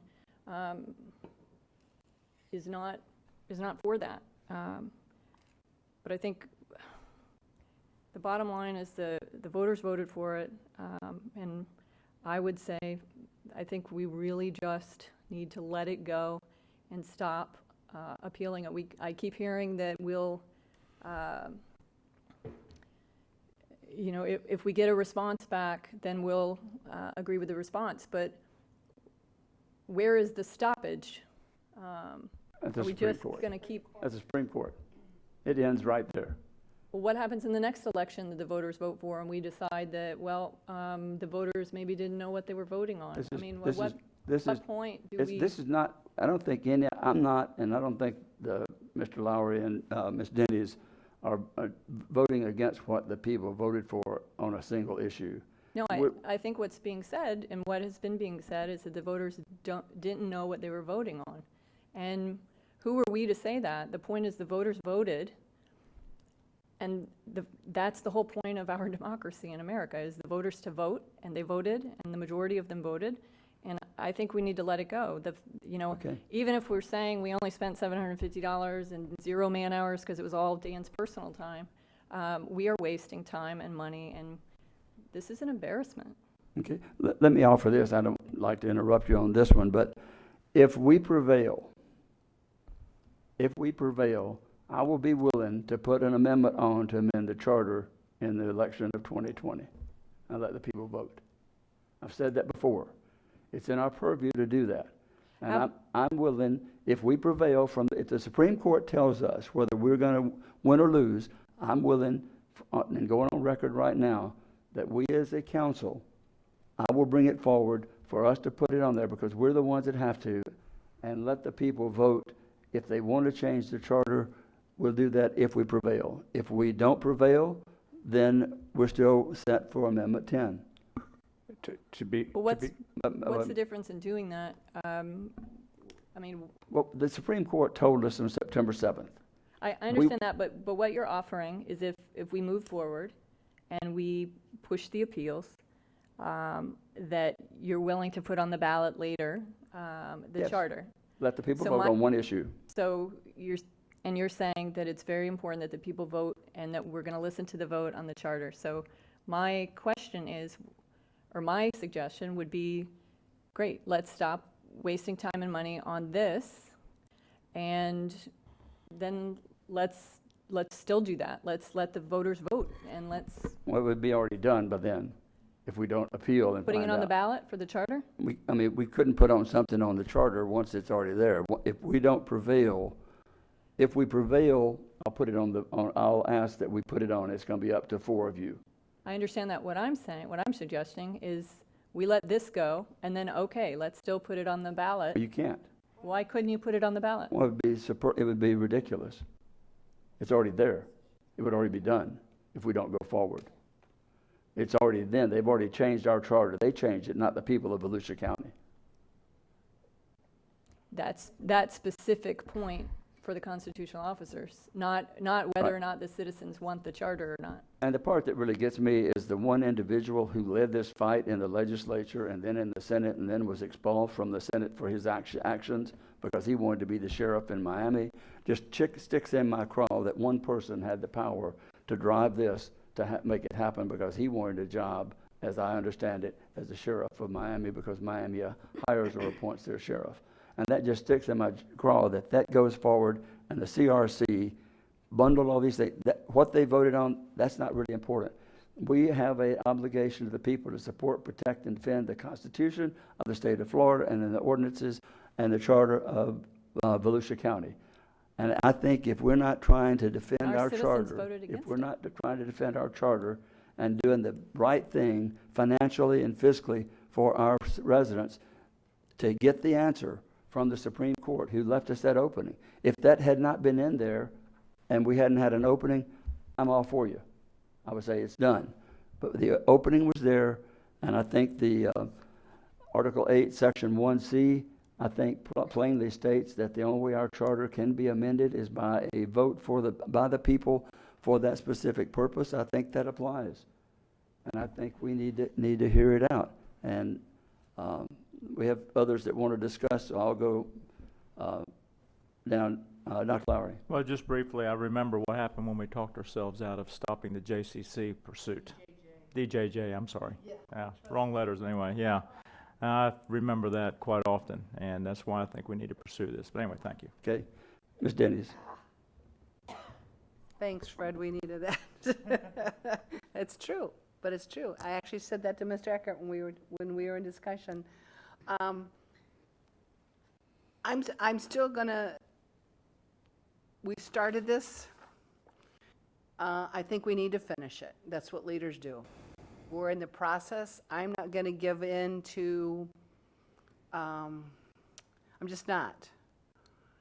So I think what leadership is doing the right thing at the right time.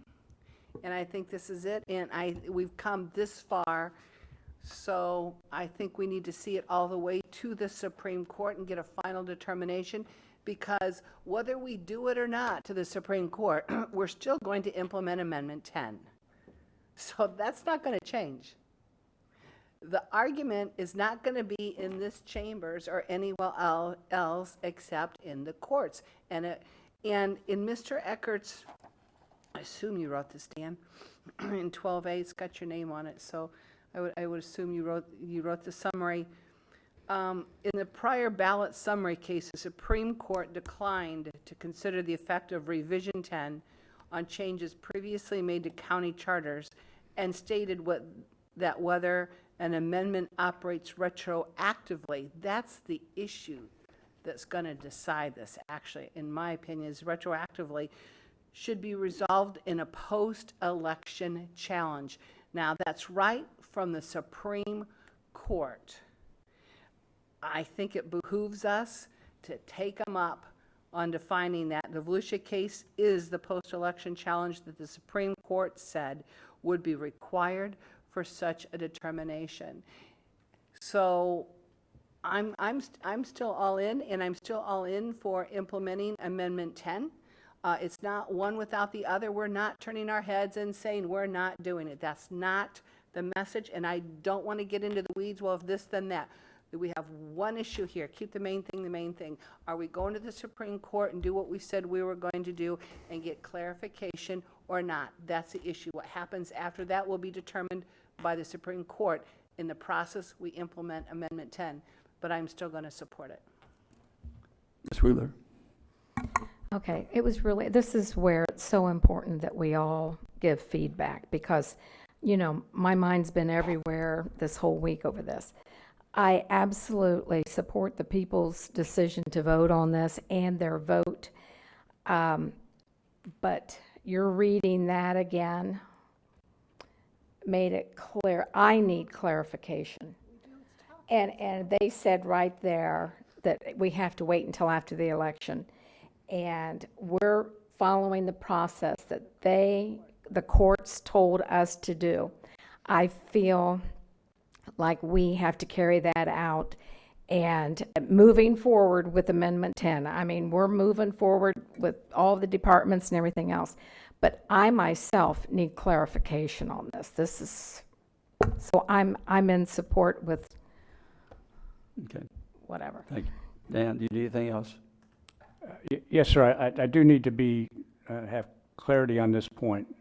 The state of the law before Amendment 10, before Revision 10, was, and it would be if we were successful in the appeal, is that for a repeal of the Volusia County Charter, or for a partial repeal, which the reestablishment of the constitutional officers would be one or more of the constitutional officers. It takes a special act of the legislature and then approved by the vote of the electors.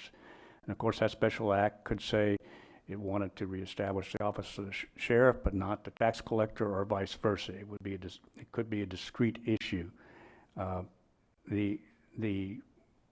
So I just don't want there to be any confusion about what would happen. If we were successful, that's what would become that's what the state of law would continue to be. And so when you say the council would do that, actually what you'd be doing is seeking a special act on one or more of the constitutional officers. Right. I knew that. Okay. I know you and I have discussed it. I just wanted to be Okay. clear on the record. Is there a motion to move forward?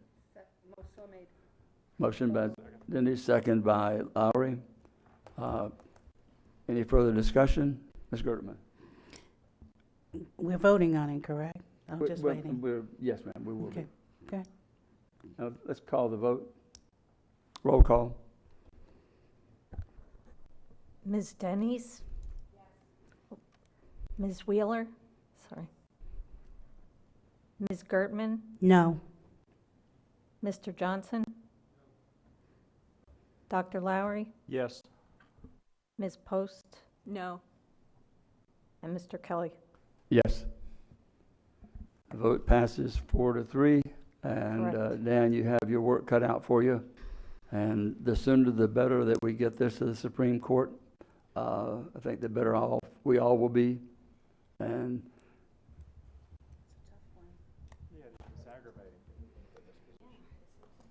we'll move to item 13. Marcy. Yes, sir.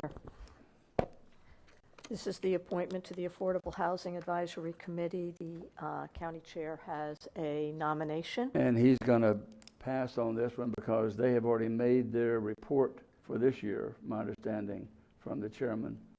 I'm not aware of that, so I Okay. do not know. And I talked to him, and he said their work is done for this year, that they have finished. I mean, not that they won't have further meetings, but I will appoint someone at the next meeting.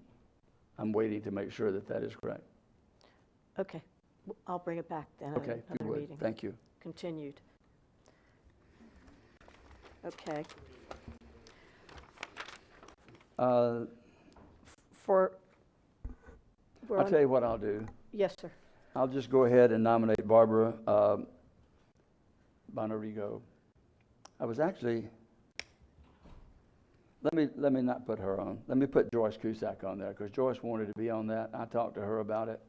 Yes, sir. So I'll not put Barbara on that one. I'll put her on the next one I've got. I'm nominating Joyce Cusack to be on the affordable housing. And I guess that's... Okay, all in favor? Aye. Any opposed? Motion passes. 7-0, okay. 14. Wait, who made the motion? Mr. Kelly made the motion.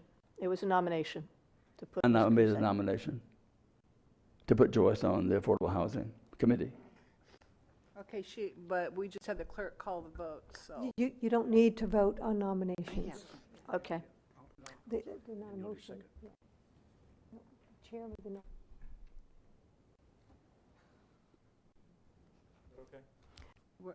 We're good. Let's go.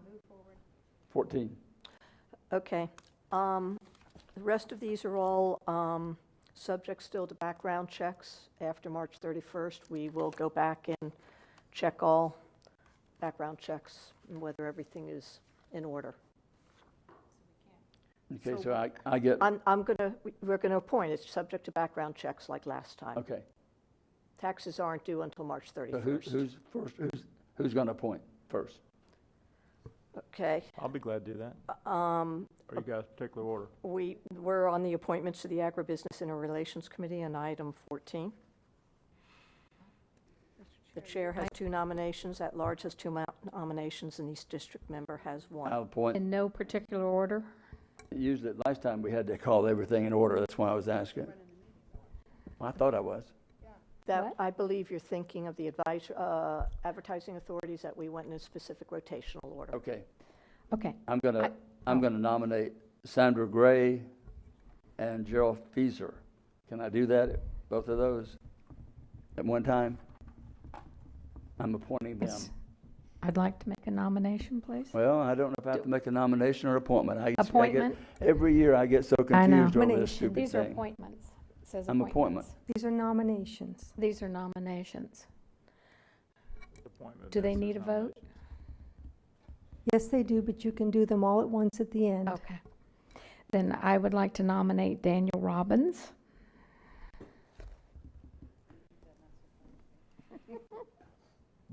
Barbara, I'm going to let you go next, Barbara.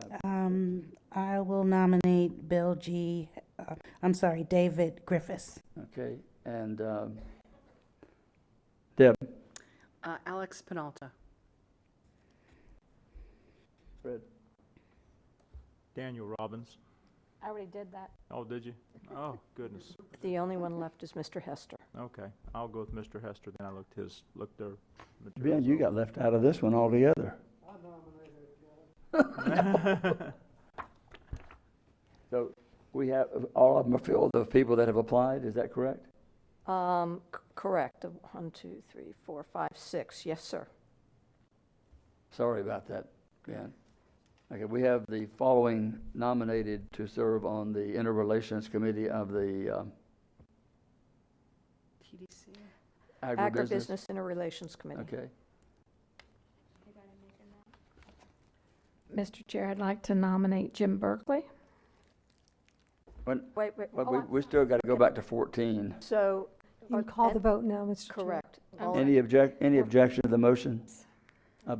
No objection to the motion, passes unanimous. We'll move to item 15. Now, Okay, appointment to the Tourist Development Council. Jim, I'd like to nominate Jim Berkeley. Jim Berkeley has been nominated to serve on the Tourist TDC. Any objection to his nomination?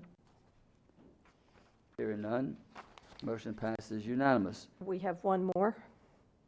And who can make that? Anybody? Anybody? Okay. Mr. Johnson? Johnson nominated Lori Campbell Baker. Any objection to her nomination? Hearing none, the motion passes unanimous. We'll move to item 16.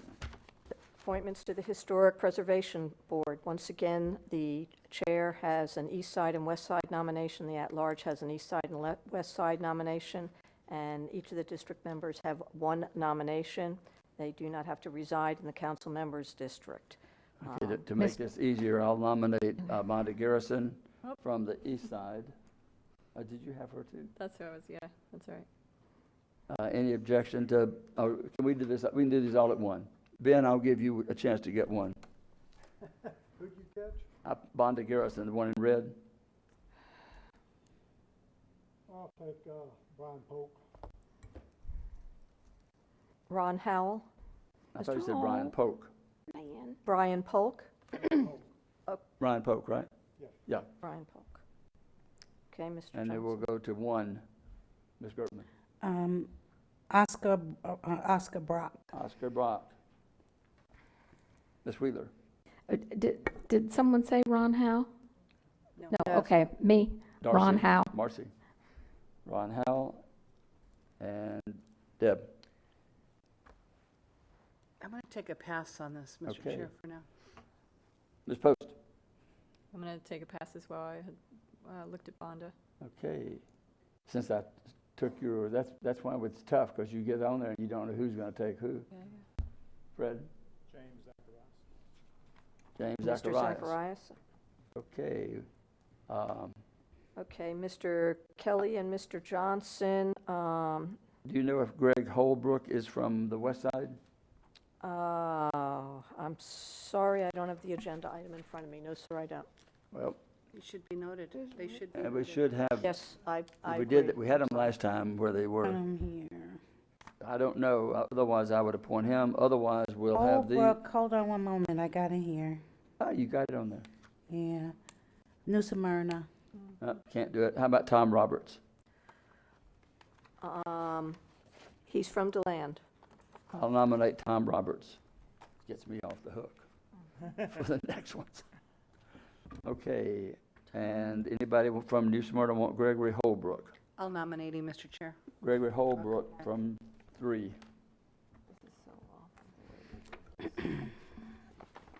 So that, let's see, Ben, you have what, 1 left? But there's nobody. Isn't that correct? Ben left and Ms. Post has. That is all of them, so we'll continue Mr. Johnson's and Ms. Post. Okay. You've heard the nominations for the Historic Preservation Board. Any objections to those nominations? Hearing none, the motion's passed unanimously. Item 17 has been withdrawn. We'll move to item 18, appointments to the Animal Control Board. Okay, once again, Mr. Chair, you have 2 nominations. The at-large has 2 nominations, and the district council members have 1 each. And these can be from anywhere, right? They do not have to reside in the council member's district. There's a list that we ask that they consist of, but they don't, it's whenever possible. Does this go in order? In order? In the order. Okay, Mr. Chair, I would Okay. like to nominate Debbie Dorino. Debbie, Do you know her? Debbie Dorino? Yeah, Okay. that was Ponce's Law. Oh, I wonder why. Mr. Chair, I'd like to nominate Patricia Mahalik. Patricia Mahalik. I would like to nominate Janine Coletti. Okay, Janine Coletti. I would nominate Karen K. Clark. You got one of mine. Okay. I'll nominate Kara Keefe. I think she sent us an email, in fact. She did. Mr. Chair, I nominate Kathy Driggers.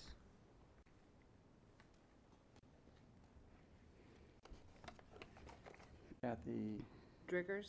I don't see that one. Did anyone nominate Oh, yeah, there it Kenneth, is. I was looking for a K. Kenneth Mullen? Not yet. Mr. Johnson, do you have a nomination? Ken Mullen? Mullen. Okay, Mr. Johnson, Mr. Kelly, you each have another nomination. I'll go with the cat owner, Robert Hamilton Baird. I'm allergic to cats, but I still like them. One more, Mr. Johnson? Johnson. James Belt? No, sir. Okay, you've heard the nominations for the Animal Control Board. Any objection to the nominations? Hearing none, that motion passes unanimously. Okay, item 19 are appointments to the Cultural Council. These must reside in the council member's district. The chair has an east side and west side, at-large has an east side and west side, and the district members have one nomination each. Okay, I'll nominate Barbara Bonarigo from the east side.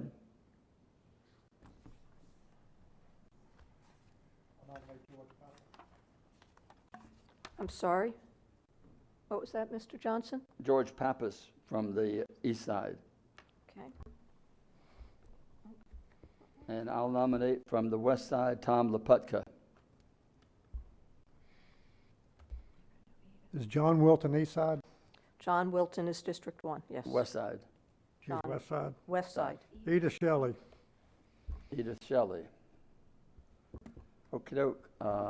Isn't she Mr. east side? Ms. Gertman. But isn't Edith Shelley east Edith side? Shelley She's You've east got side, two too. east The side, west right? side. And you did one east Miss- side. Yes, Mr. Johnson. You need a You west did side. Mr. Pappas Okay, from I'll District find 4. somebody else.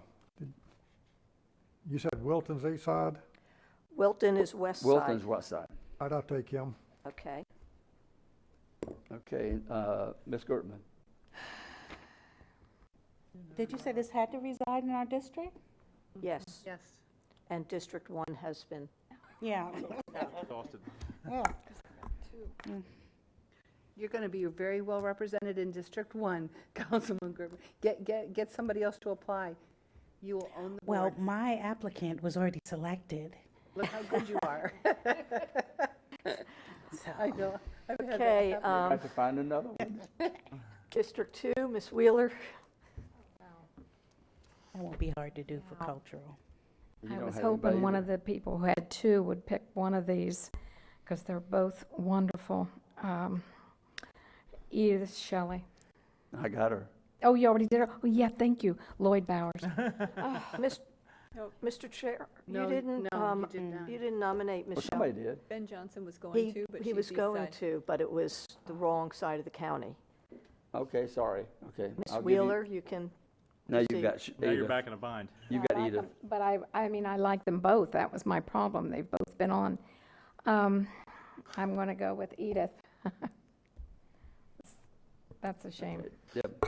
District 3, District Nancy Maddox. District 4, Michael Osowski. and District 5. Michael Fincher. And that's all of them, right? Yes, Ms. Gertman's is continued, yes. Except Ms. Gordon. Okay. Yes. You've heard the nominations. Any objection to the nominations? Hear none, the motion passes unanimously. We'll go to item 20, this appointment to the Library Advisory Board. Correct. And- I need to advise you that the application of Kevin Connolly under District 5 has been withdrawn. I left an email on your desk this morning. The elector must reside in the council member district. You each have one nomination. Mr. Chair, I will nominate Kimberly Hovanes, that person, Hovanesi. Okay. Vanessa, okay. I'll nominate Susan Lombardi. I nominate Thomas Hart.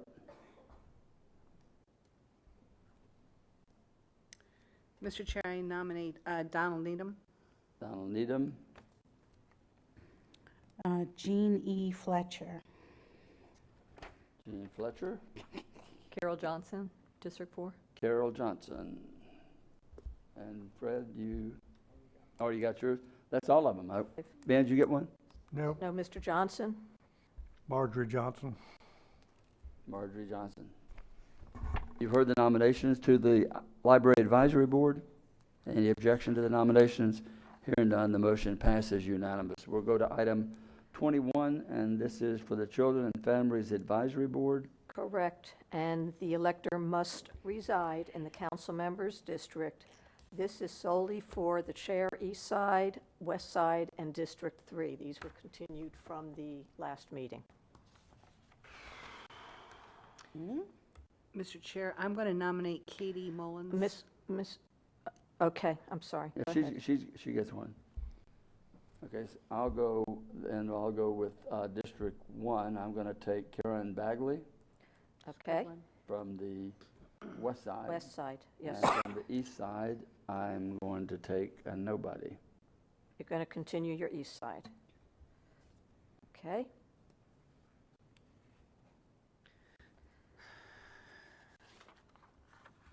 Okay, Actually, I know who I'm going to put. I got one from the east side. yes, sir, you do.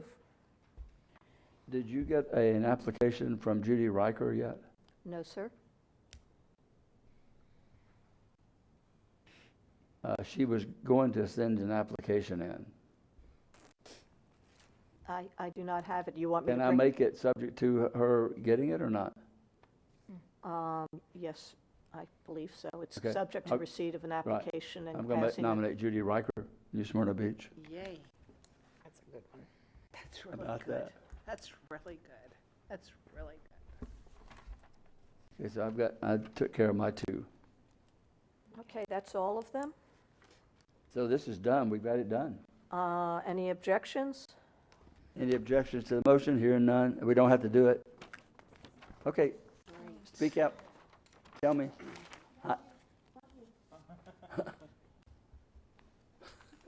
Okay. Item 22. Any objection here? No objection. The motion passes unanimous. We'll move to item 22, appointments to the Southeast Volusia Advertising Authority. This is District 5 and District 4. Nominate Lillian Scheller. Jamie District Dudley. 4. Jamie Dudley and Lillian Scheller have been nominated. Any objection to those nominations? Hearing none, the motion passes unanimous. We'll go to item 23 on the West Volusia Tourism Advertising Authority. We have District 1, 3, and 4. And District 1. Doug Barbara? Little. Doug Little? Yes. Doug Little. And District 3. Susan Elliott. Susan Elliott. And District 4. That worked out. Cynthia Sullivan. Cynthia Sullivan. You've heard the 3 nominations. Any objection to the motion? Hearing none, the motion carries unanimously. And Marcy, I think we got through it. Sir. As long as you've got the records of what we did, we know what we've done. And we are done, except for finishing. All we've got to do now is finish. George. Yes, sir. First off, I just wanted to publicly thank the staff for a yeoman's job on the OPAGA audit. We came through and passed all 6 items as we sent out to you guys earlier. So I just want to thank everyone. That was an incredible amount of work, and it does show that we are very ready to handle those projects if the taxpayers choose to vote for that tax. Also on that subject, I'd like to point out we now have the interactive website that people had requested. Again, our staff put that together. I know the hour is late. We could show it another time, but we were prepared if we wanted. We could put up an example of it and show how it works, or we could do that at another meeting. I think let's do it at another meeting. I pulled up the one with most of them on there. Has anyone else been on? It's just You can go to the site and you can type your address, and it'll give the projects within a circumference, and we can do a demonstration again then at another meeting. But it's very, I want to give kudos again to our staff. Do y'all want to see this at another meeting or now? I think I get another meeting. Great job. I mean, I did it when you had just the one up, and it goes and I put different addresses in and pulled it up, and it's really kind of neat to show. And it lists by number and by addresses the projects that will be proposed to be completed and we'll be also list. talking about that. Of course, tonight begins, as we announced earlier, a series of town hall meetings. So the staff and myself have a very rigorous schedule out ahead where we'll be going out into this and other community meetings with the list of our projects. And I do want to report also, we did, of course, we did the zone meetings. Again, that was something maybe we could come back to the next meeting because the hour's late, but I can tell you that the comment cards that came back from those meetings were pretty much confirmed, the list that we had, and definitely interest in water quality projects is out there pretty heavily as well. So I can come back with actually some firmer numbers. It was not scientific anyway. It was just what we wanted to do was survey those who attended our zone meetings, and like I say, the projects as we had presented to you pretty much all came back with in the order that we had them. So we'll get back to you with the actual formal. Okay, Dan, is that Dan? Mr. Chair, if you would, Mr. Booker has some positive news to report on the day. Right.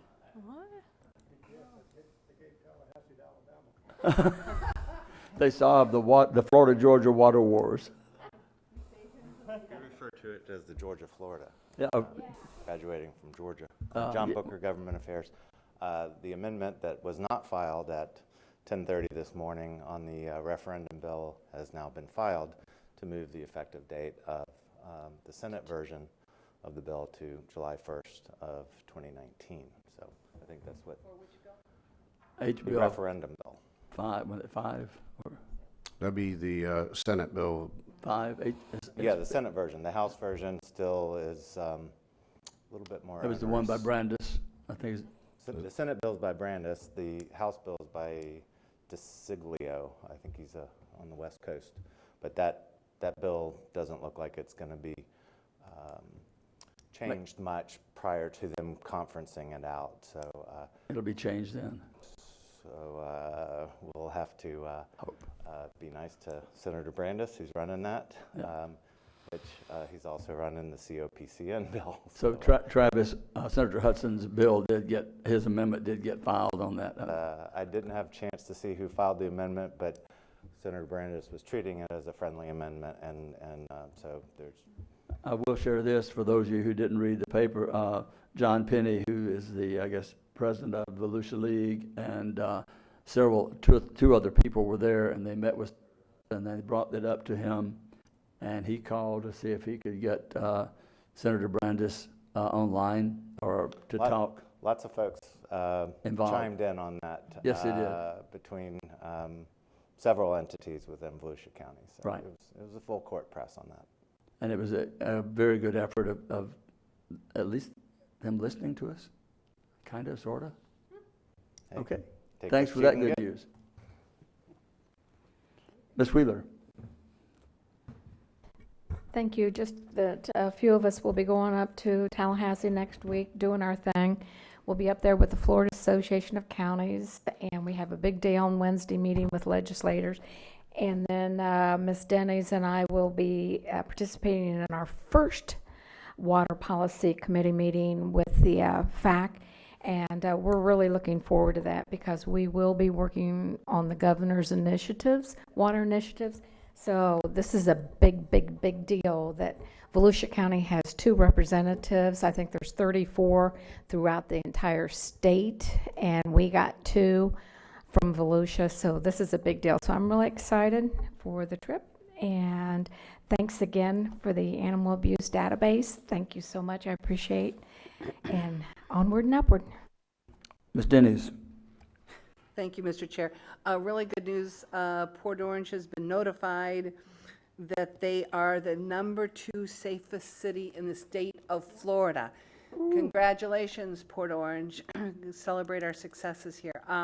And also had a conversation yesterday with Jeff Wiesel from Halifax Hospital, and he said to thank staff and this council for the good work that we have done in coordinating services because this is bike week.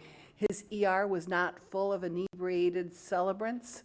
So what we're doing is working, and it's had a direct impact on this past bike week, and he's very appreciative, Mr. Rechtenwald. So council, good work. We're seeing some really goodwill and better use of our assets as we get into these special events. So that's really good. And speaking of going to Tallahassee, that puts TPO meeting in the crosshairs because Ed, you'll be here, but Billy and I and Barb, you're going to Tallahassee. So second chair's in. Whoever's second chair, Fred, you're in. Is Fred? Are you second chair? Already on TPO. You're already on He's TPO. already on. So just Ben, you're Ben's in. You're going in for TPO because Volusia County, we need our seats there, and check with staff. They'll tell you what to do. You're in for TPO next week. Want to have a discussion about Airbnbs. And Bob Davis, bless his heart, I know you've all had emails. He's in his car traveling. He can't listen to us, but it's recorded. So we do need to discuss Airbnbs, Mr. Eckert and council. We really do. We really need to look at this. The contract may not be right, but I'd rather have 85 or 90% of something instead of 0% of nothing. So, or everything. So council, if you're all in agreement, I would like staff to come back, Mr. Eckert, to come back and take a look at these contracts with Airbnb, because we are leaving millions of dollars of revenue on the table, and I think it's time council had this discussion. And if you want to talk about affordable housing, what the Airbnbs are doing, like I will tell you, Bethune Beach, New Smyrna Beach, there's corporations buying up the houses and they're renting them out for $3,000 a week. We are, and that's becoming all over our beach areas and our great tourist area, because we are a tourist destination. So how the heck are we going to look at affordable housing when we're competing with Airbnbs buying up all of our property? I mean, private corporations, and then turning them into Airbnbs. That's what's happening. So, Mr. Eckert, you do what you do, win at the Supreme Court, but here locally, help us if you could. Staff, council, are you good with that? 100%. Yeah, I was shocked when I read the number, that the council had adopted something that wouldn't have required that the way they file the money, and create something to bring back to vote on, so that we can be assured that, I guess while it's illegal, that they're doing what they're doing, at least we'll get their money for their illegal activity. Is that correct? Well, it's short-term rental is not allowed in residential categories in the unincorporated area, but many of the cities do have designations for short-term rentals, New Smyrna being one. So the tax is collected county-wide. Well, the taxes collected within those cities that have that Yes. should come to the county, because that's part of the tourist Yes, sir. tax. Yes, sir. So that's what was, I guess, overlooked or not put in the first one, so. We'll take a look at that. Thank Okay. you.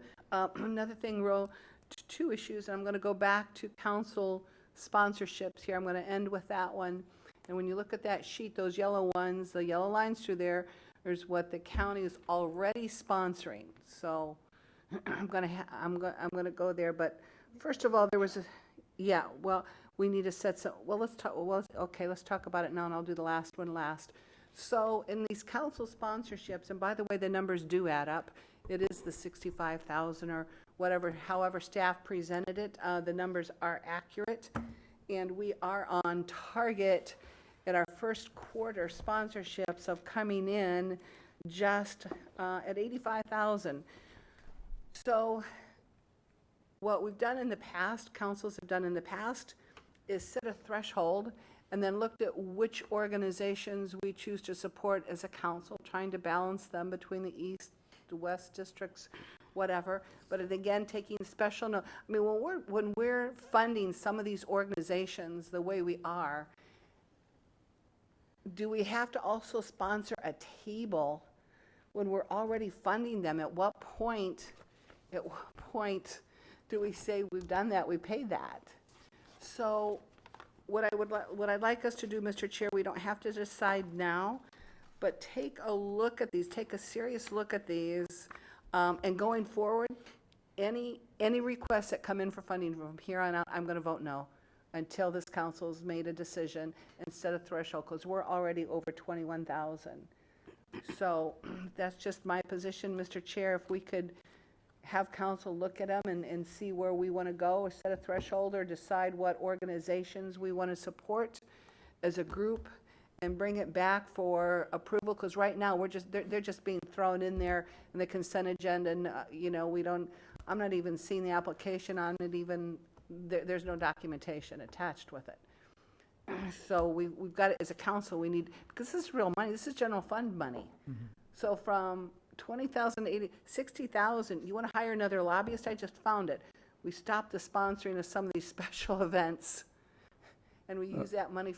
Since you brought that up, let's just weigh in just a little bit. I mean, I agree 100%. I think that where we're partnering with these events, yep. They've gotten out of hand the last year and a half. Yep. I mean, it seemed like that there are limits, I think, on what we should be doing. I've seen several of them. one today was even suspect that we approved, but I guess we approved it. And so, in support, I mean, Halifax Humane Society, I think we all support, we all partner, and I'm sure there's other things that we could have done maybe to get more bang for their buck. But anyway, Ms. Gertman, you want to? I just, since we're on this issue, I certainly support, if we're already financially supporting, that we should have a table as a guest and as a supporting sponsor. But for those that we are not sponsoring or supporting financially, for me, these organizations are 501c3s. They're typically managed by volunteers. They're servicing needs in our community at little or no cost, and they're providing a level of service to our county and community. So if we were to be charged for those services, right, we'd be paying a substantial amount of money. So to me, to demonstrate our support for a 501c3 service of volunteers in our community, to me, that's what part of our service is for. So to me, that's part of community service and demonstrating our support for the volunteers, for the volunteer services, and for the services that are being provided throughout our community by our citizens. So. But we can do that. We have to set a limit on it. I'm not saying don't set a limit, but some are saying, you know, let's not do it, it's overwhelming. Again, these are our citizens, these are our residents. They are creating services that support our needs throughout our county. So. We're not saying don't do it. We're saying let's take what I'm saying is let's review it and set a limit, say maybe 25,000 going forward, because this is just, I cannot justify it again, and I'm not willing to, I'm not going to. But at the same time, here's the other thing. We sponsor tables, and then council doesn't show up, and you know what happens? You know, staff, George makes the call, who's on the list? You're going to this event tonight, council sponsored, ask staff. So, I mean, this is what we do, because we're in the community. Well, I think we can change how we're doing it, but I just don't think that, again, we're supporting our community, in my view. Good. So. That goes with Okay. total And agreement. Deb's the only one who said she wasn't going to support another one. The 6 of us can. Yeah. So. Hey. That's just one. But I do think we need to get a handle, because we've had so many different ones come in, and we need to have some. If and you said it first, if we're already supporting through annual or contributions, we should be given a seat at the table for being I agree with that. I agree with that. And so that's one of the criteria I think we need to look at. But that is not the majority that's on this list. No, it's not. Okay. So let's look at them and go from there. It'll come back. That's for a discussion, and another discussion going Right. forward. My very last comment is on a transportation issue on Howland Boulevard. And I'm going to bring this up because I want to thank staff for going above and beyond. Howland Boulevard, I got a call from our good friend, Councilwoman Pat Northey, and Commissioner Nabick from Deltona, and on Howland Boulevard, you know, saying, why wasn't it funded? Why is it on the list? What's going on? You're not funding it. And my first response to Commissioner Nabick, and we approved it today on our consent agenda, item U, is the land for and it clearly says Howland Boulevard for retention and right-of-way, whatever we're doing. So why isn't it done? Why is it holding it up? Well, anybody that's worked, as you know, with transportation and roads, and this one in particular, and Tad, I'm not an engineer, so I'm probably going to get it wrong, and I apologize. But it's like, okay, so what's the deal? It's something about the road being 1 inch higher at the center line. Okay, well, that causes water drainage, and they didn't want to put these ugly concrete barriers in, so they did something else to make it aesthetically pleasing. That's a big deal. And this is a really big road, and it's completely funded. The money is there. So out of concern, I came in and spoke with, when I was in last Wednesday, spoke with staff, and we were done about 5 o'clock. And I asked him, I said, will you have a conversation with Commissioner Nabick? So we put him on speakerphone. We called him. Staff, George and Tad, spoke with him, answered his questions. He was very happy. Mr. Rechtenwald offered to come to the city of Deltona to give a presentation and update on Howland Boulevard. And said Tad would be happy to come in and be up at the microphone and handle it. So, good leader, George. That was a test. You passed. So that's good news. Well, then more questions came, and then the article came out Sunday in Sunday's paper about Howland Boulevard. And this isn't a gotcha because I've had good conversations with my good friend Dustin and Derek and Pat Rice that, hey, none of these conversations that I shared with you and what staff has done in briefing and updating, none of this was in the article. Right. None of it was in the article, including staff offering go to the city of Deltona and come up to the microphone and give a public update and review of what we're doing in Howland Boulevard. Because whether the half-cent sales tax passes or not, Howland Boulevard is budgeted. It's happening. So then yesterday, Pat Northey came back in, and I brought the team back in, and we had another conversation. And now we've got this council member, myself, and past council member, Pat Northey. And if you don't think staff has been grilled at every level on this issue, any question I didn't ask, she's asked, right? Or Commissioner Nabick.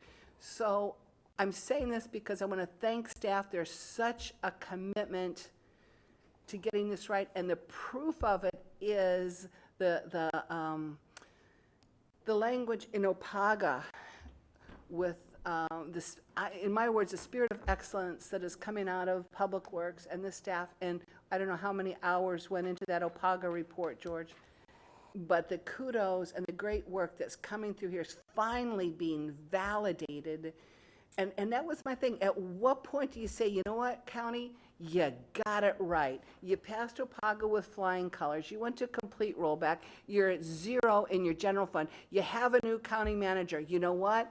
Things are going really well. Don't tell me we have a trust issue anymore. We're firing in all pistons, and the Opaga report has proven it, and it's anchored it. So I want to thank you, staff. This has been a tough 5 days with a lot of serious, hard questions, and they didn't shy from any one of them. Not one of them. Not one. So that's all I've got. Thanks. See you tomorrow. I'll be there tomorrow. That's all, Mr. Chair. Ms. Gertman. Thank you. I know we're getting late, so I'm going to keep this simple. I don't know if everyone's aware, but I want to offer the condolences to the family of the West Volusia Hospital Authority Commissioner, Kathy Shepard. She served on that commission. I was with her for 4 years, and she was just a passionate community service servant who had a lot of medical conditions that she worked through, but got up and came through it, you know.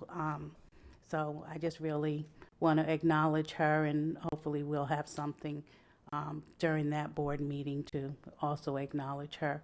So that's the main thing. The other issue we talked about with the county, the council sponsorships was the other concern of mine as well. So thank you.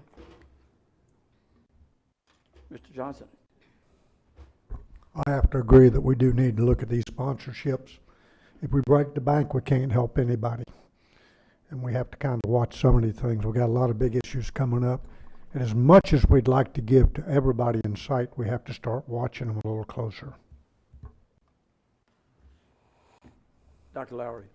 Yeah, thank you. I kind of want to segue off what Ms. Dennis said, because obviously Howland Boulevard's in my district, and I appreciate the staff so much coming to the top on that and informing everyone in such a way that everybody seemed happy, and that made me happy. So I didn't have to deal with it anymore.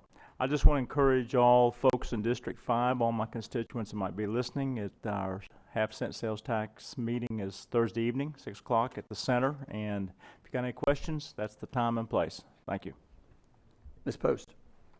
I'm glad that Airbnb was brought up, that I think we've been getting the emails and things on that. And so I just wanted to clarify, is that going to be on the next agenda for us to discuss? Which one's that? The Airbnb? Not for sure. It will be on, we'll look at it. But coming up soon? Probably the one after this. Okay, I just want to clarify that that's coming up soon. Okay.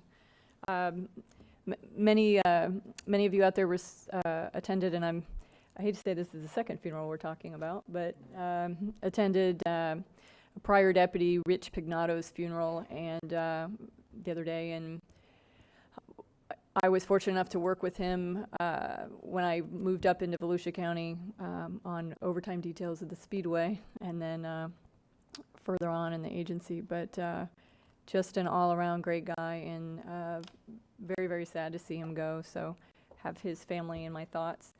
The last thing I had brought this up earlier, the bill that has been introduced recently on March 7th in the House. You're talking about Congress, right? Yes. Okay.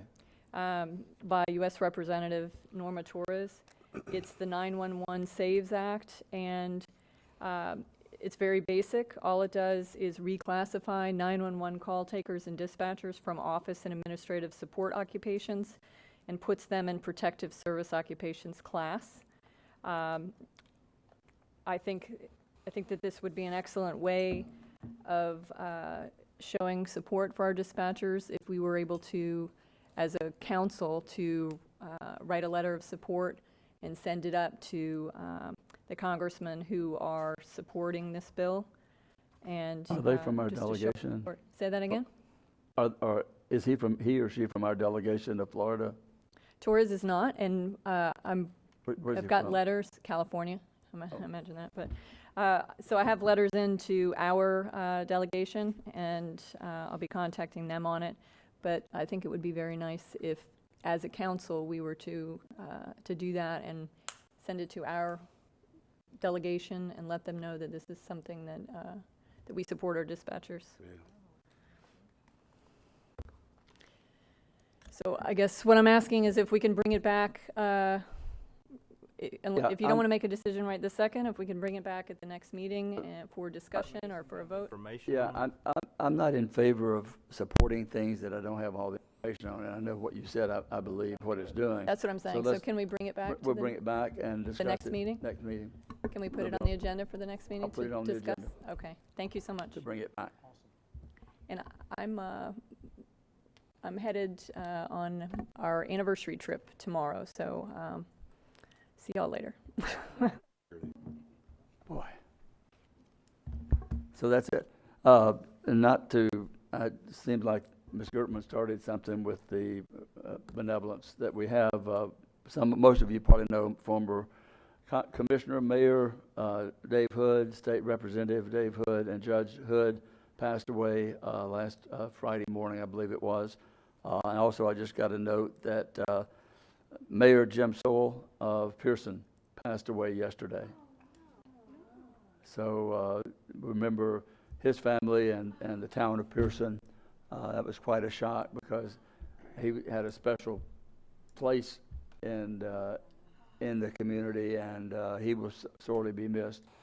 Mayor Hood, Judge Hood, certainly will as well. I mean, he was elected mayor when I was elected commissioner in Norman Beach, and we created and started things there that still hold today. And the city manager made the comment that what we did in setting the holding accountable and making things operate more efficiently with the zero-based budgeting and so forth, and what we did with the road tax, we adopted a $500,000 back then in '95 to fund sidewalks and streets to make sure that every street had a sidewalk, and that all streets were being paved, and you'd know when they needed to be resurfaced. And the millions he was a visionary and a getter-doner, if that can be. There's a lot of people that have visions, but he could do both. getting things to closer to home. I went to Sunrail, the operation in Sanford, and met with the secretary. And she's very willing to talk with us. John put me on a leash that I broke off of, telling me what I could and couldn't say. But does that? But I will tell you this. I was able to gather some information as regard to Sunrail, and I was able to share some things with them at Sunrail. And John sits on the work committee with Sunrail, and since they only meet about once every 4 or 5 months, I think that we're going to be able to move forward and get some discussion. I don't say what we accomplished, but we could not have anybody better than John Booker on this. He was there from day one on Sunrail. He knows all the players. He knows the players that know the players. And so if we've got a shot at coming to a conclusion or to something on this, which I'm going to be talking, he's had to just stretch his coat out. His shoulders got too big. I think we have an opportunity to do something with Sunrail that's going to be favorable for Volusia County. Because of John, because of some situations that happen at the state level, we're going to meet with the Department of Transportation in Tallahassee or on a Friday meeting. We're going to make an appointment. I think he's agreed to see us and to meet with me as opposed to the previous one that wouldn't meet with Pat, and see what kind of dialogue we can be in, because if we don't begin the dialogue, nothing's going to happen. And then looking and seeing what they're doing around the DeBerry area for development, that's going to be something that big. People are taking notice. People from Seminole are taking notice. I didn't get to ride the train yet, but I will ride it at some point. I would ride it tomorrow, but it doesn't get me to Orlando in time. But that was cool. With that, we're going to get out of here before 5 o'clock. The meeting is adjourned at 4:15.